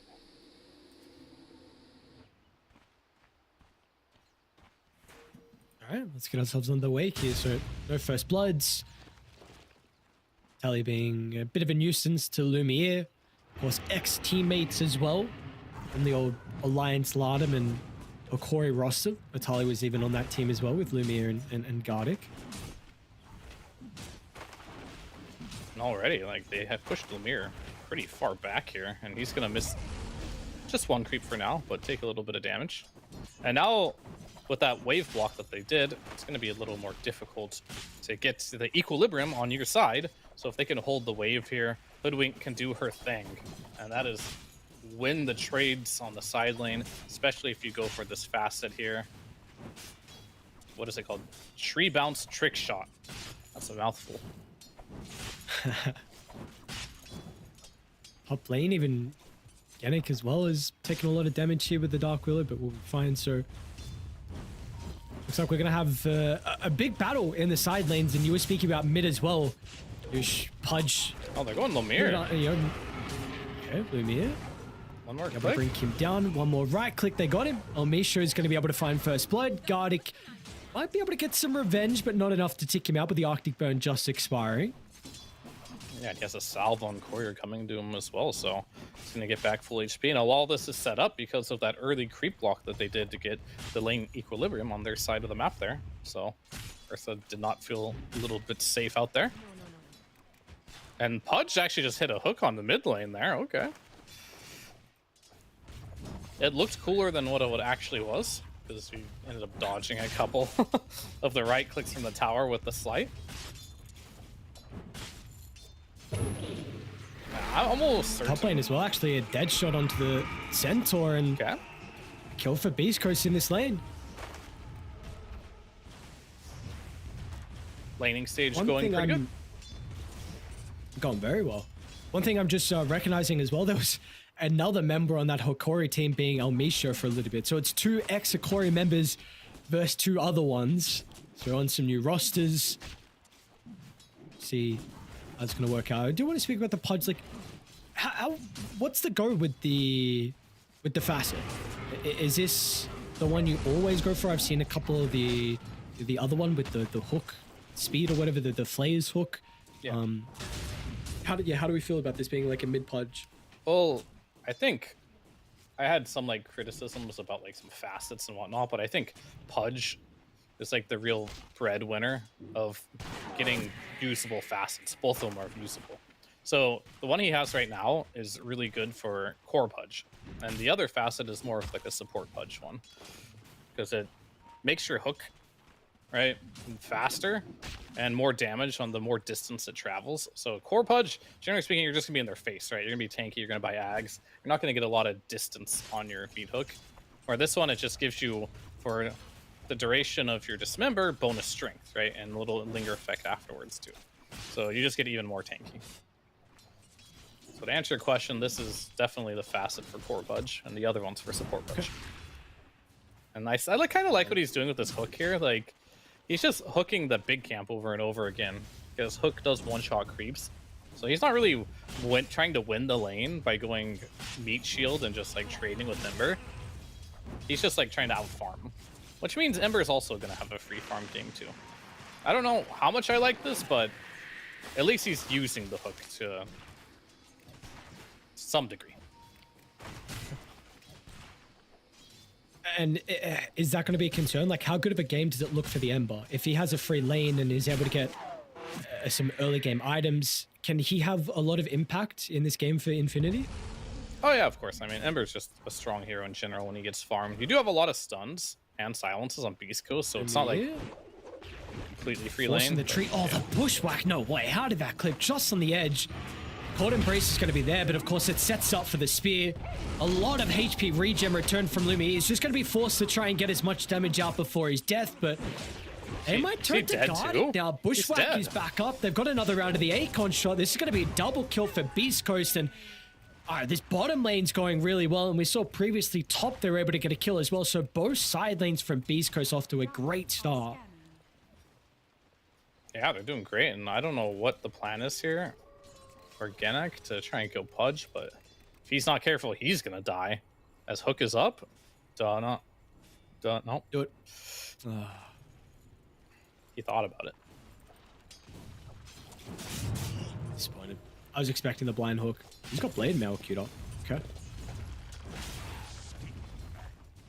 He's gonna be able to. That an okay timing? Eat Yeah, him. coming on mid lane though. Almisha already level 6.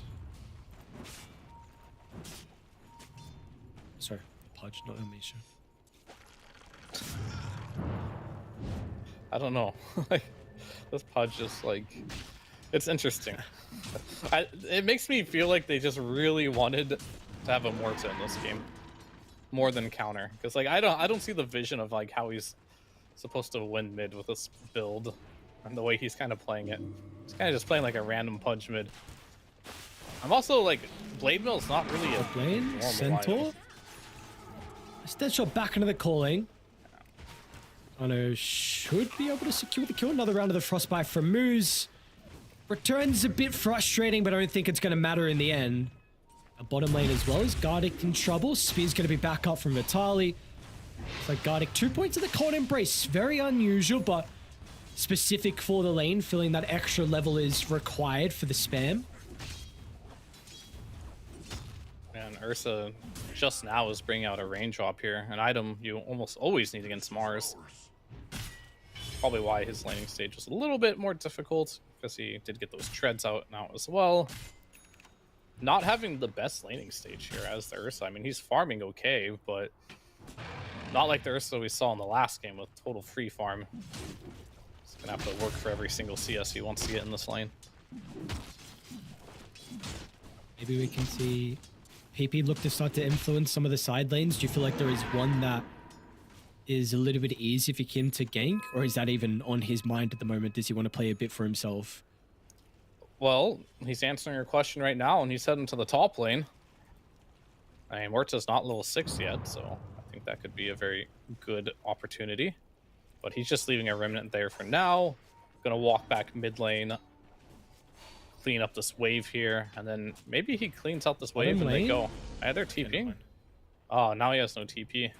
But he could do like 500 IQ plays now, like no TP, clear mid wave, and then use the remnant top, and that's just too much to track maybe for the other team. I think they saw with the creeps, so it was a ping came out onto the remnant, so Lumpy's going to be able to connect onto the Winter Wyvern. PP just has to stand idly by and watch as Lumpy get his first flesh heap stack of the game. And the remnant just expired, so even if he wanted to, he could not take advantage of that. And it looks like they're walking top again, just for some warding. A lot of sightseeing here for this Ember Spirit, but not too much action. Is his punch killable? Chains. He's used the meat shield pretty early on, and looks like Lumpy's going to be okay. They'll even get a TP in from El Misho. Pump fake, off the mark. But we might see an arena out from Vitali, and that'll be the case. So, first one of the game is going to reward them another kill onto Gardic. This will be the third death from the Winter Wyvern early. Moose on some gold. He'll take the kill. They are rotating though. PP with the Arcane Rune's going to run into El Misho. It's their first kill of the game. He's going to be able to find something. There we There you go. go. Nicely done. First kill. And really importantly, Genic is a decent level here from the Dark Below, so you're going to need that level 6 to be able to pump the extra damage into the Ember, because PP needs to be active with the supports, because his bottom lane, you've already shoved Lumi into the jungle, and now you're going to lose another support and give another stack over to Lumpy as well. The infinite scaling. It's the name of the game. So many heroes have, like, with the new patch, have, like, infinite scaling now. It's quite interesting. I mean, Pudge always has had it, but just notice a trend that more and more heroes are getting more abilities to scale and snowball games really hard. And Pudge is definitely one of those heroes. Like, if he gets off to a good start and starts getting a lot of strength under his belt, he becomes this very tanky and annoying hero to play against. This is a big one if they're going to be able to get it, but the rest of the team on Beastcoast are nearby to offer that assistance. And they're actually going to be lacking the damage onto Vitaly. And they're in trouble now. I mean, Arena up in 15 Moose is just seconds. dead to the People tower? under the tower. Moose might die. It's going to be fine. Lumpy's going to get the tower to stop some extra rotations to come through, but Infinity, they will leave the area. Are they going to be able to do it fast enough? Because El Misho stalking their prey. They'll be able to cut off Genic, and he is stuck here. No teleport. Are they going to hunt him, though? Oh, okay. I'll just back out. Top lane, Lumpy. Okay, stunned the Stampede away. There's a lot of moving around this game, but not a lot of Yeah. connections for these mid laners here. But they're still just making the space, right? Making sure their carries are able to just farm the map as much as they possibly can. The Ursa and Centaur falling a little bit behind. Most of the deficit in this game is from them being behind their counterparts a little bit. Oh, and the Ursa just lost his Knoll, whatever you want to call them. Sad days. Well, it's... I'm trying to say, where is this net worth lead? I guess the supports have it, and Wetter as well. Farming really well Crystal at the Maiden moment here. is very farmed. Yeah. And then, like, yeah, you got like an 800 net worth advantage on Morta over Centaur. And then Mars also sitting about 800 net worth above the Ursa, so that'll do it. What do you do? What do you do if you're Infinity? I mean, 8-1, 3,000 deficit. We've seen they've been trying to make some moves, but hasn't really converted with PP early. How do you kind of stabilize this game and make sure it doesn't get out of control? Well, I think the game's fine right now. Just try to, in all technicality, just bait them into. Like, I don't think you can make any aggressive moves right now. Not until you have a blink on Centaur. Your supports have some more levels, right?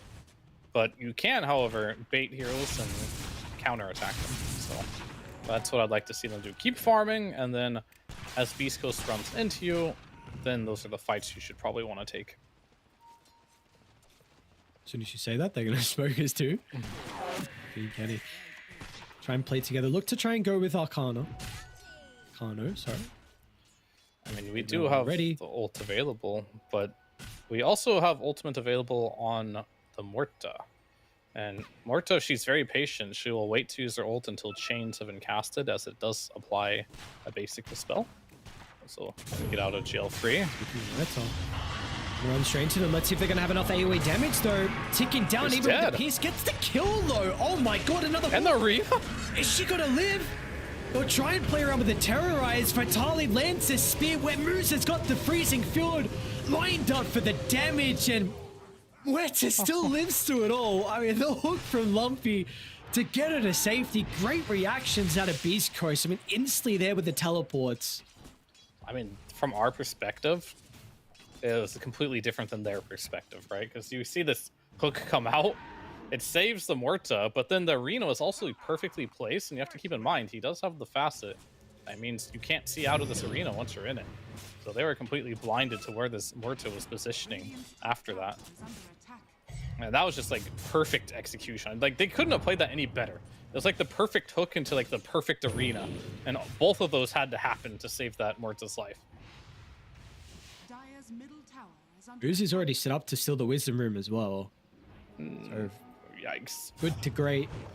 Yeah, Level this, 8 on the Crystal Maiden. this game is getting out of control really quick. Like, that was really a Hail Mary play they did on the Morta there. There's a chance it could have worked, right? And then it would have been good, but when you're behind and you do something like that and it goes poorly, it just catapults the game into the opposite direction. And at least they will at least hit marks. They'll go down. So that is something. And they only brought 3 heroes Probably forward. the- Not bad. And Lumia was kind of farming nearby, so we'll continue. That's Battle Fury now completed. All things considering, not the worst Battle Fury timing. So really the important thing is like how long is he going to be able to get towards his next item and really get full usage out of the Battle Fury. Yeah. I mean, the timing's fine. This is like, I'd even say this is a pretty good if he has it completed right now. It's on the courier. It'll be by him by 15 minutes. It's not good. It's like an average Battle Fury timing. So he's okay with that. Like, if you get your Battle Fury around 16, 17 minutes, then it's kind of like things have went really bad. 15 minutes is still in the realm where everything's fine. To compare that to his counterpart, are we saying Peak? How are we calling this Mortar? I don't know. Give me your best. I don't know either. Pike? Pike? I don't know. Pike? Pike? Pike? We're probably both Pike? really wrong, and it's like, That's true. You could be so. it's probably You know way what? You know off. what I know? I know the hero they're playing. It's Mortar. Yeah. Mortar. You know Mortar? Maelstrom, so it's your farming accelerant. You got Dragonlance as well. Actually going to be going for the Gleipnir here. Yeah, Gleipnir's really good this game. I would say it'd be very beneficial if he wants to go Pike as well. Just because if Ursa does get on top of you, piking and Ursa backwards is always really good. So at some point, I think she'll look to pick it up because she did go for that early Dragonlance. Not too much more commitment to be able to get that. Oh, here we go. We're going to watch this again. I mean, he uses the ulti to take off the roots there. Unfortunately, runs back into another root, but maybe it's all part of his master plan. As this hook comes in with the perfect arena, like, you literally can't cast your spells better than that. That was absolute perfect spell casting. And he even gets the dead shot off there to finish off the Dark Willow. Really well played there by the side of Beastcoast. Yeah, spear over to the right side of the wall where the Crystal Maiden have the ultimate going. And let's see if they're going to be able to continue with that spell casting. 5,000 net worth lead in prime position here is Beastcoast.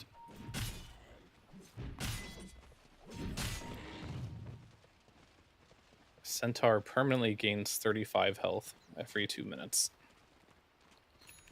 Infinite scaling. You saying this is not a fan of this one? Well, I mean, I don't mind it. They actually had to nerf it recently. It was 40. Like, Centaur gets too tanky. But he's not tanky right now, that's for sure. No, not at all. Italian Lumpy going to be able to add another stack of flesh sheep as the infinite scaling will continue, and that is the 4th death for the Centaur as well. But the weird thing about the Centaur infinite scaling one is, like, you don't have to, like, do something, like, it kills, you know? Most infinite scaling is, like, you have to kill a hero and you'll be rewarded. This is just, like, just stay in the game and we'll just give you HP. El Micho. Just at this point, he's gonna start scaling too, going straight into that Atos, and that's gonna make Ember's life a living hell. I think Ember might actually have to buy a Quelling Blade if he wants to be able to survive. So right now it's gonna be too easy. Radiant's Trying to look for someone. PP there with the invis down bottom, but Dire's top tower. run into him. Elmisha now with this lane ward actually will see PP. Of course, he's going to show in the lane anyway. And Lumpy will run down with the haste. Let's see how they're going to try and start this. Nice bushwhack into the spear, and the dismember will come out shortly. Gonna cancel this though. With the positioning from the Dark Willow, terrorize Great timing. I mean, that is a Hail Mary sharpshooter. Never going to kill PP, but good position for the Dark Willow nonetheless. Yeah, definitely saved his life there. He would have for sure died if we didn't have the Terrorize available by Ginnick. So well played by him to just buy his team a little more space. And I do believe in Ursa as a hero in general this patch. So if he's allowed to just continuously farm, you always have a shot here on the side of Infinity. Battle Fury is been up for some time. El Micho will go down. Another great kill, actually. And Ursa's Blink Dagger's online. And this is about the time where Ursa can do things. You don't have to do things, but if there just happens to be a fight nearby where you're farming, you can get a couple of cleanup kills with that Blink Dagger. Always feels nice. A lot of stacks from the Wyvern, but Beastcoast 16 in total from them. Doing a lot with the 6,000 net worth lead. I think it's Battle Fury, though. Here is, in fact, catching up. Just a question if everyone else is going to be able to have the impact that they need. But game, it's slowing down a little bit. I mean, lead is still there, but it has not really grown importantly at the moment. It does look like they may be looking for Roche. And again, they do know that Ursa was here, considering he showed in that lane ward behind the T1 in between the T2 tower. But it doesn't seem like it's going to matter. Yeah, that's a full Gleipnir completed for KK here.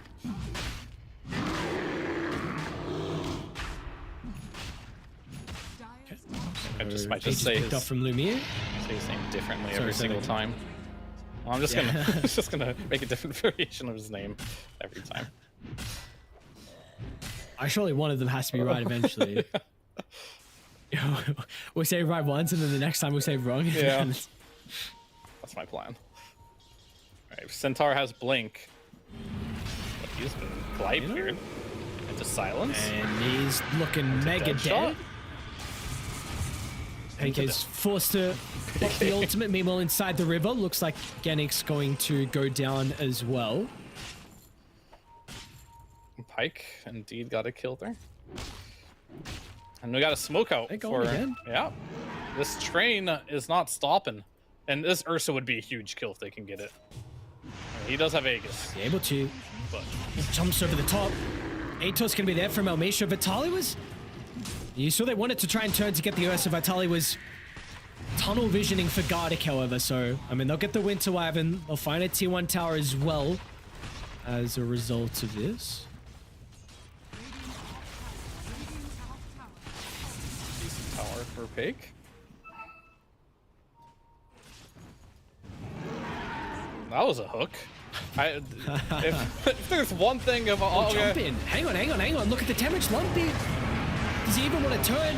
Terrorize going to be there. Dodge with the Your Scepter. Now the response from Beastcoast. They'll bring anyone. Pake is here with the damage from Hector. The hook off the back of the respawn. Lumpy didn't die in the initial jump, and now with him alive, gets a big kill. Almisho solos down Gennick as well as now Beastcoast.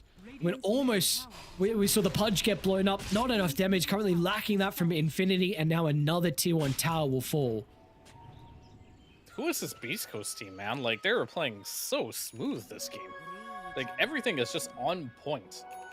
I don't know if it's just one of those games where, like, everything just is going right, or is this team that damn good?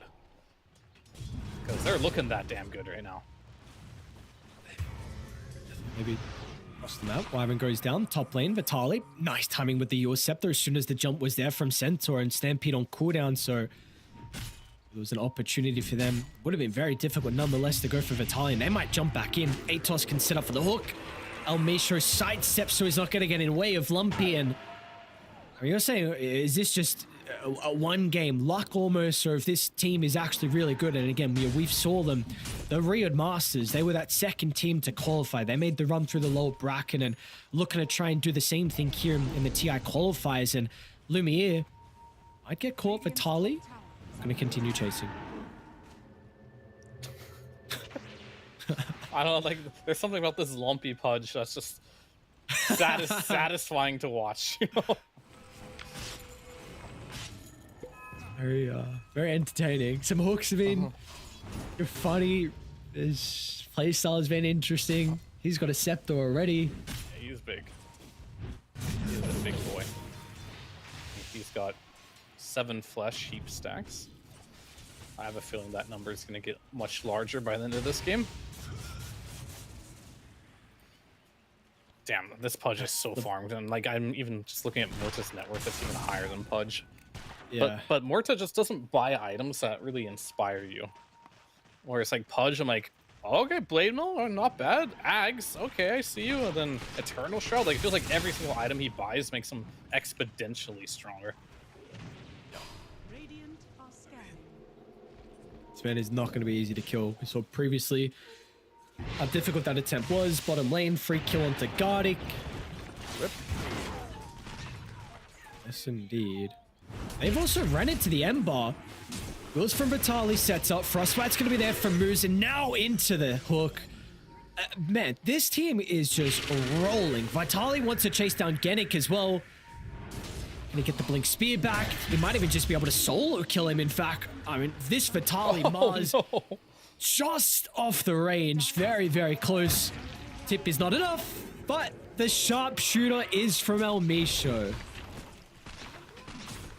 This game's absolutely beat down at this point. Like, you've ran out of tools to be able to defend yourself in this one. I think you do at least have a Blink on Centaur. You do have Wyvern's ultimate. You do have Darkwill ultimate. I think it is about time to group up the 5-man troops and try to take a surprise fight, jump the backline. You're not killing this Pudge. He's got a shield room to boot on top of an Eternal Shroud that's also going to be coming up very soon here. But maybe you can kill the backline. Maybe this CM and Hoodwink are going to be your primary targets. And even Pake here is going to be an issue too, because he has a BKB. And even though the backline supports him, and Moose has Glimmer Cape importantly. 1500 health with the 10 talent. It drums for a little bit of stats, so Moose is not even an easy kill. Hoodwink isn't either. Looks like I should be able to get Moose here using Freezing Field to farm. That's your target right there. That's the guy you can... He had a gem too, by the way. That's a lot of gold. Okay, not bad. Probably your best target, honestly, considering. Yep. By far. That's a mega kill streak. You get like 1100 gold plus the gem. That's a 2k gold swing right there. But you're still down 12k. All things considering, used to see that net worth up top, and it's still not looking good. But maybe with this gem, you can get map control back. Maybe you can chain one kill into another kill.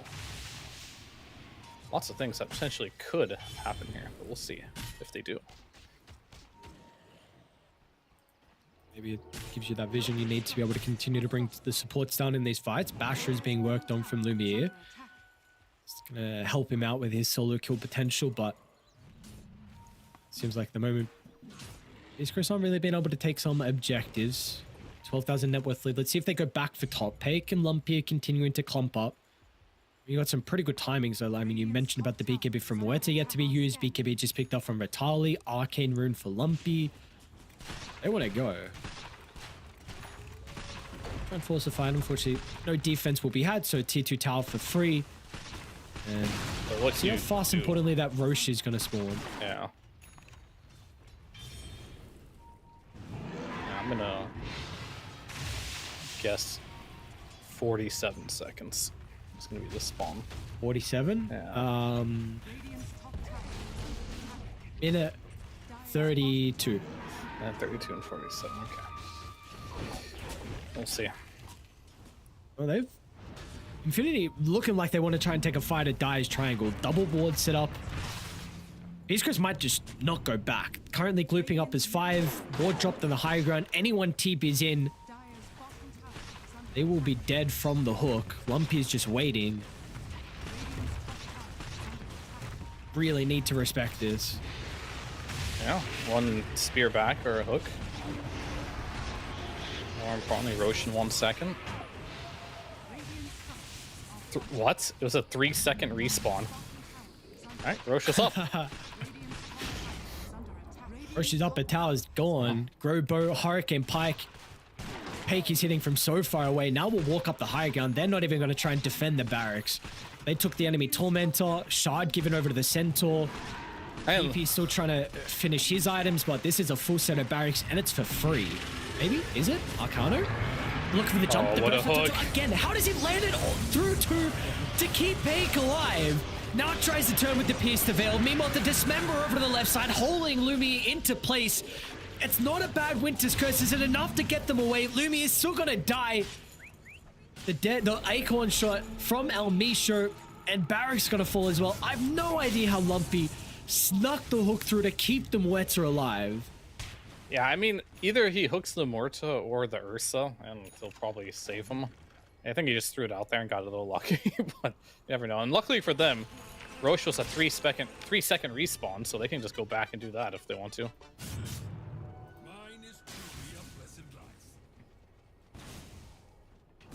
This is just one of those games where I feel like everything that can go right is going right for Beastcoast. Like, I guarantee you, if Infinity was doing this right now, this would have been like a 3-minute Roshan respawn. And they'd have to go do it like on Radiant. It'd be really annoying, but like everything's just falling into Beastcoast's laps here. They also like get the most ridiculous hooks I've ever seen. Maybe it's skill, maybe it's luck, who really knows, but one thing I do know at this point, the amount of times that he has hit these hooks can't be luck, right? No, I don't know. Can't be luck. What is that? Did they increase the radius with the Seth? I swear it was never that big. Unless the visual just looks bigger than what it used to be. I mean, the radius doesn't increase with the axe, but I just didn't know it increased that much. I just think that cosmetic maybe makes it look a little more pronounced. Yeah, maybe. I mean, it looks pretty normal to me. Okay, never mind. I've got this weird feeling about Lumpy's Punch. Like, it's been good, but there's been some weird moments, but it's not like weird moments where it's cost them the game. No. It's just like, I don't know how to word it. I mean, this is a man that takes the expression, like, you miss every shot you don't take, you know? He's just taking a lot of shots, and some of them hit, some of them don't. Vitali? But he hits the shots that he needs to. Oh, you didn't get the stun. But BKB fell. Yosef is going to be able to prevent the Stampede away. They're sticking around to take the fight on Infinity, but you're going to be down a Centaur, potentially down an Ursa as well. The initial jump was onto Vitali, but with his arena, maybe gets Lumpy. It will. Lumpy, well, he chucks this hook out this time, and he's going to be rewarded. Drags back the Ursa. So the start onto Vitali. Messy one. We have not seen this Centaur work for them. Not yet. I mean, he definitely has to end up getting some really good initiations. And Centaur in general as a hero needs to have a good laning stage. And he needs to get very farmed. Without those couple of factors, it is going to be very difficult for him to play the game. But luckily for him, the raw hide is still working. He's just got to keep surviving every 2 minutes at a time. He will get stronger. See if he's going to be able to get stronger or not. As long as the game doesn't end, he will get stronger. Lumpy? He's got a cheese. He's just sitting on the cheese right now. He's trying to bait people in with the cheese. It's gone? Oh.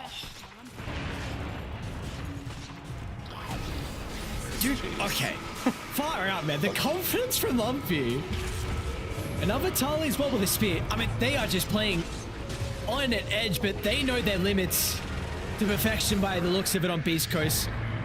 Terrorize going to come out. Stampede off the back, the buyback, but they're going to be able to get down to the low ground. Arcana with a jump in, but Pake's going to be able to respond. Lumpy lines up the hook. There needs to be a follow-up. They'll stop the Dismember. In fact, it wasn't even used. Back up in a couple seconds, and the arena from Vitali holds all three into place.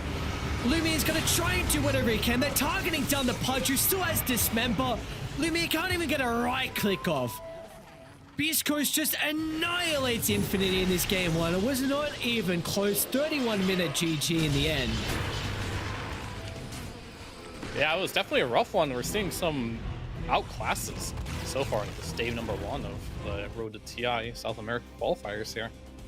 And this game was, I couldn't have said any better. It just wasn't even close. Like, there was nothing that happened in this game remotely good for Infinity. You definitely want to shake this one off and be like, you know, we just had one of those games where everything just didn't seem to work out for us. And Beast Coast felt like everything under the sun was just working for them in every aspect. But they had really good teamwork, good spell casting, and more than anything, just like some really good individual plays. And Lumpy Pudge, I'm with you on that one. Like, it was very entertaining to watch. He didn't know what to expect from this mid Pudge.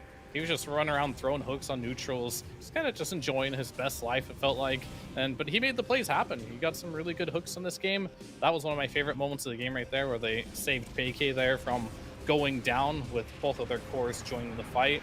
And I really did enjoy in this game that the coordination, and it wasn't just so much the fact that like things were just working out for them. Their spellcasting were so good. They were just at the right place at the right times throughout the entirety of this game. Yeah, that they were indeed. I mean, another person I feel like, you know, we spoke a lot of the praise from everyone, but I feel like Vitaly on this Mars had a really good performance. 4-1 and 19.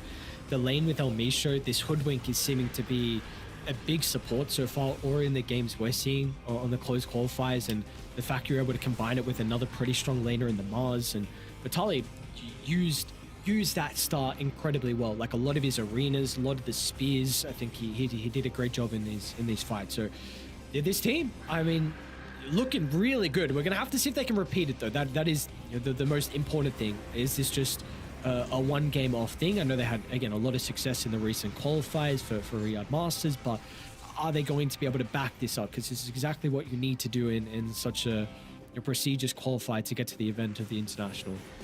Yeah, most definitely. I definitely can't wait to see more from this team and what they can reproduce this pretty much, right? And be able to show like really good showings. Because you look at a lot of these players, like Lemire, he's been to TIs and he's been very impressive.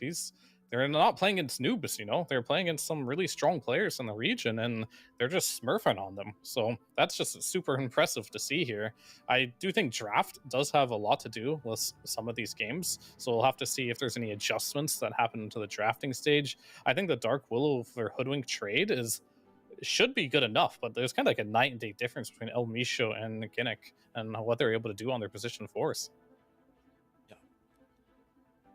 Yeah, I mean, I also too thought the same way. The trade is okay between these two, but maybe it's something we're going to see prioritized a little bit differently heading into the second game. We're going to have to see something different from the boys on Infinity. Down one game now in our last best of three of the night. Beastcoast looking incredibly clean to start their run here in the closed qualifiers. So we'll see if they're going to be able to continue with that. But of course, it is just game one of our last series. Let's see what we have in store for us. First, a quick break, but when we come back, more Beastcoast taking on Infinity. The official headset of PGL tournaments. Now, with a wireless version. Experience unparalleled speed and reliability with the latest wireless technology, advanced hybrid ANC, and built-in EQ for your favorite game. Designed with elegance and durability, and extreme noise-canceling microphone. Always stay one step ahead with Aspire Wireless.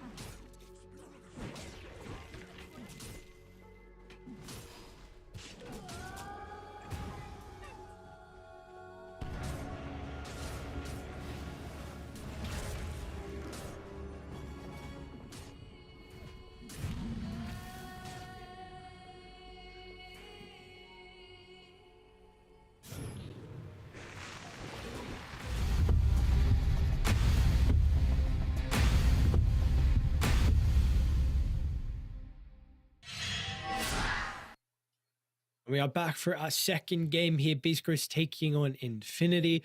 Beastcoast, very good start from them. A clean game one performance, really no mistakes, and we'll see what the change up is going to be from Infinity as we get ourselves into the second draft. Does look like the Hoodwink is going to be banned out, so Beastcoast will not get their hands on that support once again. This time the change, they will go for the Dark Willow themselves into the Shadow Demon response. All right. I mean, Shadow Demon's a completely different type of hero than Hoodwink. You typically don't destroy laning stages with a Shadow Demon. This hero is more about potentially stacking, stuff like that. But I don't know what I'm saying because that's Infinity who has a Shadow Demon and Beastcoast has the Dark Willow. So never mind on that one. Dark Willow is a hero that can destroy lanes, kind of like a Hoodwink. That's why they're both very popular. But I think Hoodwink is like one tier above Dark Willow as far as like being good in the lane. So they banned that out to give themselves a little bit better chance in the laning stage. Because when you are playing against these top teams, if you lose the laning stage, it kind of feels like the game is just over. Beast Coast were all over the map on that game. Like they had a good laning stage on every single core, and we saw what happened if you give Beast Coast a good laning stage. They just run around the map and they kill you. And they didn't miss a single beat in that last game. I felt like they were always just in the right place with the right heroes at the right time. 5 seconds remaining. They were indeed some interesting bans. Yeah, Pudge ban from Beast Coast, so they don't want to play it again. And Lifestealer ban, so I don't know if this is setting up for maybe a tiny from them heading into what I think the 14th pick. Yeah, I mean, Lifestealer just is a general blanket ban sometimes for a multitude of heroes that you can pick. Like it's good versus the Axe, good against the Legion Commanders, good against like these Underlords that we saw. Also good versus Tiny, as you mentioned. There's just a lot of games where if you get a late pick Lifestealer, you feel very, very confident that you can win the game. So I think just banning that hero in general just gives you more avenues of heroes that you can pick without feeling like, oh, we left Lifestealer in the pool. Now can't pick this hero, or oh crap, they got Lifestealer. We lost, you know. Probably helps out a lot with the offlane hero pool as well for Vitaly. I mean, we saw the Mars in the previous game. And just I was taking a look again at the last draft. They did actually even ban the Lifestealer in the second phase with their only ban. So yeah, whether this helps a lot with Vitaly's hero pool, and like you're saying with the carry heroes as well. Infinity, they are going to go down the Brewmaster route though to open up the second phase. Yep, I mean, I guess Lifestealer is also pretty good against Dark Willow too, so a lot of reasons to ban the hero. Basically, they just gave Lifestealer a free ability, right? So he was already OP as hell last patch, and then they changed him to also still be OP. But at least they changed him in some regard. They just gave him a shard for free as one of his abilities, but they tuned down the feast a little bit. But this is a hero we haven't seen yet in the series that we've been in, I believe. And Weaver's a really cool hero right now. And this is it can be a carry. I played as carry, but it also is more popular in support, I think, right now. A lot of people play this hero in the support position, so we don't really know where it's going. But one thing that you don't have right now on Infinity is good lockdown, right? And that Shadow Demon plus Brewmaster don't have a way of dealing with Weaver. And this makes me think that this will most likely be a carry Weaver because they just picked Ogre. Unless we're going to get some lumpy Ogre mid, which I'm totally down for, by the way, if they do want to do that. But I have a feeling it's just going to be Ogre Weaver lane. And when Ogre gets level 2, he's going to get the learning curve facet. And now you're going to have like some bugs, Sakuchi with Geminate attack, because that's his innate ability now. That's like 3. That sounds like a super terrifying level 2 spike, actually. That is... You know, we're speaking about the safe lane from Beast Coast, and then you just mentioned before the Dark Willow being a really strong laning support as well. We still don't even see the off laner for Vitaly, and already in the previous game, they had a really good lane as well. So there needs to be some, like, Infinite need to try and draft some of these strong lanes. Yeah, they definitely do. And Shadow Demon Brew isn't the strongest lane of all time. It's definitely not bad, but it's not super spooky. So you're saying control is one thing that they're currently lacking for the Weaver. So there's some supports that potentially come to mind that you can get. I mean, because we're still looking for a 5 as well. Yeah, I mean, Disruptor is really good versus Weaver. If you want to pick like control for him. Outside of that, definitely wasn't thinking Lesh. But that hero is very good versus Dark Willow. We saw in the last game, Dark Willow versus Pudge, like any of this AoE ground damage makes it so Dark Willow just can't weave in and out of the fights. She'll just die immediately to one committal. But you are showing your mid hero. So I think Beastcoast will most likely answer with their mid next. And that is some control, I suppose. Like Disruption plus Lesh Stun could be a way. And yet again, the Crystal Maiden lives on. Frostbite, some control versus Weaver, but it's not like none of this is scary, right? Because like if you get frostbitten, you can still use time lapse, right? So it's while it is good control against Weaver, they don't just have like that ability to burst him before he gets his ultimate off. And I think this is like pretty ideal right now for a carry Weaver game. All these heroes like don't really do anything to you. And Zeus mid against Slashrack. Yep. And really, you're speaking about controllers and jump, and Infinity also don't have that versus Zeus now. It's kind of just the Brewmaster like running at him. So, I mean, we're going to have to see some of these early rotations. In the past, like Lesh and Shadow Demon have been a bit of a combo with roaming across the map. I think that's a bit different now because Lesh kind of farms towards that Bloodstone. So this Zeus is also going to be a very difficult hero to be able to catch, and potentially why they've looked to try and ban out the Faceless Void. Faceless Void. Yeah, I mean, this is a hero that's good versus Weaver. Kind of indicates that they want to play carry Weaver. What other carry could Weaver not want to play against? Like Bloodseeker's incredibly annoying for Weaver, but he's not been on my radar this patch. Like he's just too bad of a hero for me to even think about picking. Even if I saw Weaver, I probably wouldn't go for that hero. So kind of like the state Bloodseeker's in right now. It's not a good one. What offlaners do we have left though for Beastcoast? Looking for the Vitaly hero. Man, there's a lot. There's Slardar is in the pool, right? Hero's been fairly popular. I think Slardar versus Weaver is something that they could go for, right? Oh, sorry, not Beastcoast could go Slardar, but then it'd be into a blind matchup. So it's really gonna depend on their bans more than anything, right? Because like they're gonna ban for protect the Weaver, but they also have to think about whatever they pick here. It has to, and it's really too hard for me to like do in my head because there's just so many variables, and I don't know what they're thinking. Because like when they pick just some standard offlaner here, like with Dark Willow, you think like some Centaur or something like that. I mean, it could still be Slardar too if you want. And it's gonna be Pango, and they actually banned the Bloodseeker, which multifaceted here and counters the Weaver and Pango. But those are the two heroes that are supposedly best on paper against the Weaver. And now you're playing versus a Pango, and you need a carry.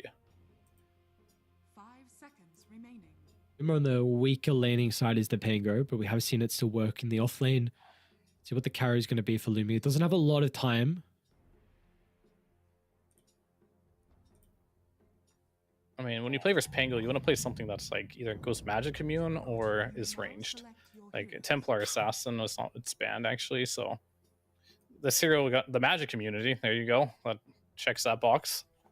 It is a hero that the Healing Ward is really good versus Zeus. You have all that spread damage, so that's going to be pretty nice to help the Leshrac out.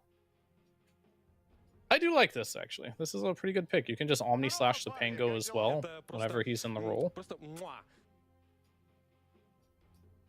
Not a bad pick. Not a bad. Okay. What's a facet choice? I've seen it I've seen both of them. I think I've seen maybe a little bit more Blade Storm, but do you have a preference? I think the other one, what is it even called? The Blade Form is the other one. Yeah, Blade Form. Yeah, maybe it got nerfed too much. I'm not entirely sure anymore. Because like the Blade Storm is like whatever, you can crit on your Blade Fury, which does a little bit more damage, but the Blade Form gives you like move speed and agility, and that lingers for 2 seconds. So when you're running around the map, Like, you just move faster, and eventually you're gonna hit that Omni Slash in the late game with a percentage-based boost to your agility, right? So that really helps a lot.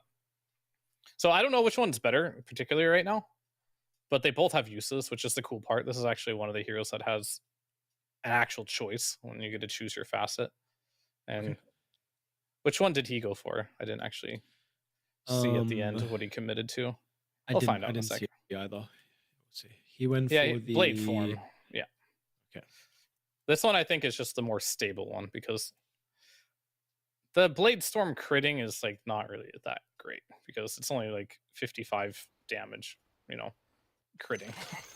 It's not really like super good, but you can see the charges amp up for him right now, and he gets to run at 412 move speed right now in the smoke. He's zooming already? He's zooming. So let's see if Infinity can pull something out of the bag here, because last game was quite Beastcoast favored. Bit of a different style overall with their draft. And we'll see. I mean, if he's going to be able to scout at the observer ward mid lane, though. You mentioned, though, you felt like your draft last game pretty solid for Beastcoast overall. How do we feel like this game, though, comparing between the two? Do we feel like it's much more even? Let's see here. Mid lane, Zeus or Slash. I think that's fairly even, slightly Zeus favored. The off lane, you're going to have Pango. Against Jug, CM. I feel like that lane should be pretty even as well. And then on the safe lane, I don't know, I feel like this Weaver Ogre might just decimate this bottom lane. And then you also don't have a Weaver answer in this game, which worries me. So I definitely think Beastcoast outdrafted him again. It's not like a super hard outdraft. Was that intentional? Maybe like a 60-40 advantage in the draft. It's definitely sizable, I would say, in the draft. But not like a 80-20 or something. What's like the path to success for Infinity, though? Well, what are they looking for that needs to kind of go right early on? They need to make sure this Lesh doesn't just feed, because it looks like a really hard Lesh game to me. Like, you're playing into the Swarm, you're playing into like all Zeus spells, you're playing into Rolling Thunder. So you have to find a way to make, you know, PP shine. Is there any items that he can go down? I mean, Bloodstone is a very common route. Is this like an... There's only one build for this hero. It's nothing you can really do outside of that. It's just the Bloodstone Lush track. Maybe Eternal Shroud. It's a lot of magic damage here. Let's see what PP can do. I mean, importantly, Lesh does kind of have some heroes to back him up. I mean, Crystal Maiden to amp him up with magic. I mean, some say with the Shadow Demon, but really they're not like the best ones. We've seen the Ire, of course, in the past. We have a lot of success. You know, we've seen heroes like the Oracle as well. Right. We'll see what PP is going to be able to do with the Lesh. They got Healing Ward. That's going to be pretty critical this game. But then again, like, Weaver is really good versus Juggernaut just for many reasons. One of them is, like, you can kill the ward pretty easily because you're, like, this hasted here. Oh, level 2 moves. We talked about it. The Swarm has been unleashed with the level 2 Ignite. And I think he's just gonna, I don't know, get eaten to death by the bugs here. Kill them! Saddest. Kill them! Okay, they decide. I thought they were going to expire. Okay, 16 seconds. I was worried for a second. I mean, now the Brewmaster. I mean, you're kind of seeing why I think this bottom lane is going to be, like, devastation. It doesn't look like it's... At least you... Okay, you have the hard camp. That is your potentially the saving grace here. So Gennik's going to be able to reposition with Equilibrium. Top lane, Gardic almost going down. Healing Ward from Lumia is going to keep him healthy. Now even trying to turn back into Elmish, showing this might be our first blood with the Blade Form. Not wanting to go into the tower, though. I mean, he had a 6 wand and a Fairy Fire, so... If he would have went, could have... Oh, okay, that's damage right there. That is Dude, a this lot shield of damage. crashes. Yeah, I don't know. This fell early on. Yeah, it gets buffed up by 50%, was it? With the facet? Yeah, I think so. Yep, there it I is. don't know. It's just a lot of damage. It can be up to 25% or 50, and the barrier can So be it's just a increased by roll? 50%. No, you can jump. Like, you know, have you played Super Mario before? You get a double jump. You literally just press it twice, and you in the air you jump a second time. Okay. It's literally double jump. So you can get more distance on it if you want. 80 mana as well. Spamming it out. They both have stick, at least for Gardic and Lumiere, but you see the top lane, a lot of pressure being put on. We saw that bottom lane as well, a lot of pressure. Really, that hard camp pull, I think, helped out a lot. We're going to try and cast some spells onto the Brewmaster. Brew's okay, though. Oh, Misho's for sure dead here. Even bottom lane as well, Moose is taking a lot of damage. Gannick trying to stack up the poison, but it means that the Weaver is just having a free fight. I mean, Pei can spell cast and right click without there being concern, so a couple kills across the board. Alright. On top lane, didn't quite catch it, but there was also... Vitali actually just missed his shield crash. It's a little janky to use, right? Because you are double jumping. And he kind of just missed it on the jug, where he could have got a return kill on old Misho. But in the end, he won't. Okay. What's he doing over there? Water room? Yeah, and had to jump up because there's stun connector from the Lesh. Yeah. He's doing a really good job. I mean, Lumpy, of course, is farming well. Top lane, Gardic will go down. It's the shield crash. This is the most annoying part about Dark Willow. Just her right clicks. I mean, you careful with your healing ward. He can snipe that. Okay. He thought about it, but he got scared. He thought he was gonna get spun on. But yeah, normally you can just press W and kill that healing ward pretty easily. I'd actually go for the kill into her instead. Gardic is gonna die in exchange. Vitali's also going to be able to run down Gardic, so it'll be a 1-for-1. Oh, died to the neutrals, in fact. Yeah. That's rough. I mean, this jug might be in a little bit of trouble here, actually. That damage is real. He's got an urn already. So it looks like getting kills, even if a neutral kills a hero, you still get urn charges. So that's nice, I guess. I feel like a lot of people have had the opinion for a while that offlane Pango is not very strong, and I don't know if this has changed with Universal, with it being a bit of a difference, but I keep seeing him have a decent lane so far. Meme on the river, PP denies the room, but eats some spells. A Thunder Gauntlet to the face as PP goes down. I mean, I think the best way to think about the game now is just you don't know anything anymore. You know, everything that was a counter or not a counter, it just isn't the same anymore, because there's just been so many changes to every hero that like it's just at a state where like nobody knows. There's no absolutes anymore. This new double jump shield crash like technology completely changes the hero, right? Like you get 50% more barrier, 50% more damage. So now all of a sudden, like, Brew's gonna go down. Like this matchup that supposedly used to be really bad, it's good now. And that's just because there's just been so many changes to the game that a lot of these like old counters or heroes that used to not be good, they're just good. And I think Pango's one of them. Like he has Mid lane, PP. not again. They're gonna actually have the damage though. Looks like not the case. I mean, the cooldowns with Lightning Bolt and Arc Lightning, not enough for them to get the kill into PP.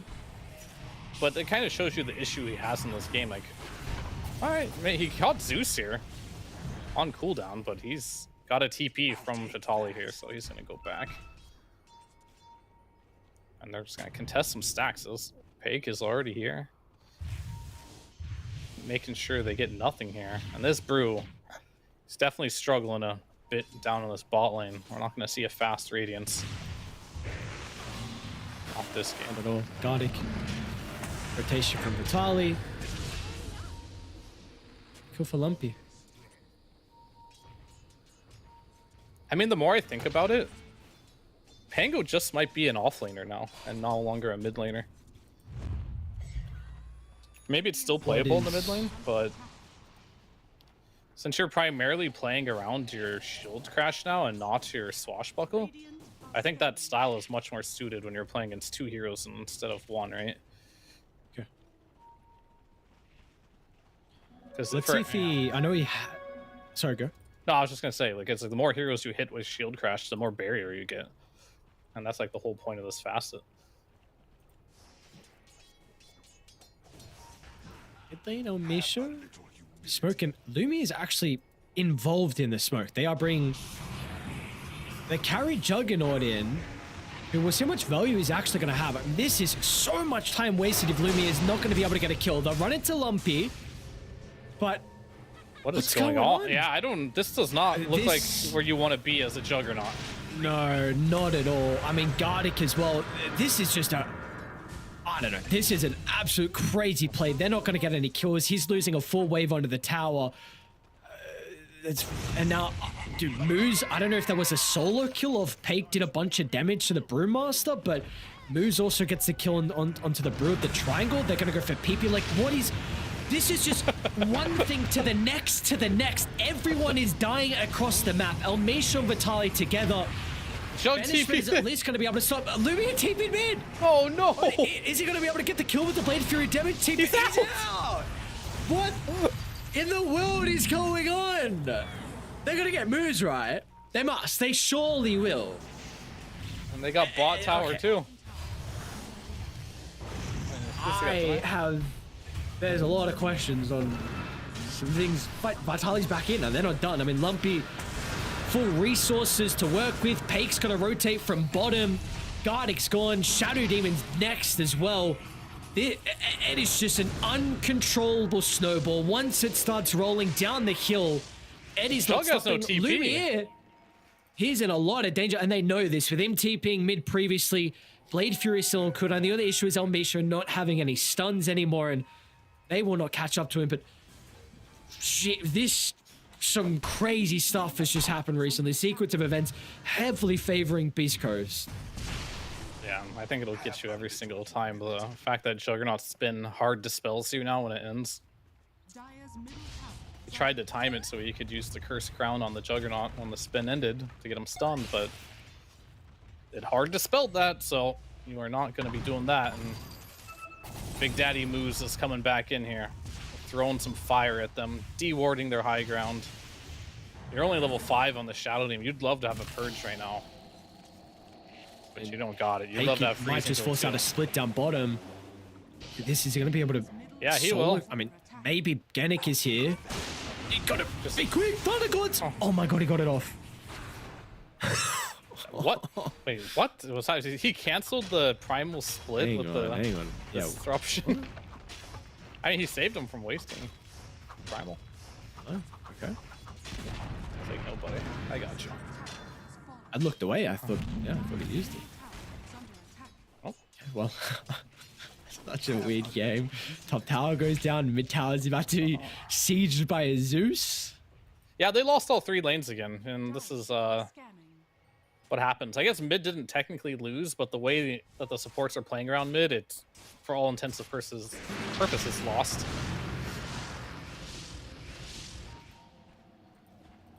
And yeah, the Slush Wreck. Godic's gonna give up the kill. Yeah, he's done. Sorry, what about the Lush? I'm just trying to find avenues for this hero to like fight. Like, what's he gonna run into? This Ogre's nukes? And then he's gonna get greeted with a Bedlam, and I'm just naming supports right now. That already sounds scary. I'm throwing the Zeus and the Pango and the Weaver hitting you too. Like, how are you gonna survive this?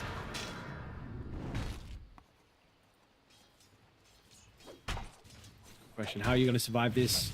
How's the Brew going to survive this? 2100 gold saved up, looking to pretty much rush the Radiance. Can't even show himself bottom. No one can show themselves across the map. You got to do a jug soon here and just kind of like sneak in where you can to get the farm. But it's definitely going to be another one of those games where the map is going to be Beastcoast unless you want to run a smoke gank, or if Beastcoast overcommit and you can bring some teleports in and bring a numbers advantage here. But the ball isn't Coast's court right now. All they have to do is not overplay their hand, and this game is going about as well as it could go for them. Just aggressively farming in Infinity's jungle, taking whatever you want across the map. No concerns for them with this current game set, and really importantly as well, for the map control, you're going to be able to secure power runes for the Zeus, so we'll see Lumpy be able to continue to play active depending on what rune he gets. We finally got our level 6s on the supports now too. Just shy of 14 minutes. Again, bottom, they're going to force probably the split out. And this is Weaver into the Brewmaster has always been such a devastating answer to him. Lane game, so frustrating. It's another split down.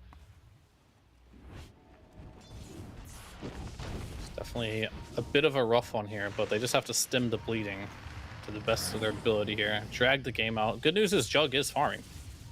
Like, he has good farm, he has good levels. It's really just the supports and Brewmaster this game that are super struggling. Whereas on the side of Beastcoast, not a single hero here is struggling. In fact, I would say they're all thriving. Maybe Moose isn't thriving, but he's doing pretty well himself. For an ogre, that is. PP tries to dance over the bramble, but my god. That's 5 heroes behind your tier 2. 15 minutes in, and they have all that burst potential to be able to go that deep. And to answer, well, I guess I'm not answering a question, but to furthermore cement the point of Leshrac feeling like a piece of paper against this lineup, that pretty much encapsulates it right there. That one play.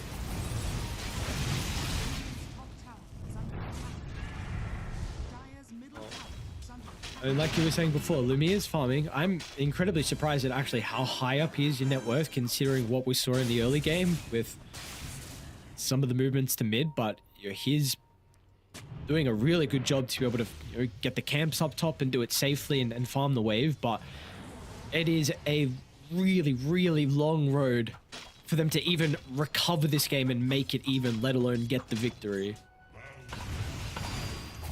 Definitely not going to be easy, but it is going to come off the back of this Juggernaut hard carrying the shit out of this game if they do want to win. Because as good of a Leshrac player PP might be, it's just the odds are stacked against him on this one, unfortunately. And he doesn't have the net worth. Brewmaster, luckily for Brewmaster, he, even without farm, can press R, and he's still a relatively strong hero, right? All in, Vitali. Looking to try and respond to the two-man smoke from Infinity. Yannick not actually going to go down to the combo. Now with the Frostbite sets up for the Omnislash. Vitali tries to get the shield crash mitigation, but it doesn't matter. A Lumpy does have a haste. Should be able to get the finishing blow onto Gardic. So we're 2 for 2, but all the kills you needed. Jug gets involved. Leshrac's going to be okay. Slides out of danger. Brewmaster continuing to farm. Yeah, we take those. Look where he's farming. It's like... You realize, like, he's losing waves under his tier 2, but he's like, get PK away from me. I just don't want to be anywhere near this Weaver. I'm gonna go farm in the most ridiculous spot of the map here. Try and get something out of it. And he is up to the Relic. I mean, this is a no boots Relic Rush. Radiance will probably be online, and at this pace, maybe 2 more minutes. Slowly but surely, he is farming up. Have the higher ground ward, so they see Moose. They also see Almisho, stun connects onto 2. Vitali without the Rolling Thunder is not really going to be able to disrupt them. And finally, first Brewmaster ulti used aggressively, but PK will respond. They'll deal with the Leshrac, the main damage source inside the team fight. And now the attempt, it looked good to start with the stun. They're killing the Brewlings. It's not even going to matter in the end. Brewlings will die and fall. The start looked great. You have this high ground ward. You see 2 supports pushing too aggressively, but it just doesn't matter. Beastcoast showcase how far they really are ahead. I mean, this Ogre has a mech. Like, Leshrac committed his body to kill Moose. And then after that, just died. Just to AoE abilities, honestly. And PK comes in with the Deso.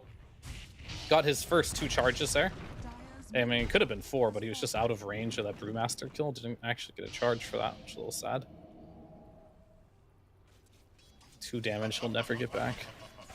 Okay, he probably will. Next fight or something.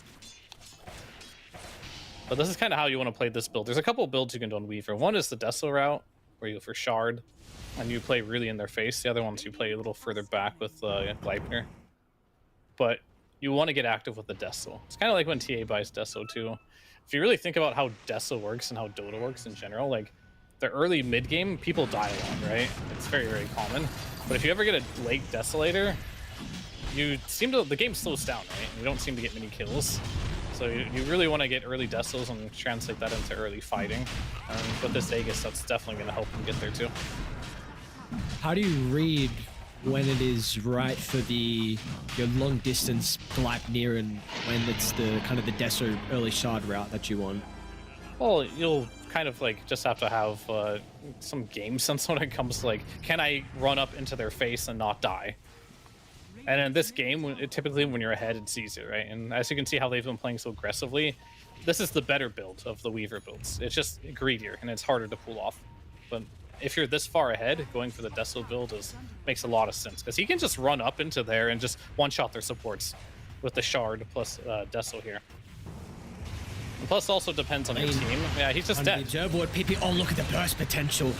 Yannick doesn't even have a hope of using the banishment. Vitaly comes crashing in and up bottom. They're already setting up. Peik, he's killed top tower, looking for bottom. 3 remaining heroes from Infinity. He comes to pincer movement. They're going to be able to backstab. Vitaly will run into the Brewmaster on the retreat. Will be able to activate the ultimate to the left side. Gardic should be able to tick out to the damage over time. At least the Brewlings this time will escape by the looks of it. I mean, these are defensive Brewmaster ultimates. Oh, not will they? really ideal. I mean, will he survive when he just comes out? Like, the Brewlings survived, but his life, on the other hand, is on forfeit. And now Lumiere has decided to take the spot on the map where the Brewmaster... Honestly, that's been the happy place for Infinity. Just Radiant's jungle. Because they're not going to go back there. They're winning the game too hard. They're going to play on your side. How do you win a team fight? That's like the real question. And I just don't have an answer for it. Because maybe BKB on Lesh. Maybe. This might be the item that can really help him. But like you're playing into... There's an answer for no matter what he does. Like this is just such a terrible Lesh game. They picked this hero way too early, I think. And they didn't even pick heroes that really make this hero succeed either. I mean, he only has 4 deaths, but we see like Lesh is a sustain hero. The longer he stays alive, the more damage he does. It's not burst damage. And he just can't stay alive in this game because he has been thoroughly counterpicked.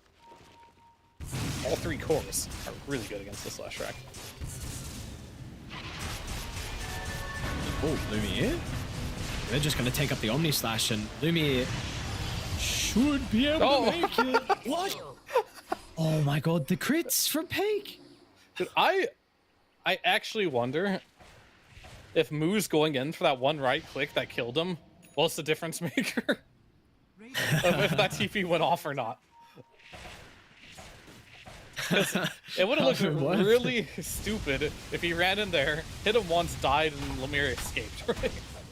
But because he didn't, I'm sure he's justifying himself like that one right click I did there to give my life was the difference maker of that TP going off or not. I mean, for his story, I'm going to say yes, that one right click was the deal breaker. Yeah, we'll give him the benefit of the doubt. Good job, Muse. Oh, yeah. Great read. Great calculations. This was Charger drafting up Peik. I have got a confirmation. It is actually Pike. You were right. Pike. I did ask around, and I mean, yeah, your initial guess was right. So we'll go back to Pike now. So the whole series was saying Peik.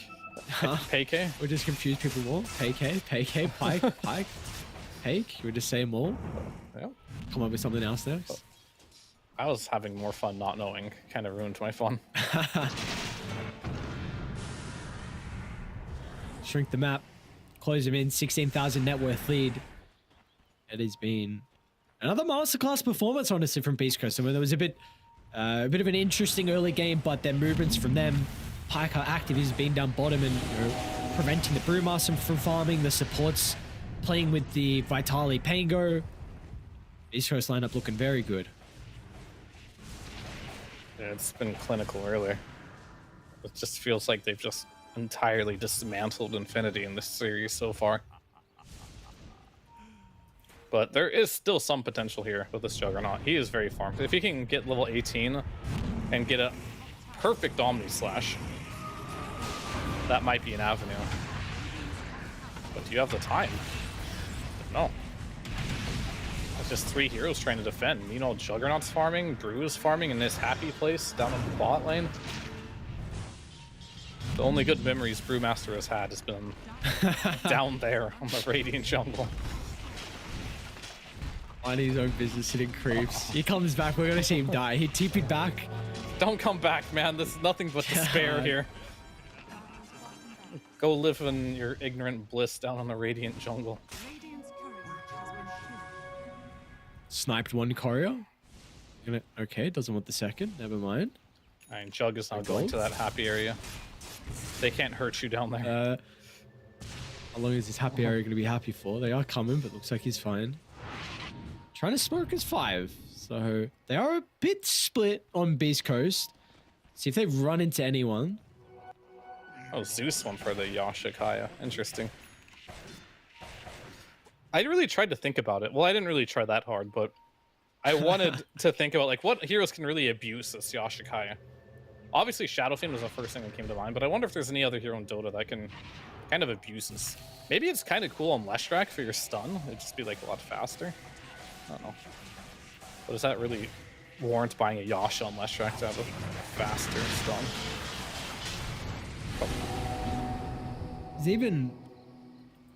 Is the attack speed just the main thing for the Zeus? I mean, of course, the spell amp and everything else is nice, but because he went the shard, which I was a bit surprised. Like, I mean, I haven't seen a lot of Zeuses at the moment. But yeah, he bought the shard, so interesting. PTP told me it's good on Ember Storm. Okay, I could see that. But I think SF's the real breadwinner on that one. I feel like that item was... Storm? I don't know, apparently. I can't verify it. That's just word on the street. Needs to... Patrick needs to see the Meteor Hammer Storm build. That's the build. Yeah, I mean that's where it's at. That is the build. You don't even use the Meteor Hammer, right? You just abuse the mana region. And we might just roll in. Try and get the jump with the banishment. Genic will be there in time, but of course Genic is just dead from a couple of stuns from Vitali. And now Leshrac, I mean, BKB used defensively, and you are so happy with what you've got, and now you can go back up the high ground. Lesh is not going to be able to enter any of these fights if they occur. All right, Juggernaut, he has picked up an invisibility rune, and he has TP'd back to base. But he does have invisibility right now, so maybe he can walk on up and Omni Slash. I don't know. Who is he gonna Omni Slash? I guess it has to be the Rolling Thunder. But they're smoking out. This could potentially be the last fight of the game if it goes poorly for Infinity. Did they even run into anyone though? It's crazy. Off on another side of the map, they've got Roche up. 30 seconds. They will run into moves by the looks of it. I think they got a glimpse of him coming up the stairs. 2,000 health they have to go through, but it looks like they should be able to deal with PP and Lumini combination together. I mean, Lemir's done a really good job this game, just getting his farm. Radiant's middle tower is under attack. I do respect that. Like, he's same net worth as all the cores on Beastcoast right now. Rolling Thunder forced out, and they're just gonna back. This could be an overextension potentially. Or maybe it's just a free CM kill. Yep, looks like a free CM kill. Should be a D-ward inside the base as well. They got a glimpse of Gardic dropping that one down, so back to their side of the map they go. That'll teach them from crossing the river. We'll see if Pike is going to go for the barracks up here. Or maybe he just wants the Brewmaster's life. Oh, he needs MKB. Yeah. he might be regretting this Daedalus choice here after what just happened there. But I'd be okay with just like a casual crit and then getting MKB. But I think he may have committed. Yeah, he committed to the Daedalus, so he won't be hitting Brewmaster, but all the other heroes will die very quickly. I mean, this Leshrac is just like paper. This is I'm looking Daedalus. away from this. I despise when people do that. What happened? Zeus is just spamming lightning bolt. You know, the sound of Oh, the ults, like animation canceling it? the ult, even the light. Yeah, I mean both. Both I are see. incredibly loud and obnoxious. I just look away. It's alright. I'm not going to look at you. Genic. Oh my. Oh my. Wait, what? Was he full HP? Yeah, full HP. Didn't even need the Nimbus. Yeah. How can Pango do that much damage? I don't understand. No, I'm really happy that the fact this Pango doesn't buy Diffusal Blade anymore. I was so tired of it. At least that's good spirit. At least you don't mind the fact that Pango is back in the meta after a week of it not being here. You just, you know, you're just happy at least it's not going Diffusal. It's going a different build. Yeah. I respect it. I mean, the thing is, like, I think Pango is getting its time in the sun. I think all offlaners wanted to play Pango, right? But every single mid laner just took it away from them. And I think they found a way to give offlaners, you know, they haven't got to play Pango in a long time. They've been so envious that Pango's been in the meta and their mid laners going to play Pango every game, but they want to play Pango. So I think they found a way to put Pango back in the offlane, and it's going a different item build than the normal, so it's different, and I think that's a net win. Okay. The problem is if they nerf Pango it every game. yeah, sure, but like at least it's going different skill builds, item builds, and everything. It's a different type of thing. EP. We've seen the burst potential previously. They're going to try and use the Nimbus onto Genic to mini-stun him to stop the banishment. Really nicely done. Lumpy's spell casting has been on point. Very crafty with that attempt. And meanwhile, Lumiere and Gardic are outside the base, but Lumiere, he can't get on the high ground to use any of his slashes. Lumpy will jump down, eat the crits. Cheese is going to be consumed. Lunky's okay. And Lumiere is gone. G's are going to be caught before the death. Infinity will tap out and Beastcoast dismantle Infinity, not in just game one, but also game two as well. This team is looking very clean. Yeah, I looked at the rosters and I honestly thought the series would be a lot closer than what it was, just because, Same. you know, teams like Lumiere is just a household name in the SA region. He's a great player, and he's on this team that's also really good, but Beastcoast, they didn't even make it look close. And that can happen if you just have a bad day or the other team just had better preparation than you. We did see Beastcoast, they are on boot camp. Maybe that could be the difference maker for some of these teams. Getting more time to talk about the patch and their ideas in person definitely helps a lot. And this definitely felt like it was one of those games where just the drafting was on a different level here. I don't think this Leshrac worked out at all. I saw the Lesh pick and I'm like, okay, what are you guys cooking with this? And after seeing it being played out, and more importantly, just the choices of heroes that were picked by Beastcoast to counter Lesh were really good. Like, they just had some solid drafting, and they have a very good idea of this patch right now and what heroes are strong, and they executed just as good as their drafting.